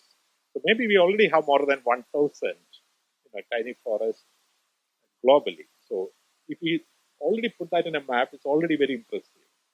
And we could then make it more interesting by adding pictures of that, etc. So initially we start with a spot, then we can have additional things. So again, we'll send you more details on how to do it, and we can work together so that in the next 3 to 6 months, we could have a fully functional website, detailed profile of experts, detailed profile of training programs, and a global map of certified programs. There's a lot of discussion about training programs. So Shubhendu is running it. Neelam has a training program. I think initially, as a minimum, we should put them in public domain so that everyone get more visibility. But I think we should also try to work together to create some sort of a benchmark training program. And I think we should, my opinion is that we create a task force on training program from this unit so that we can then decide what should be the minimum standard and etc. I don't think we have to look anywhere else. The credibility and the gravity is to standardize these in this room. So I think if we could agree on a task force on that. Again, we will send out a Google form where people can nominate themselves and then we can come together. So if you agree, then if there's any opinion or disagreement, please raise your hand. But otherwise, I will assume that we can agree on a task force on training programs, which also includes standardization. From the UN side, as I said, we see ourselves more as a facilitator to this. If eventually you need a certification, where a GLI, Global Land Initiative or UN stamp will help, we'll be very happy to associate our brand. If the Yokohama National University or any other Miyawaki Center. I saw the Thailand as a restoration institute. We could probably think of associating and co-creating this. We saw a number of actors in the room who are working on school. So Neelam said we have Netherlands. So I again recommend another small working group on people who work in school. Again, you can self-nominate those who are interested to work in that group. And we can take it forward. Amanda from our team, we are thinking of really a truly global nature lab idea going to what she would have presented, going to 100 countries in the next 5 years. 10,000 schools is our vision. Many of the ideas we discussed here about crowdfunding, etc., is very useful. So, small task force is something which I suggest. One area I think where we should do a lot more is research. We didn't have a lot of discussion here. It was more about practice. When we discussed a global award for establishing a global award, I'll come to that. Dr. Kasu immediately said maybe we should have an award for people who are doing research on this topic. So I think it will be good that we think of that. How do we prompt more research onto the topic? Can we give some research funding? What are the key research questions we want? In which case, then we can then look for the research funding. So again, we will seek all your input into what questions will be interesting. One of the things I found very interesting is the students themselves doing almost like citizen science. In every school, if they are doing measurements, how do we compare between schools? How do we collate all the data at a higher level? Whatever learning we can get, etc. So, something which we propose. We had suggested in the declaration of establishing some sort of a global award on Miyawaki forest. There is some suggestion that it should not be only the individual who are awarded, but also institutions policy makers who are providing supportive policy to this. I think it's a very good idea, but I would like to hear from you all if you have any suggestion on this. My suggestion would be that we establish a category of awards: individuals, institutions, best Miyawaki forest, best school forest, and so on. And maybe have an annual event here in Yokohama, where we bring all those people to the birthplace of Miyawaki forest. I think that will be a great honor and also an incentive, more than the money, for them to come here. So if you all think it's a good idea, then again, something which we are very happy to work. So I don't know if you have seen UN meetings. In UN meetings, every time if no one agrees, I hear what's the terminology, Joanne? I hear no dissension, therefore it is passed. This is how the UN meetings.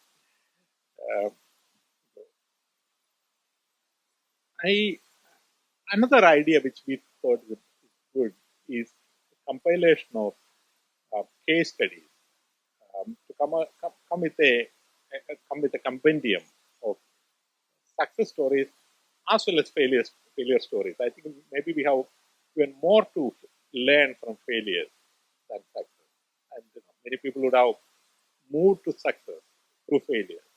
So if we could make a global call out for good stories. We could create a template, and then people could contribute, and we could come out with a compendium, and we could come out with a compendium every year. I think there are so many stories and experiences. Those were the ideas which I had for follow-up. If you have any other additional ideas, very happy to hear. If not, if you have any observations, very happy to hear. I think Nicholas will give me about 20 minutes more. So we have, but of course, we want to thank everyone before that. But any observations or comments you have, very welcome at this point. Yes.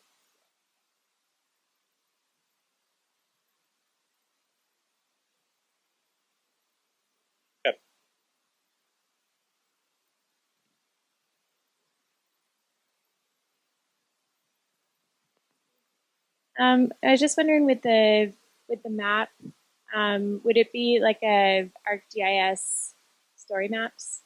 So then you could have the successes and failures tied to location with images and video and content. I don't know if that's something which we can create. Okay. We have the capacity to do it, but exactly like Dr. Kazuya mentioned about the Society for Ecological Restoration. I don't know if you're familiar with this website called Restore, R-E-S-T-O-R, with no E. This is from the ETH, Zurich, where they are doing a global compilation of all restoration stories. And they have 200,000 case studies already there. We could easily put our story there because they have already created the entire hardware, software system. So we can go, map the polygon, mark the point, give the details, give all the metadata, we'll photograph. that's so much better. Yeah, that's so easy. And they'll be happy because they're getting 1,000 additional stories. Yeah. Okay, and all that we have to do is to put a tag called Miyawaki so that whenever we want, we can, sort it for that. Yeah. I think I had one more. Oh, sorry. And the other thing was, I was wondering if we could do a group photo on the stage or something. Oh, no, it is already there on my list. Yeah. There and then behind. Yes, please. Yeah, I think I already mentioned it, but there are a lot of great resources like handbooks, books that are out there. So could UN, I didn't hear you say it, that they would maybe assist with the translation into different languages. Is that something that could be a part of the program you start? Yes. I think it's a very good idea. What we did for our general website was to deploy 25 UN volunteers speaking all major languages to come to go through the whole internet and collect all this information. So we will probably deploy something like that on this topic, find out whatever is there, and then we can decide whether it's worth translating each of the existing views. Right now, we don't know if they're good, bad, etc. Or we should create something which is broader and then translate to multiple languages. Okay, but definitely, right now we have only done research in English, but we will do in Bahasa Indonesia or Japanese for sure. I think English is a good start. Yes. Yes, thank you. May I add? Yes. One is about the association. So, do you know the association of the ecological restoration? They have the 2,000 to 5,000 very big group. So then I like to propose a Miyawaki Forest section. Then, so it is not so expensive pay. So we can gather once 2 years. Each country is different place. And also you can show the Miyawaki method, what you do in this meeting, and it will affect to the other people. That's very good idea because the restoration people gather. Therefore, your talk is very important. And second one, we will have the planning to publish all these meeting details, and also monitor project making the video, so Japanese and the English version, everything you can see from the YouTube when it appears. It's done within this month. So then it will appear also a book.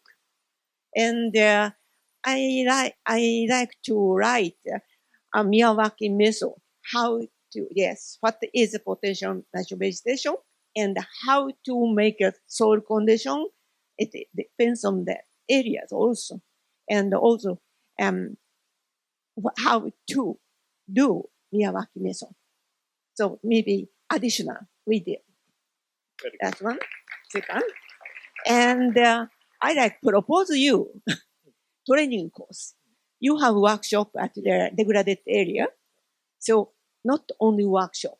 This is training course. When you gather people to the training course at the degraded area, 1 day or 2 days for the lectures. Then 1 day exploring what is the potential natural vegetation, that area, degraded area. And the third day, just practice how to make this kind of the degraded area. Preparation of the soil condition, and also you can prepare the seedlings and people plant, then take care of the local people like that. So please think about that, because half of people coming here to pay themselves. Yes. And also they attend the Shubhendu's training course, they pay the cost themselves too. That case, you can make a training course under the UN and the G20. We'll be very happy to develop the training course about yes. In class as well as electronic. But since there are, our primary approach is to be enabling of this. If someone, if Neelam has already developed something for teachers, then we will collaborate with her to see how it can be projected globally. Shubhendu was doing something. Initially, we'll make it visible without any. We'll just make it visible so that people can see it. But eventually, we can see how we can, strengthen it, collaborate, add, translate, and make it more globally available for sure. There is so much demand, you won't believe. For example, globally, if you look at quarries, for mining granite, etc., typically 1 to 10 hectares of land. All of them have a lot of money. There are 1 million quarries in the world. Each of them waiting to be a restored site. And there are good examples. this approach could have a great opportunity there.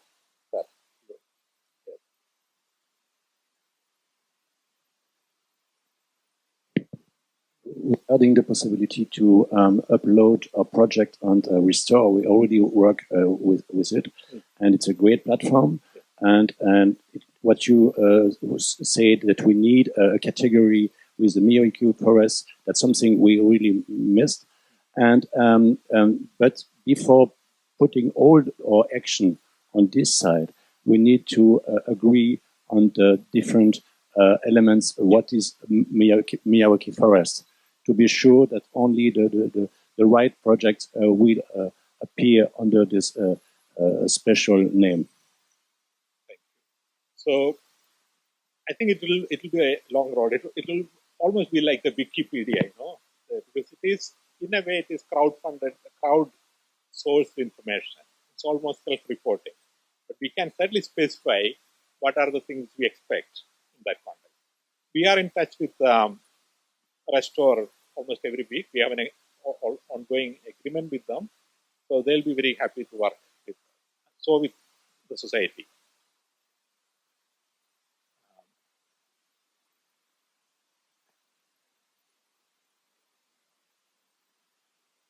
Can point then. Yeah, yes. Yeah, did you want to say? Yeah. And then, yeah.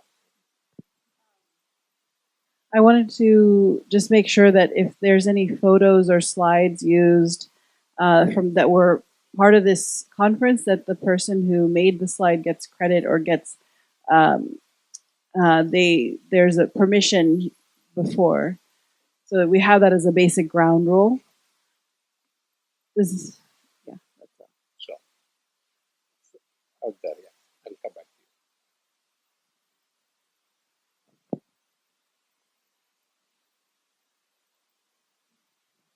Yeah. Yes.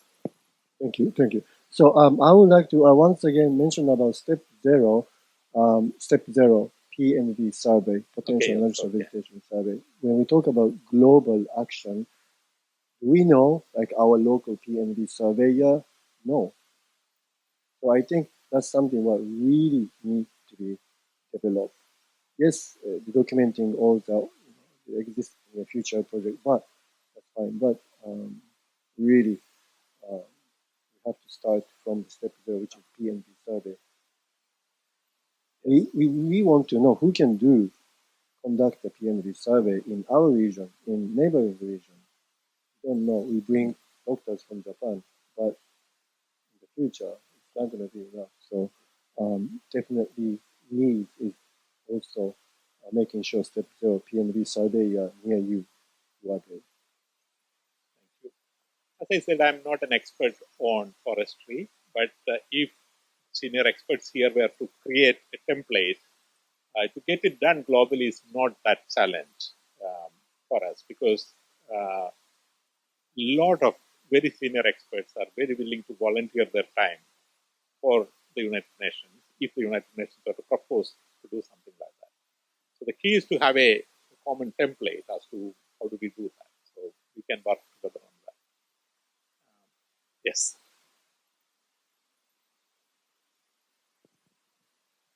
I just wanted to acknowledge that, not all Miyawaki Forest makers are in this room. So just to make sure that also it stays open to other people who couldn't necessarily attend, who didn't know about this, who couldn't come to this meeting. So just kind of like be open to that.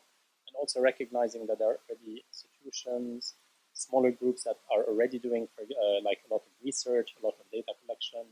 Like I mentioned Sugi because we work with them, but there's a lot of, they're collecting data and the work that Ray and Sugi is doing on like hundreds of different sites across the world.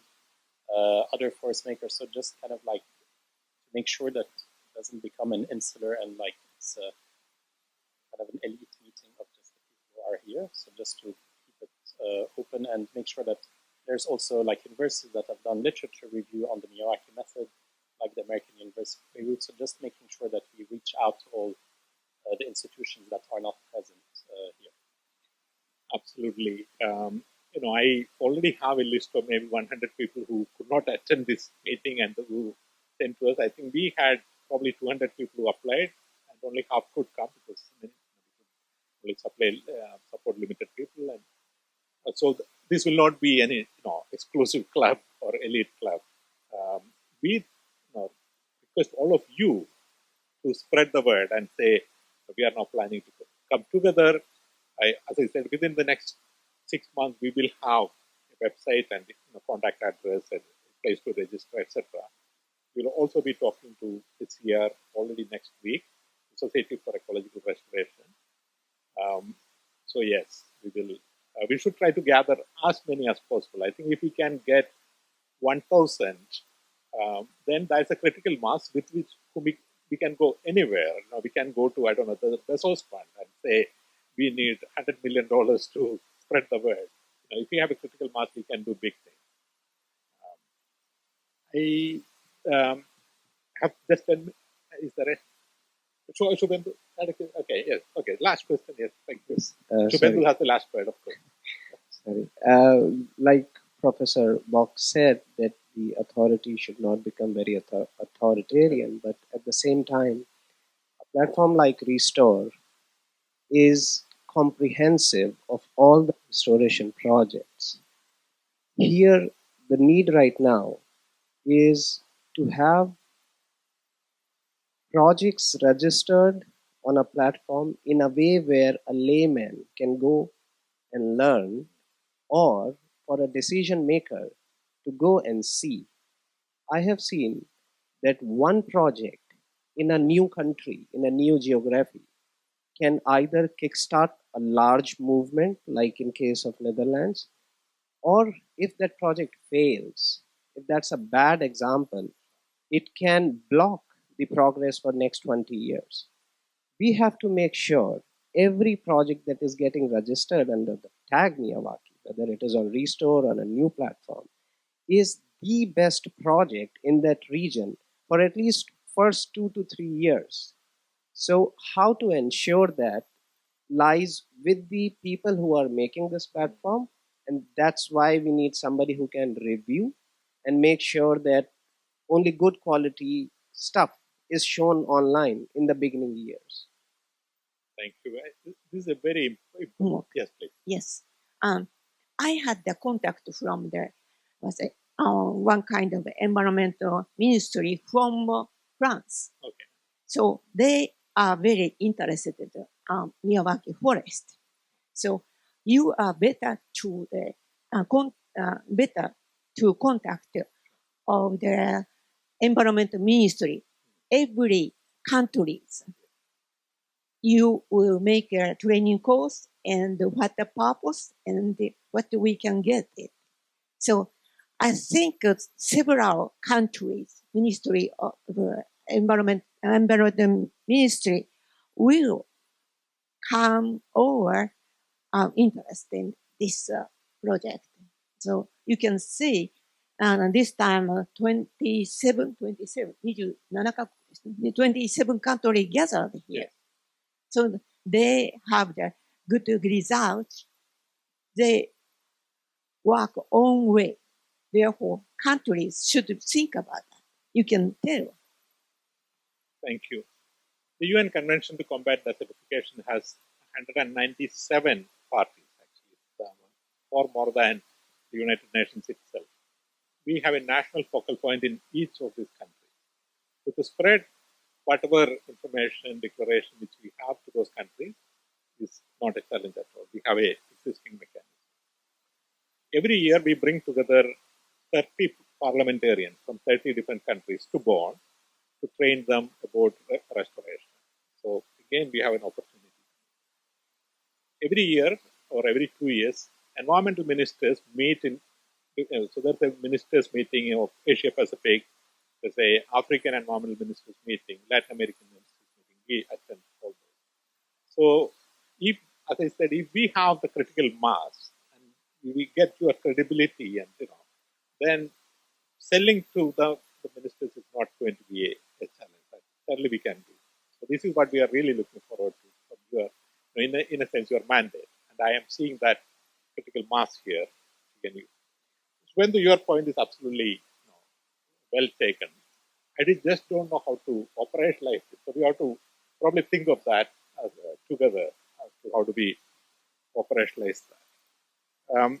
Last 5 minutes. So I wanted to say two things. Some of you also may want to say something.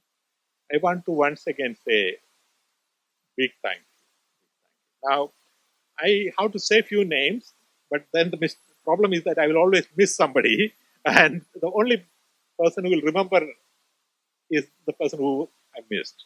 So I once wrote a report on Nigeria, and this was after 10 years of field work, and I was writing acknowledgement.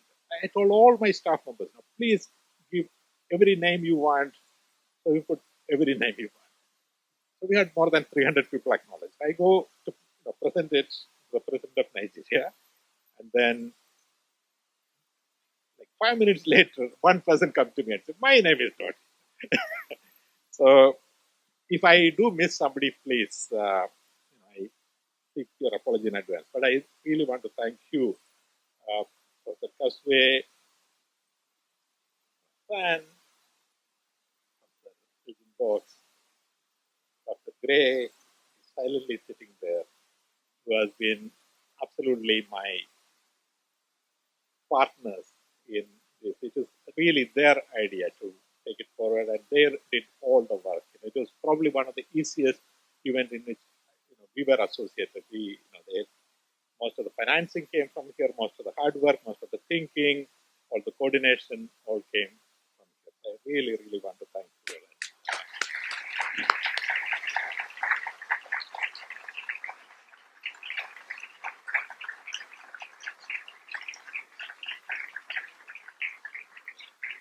Yeah.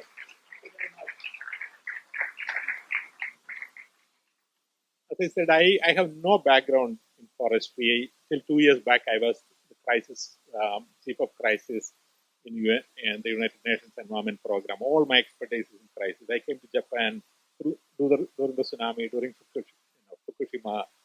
I had been to Thailand during the flood. Every country I went was relating to disaster. But when I came to this community, primarily through Harry, actually, who I knew 30 years back, and then I lost connection. Then when I met him again, he was a Miyawaki expert.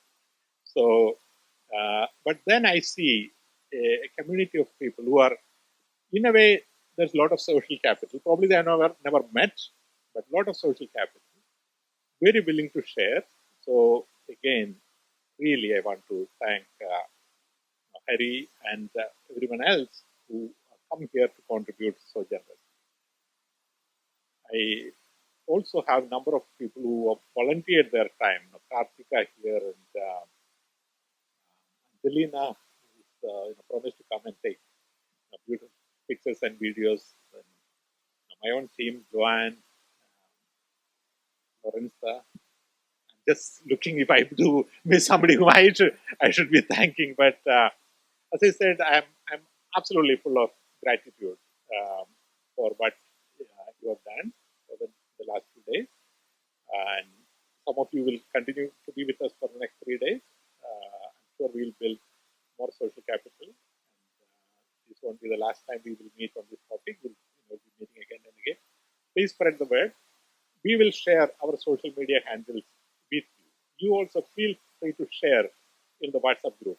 We will support each other, we'll collaborate, we'll follow each other, we'll increase our following by 100 by end of the day, because by sharing, everyone would benefit a lot more. One request which I have received is to get a family picture of all here. So if we could arrange a picture for that, and then we can share it with the group, that'll be fantastic. That's all from me for the time being. As I said, I'll be seeing you again during the week. Once again, thank you.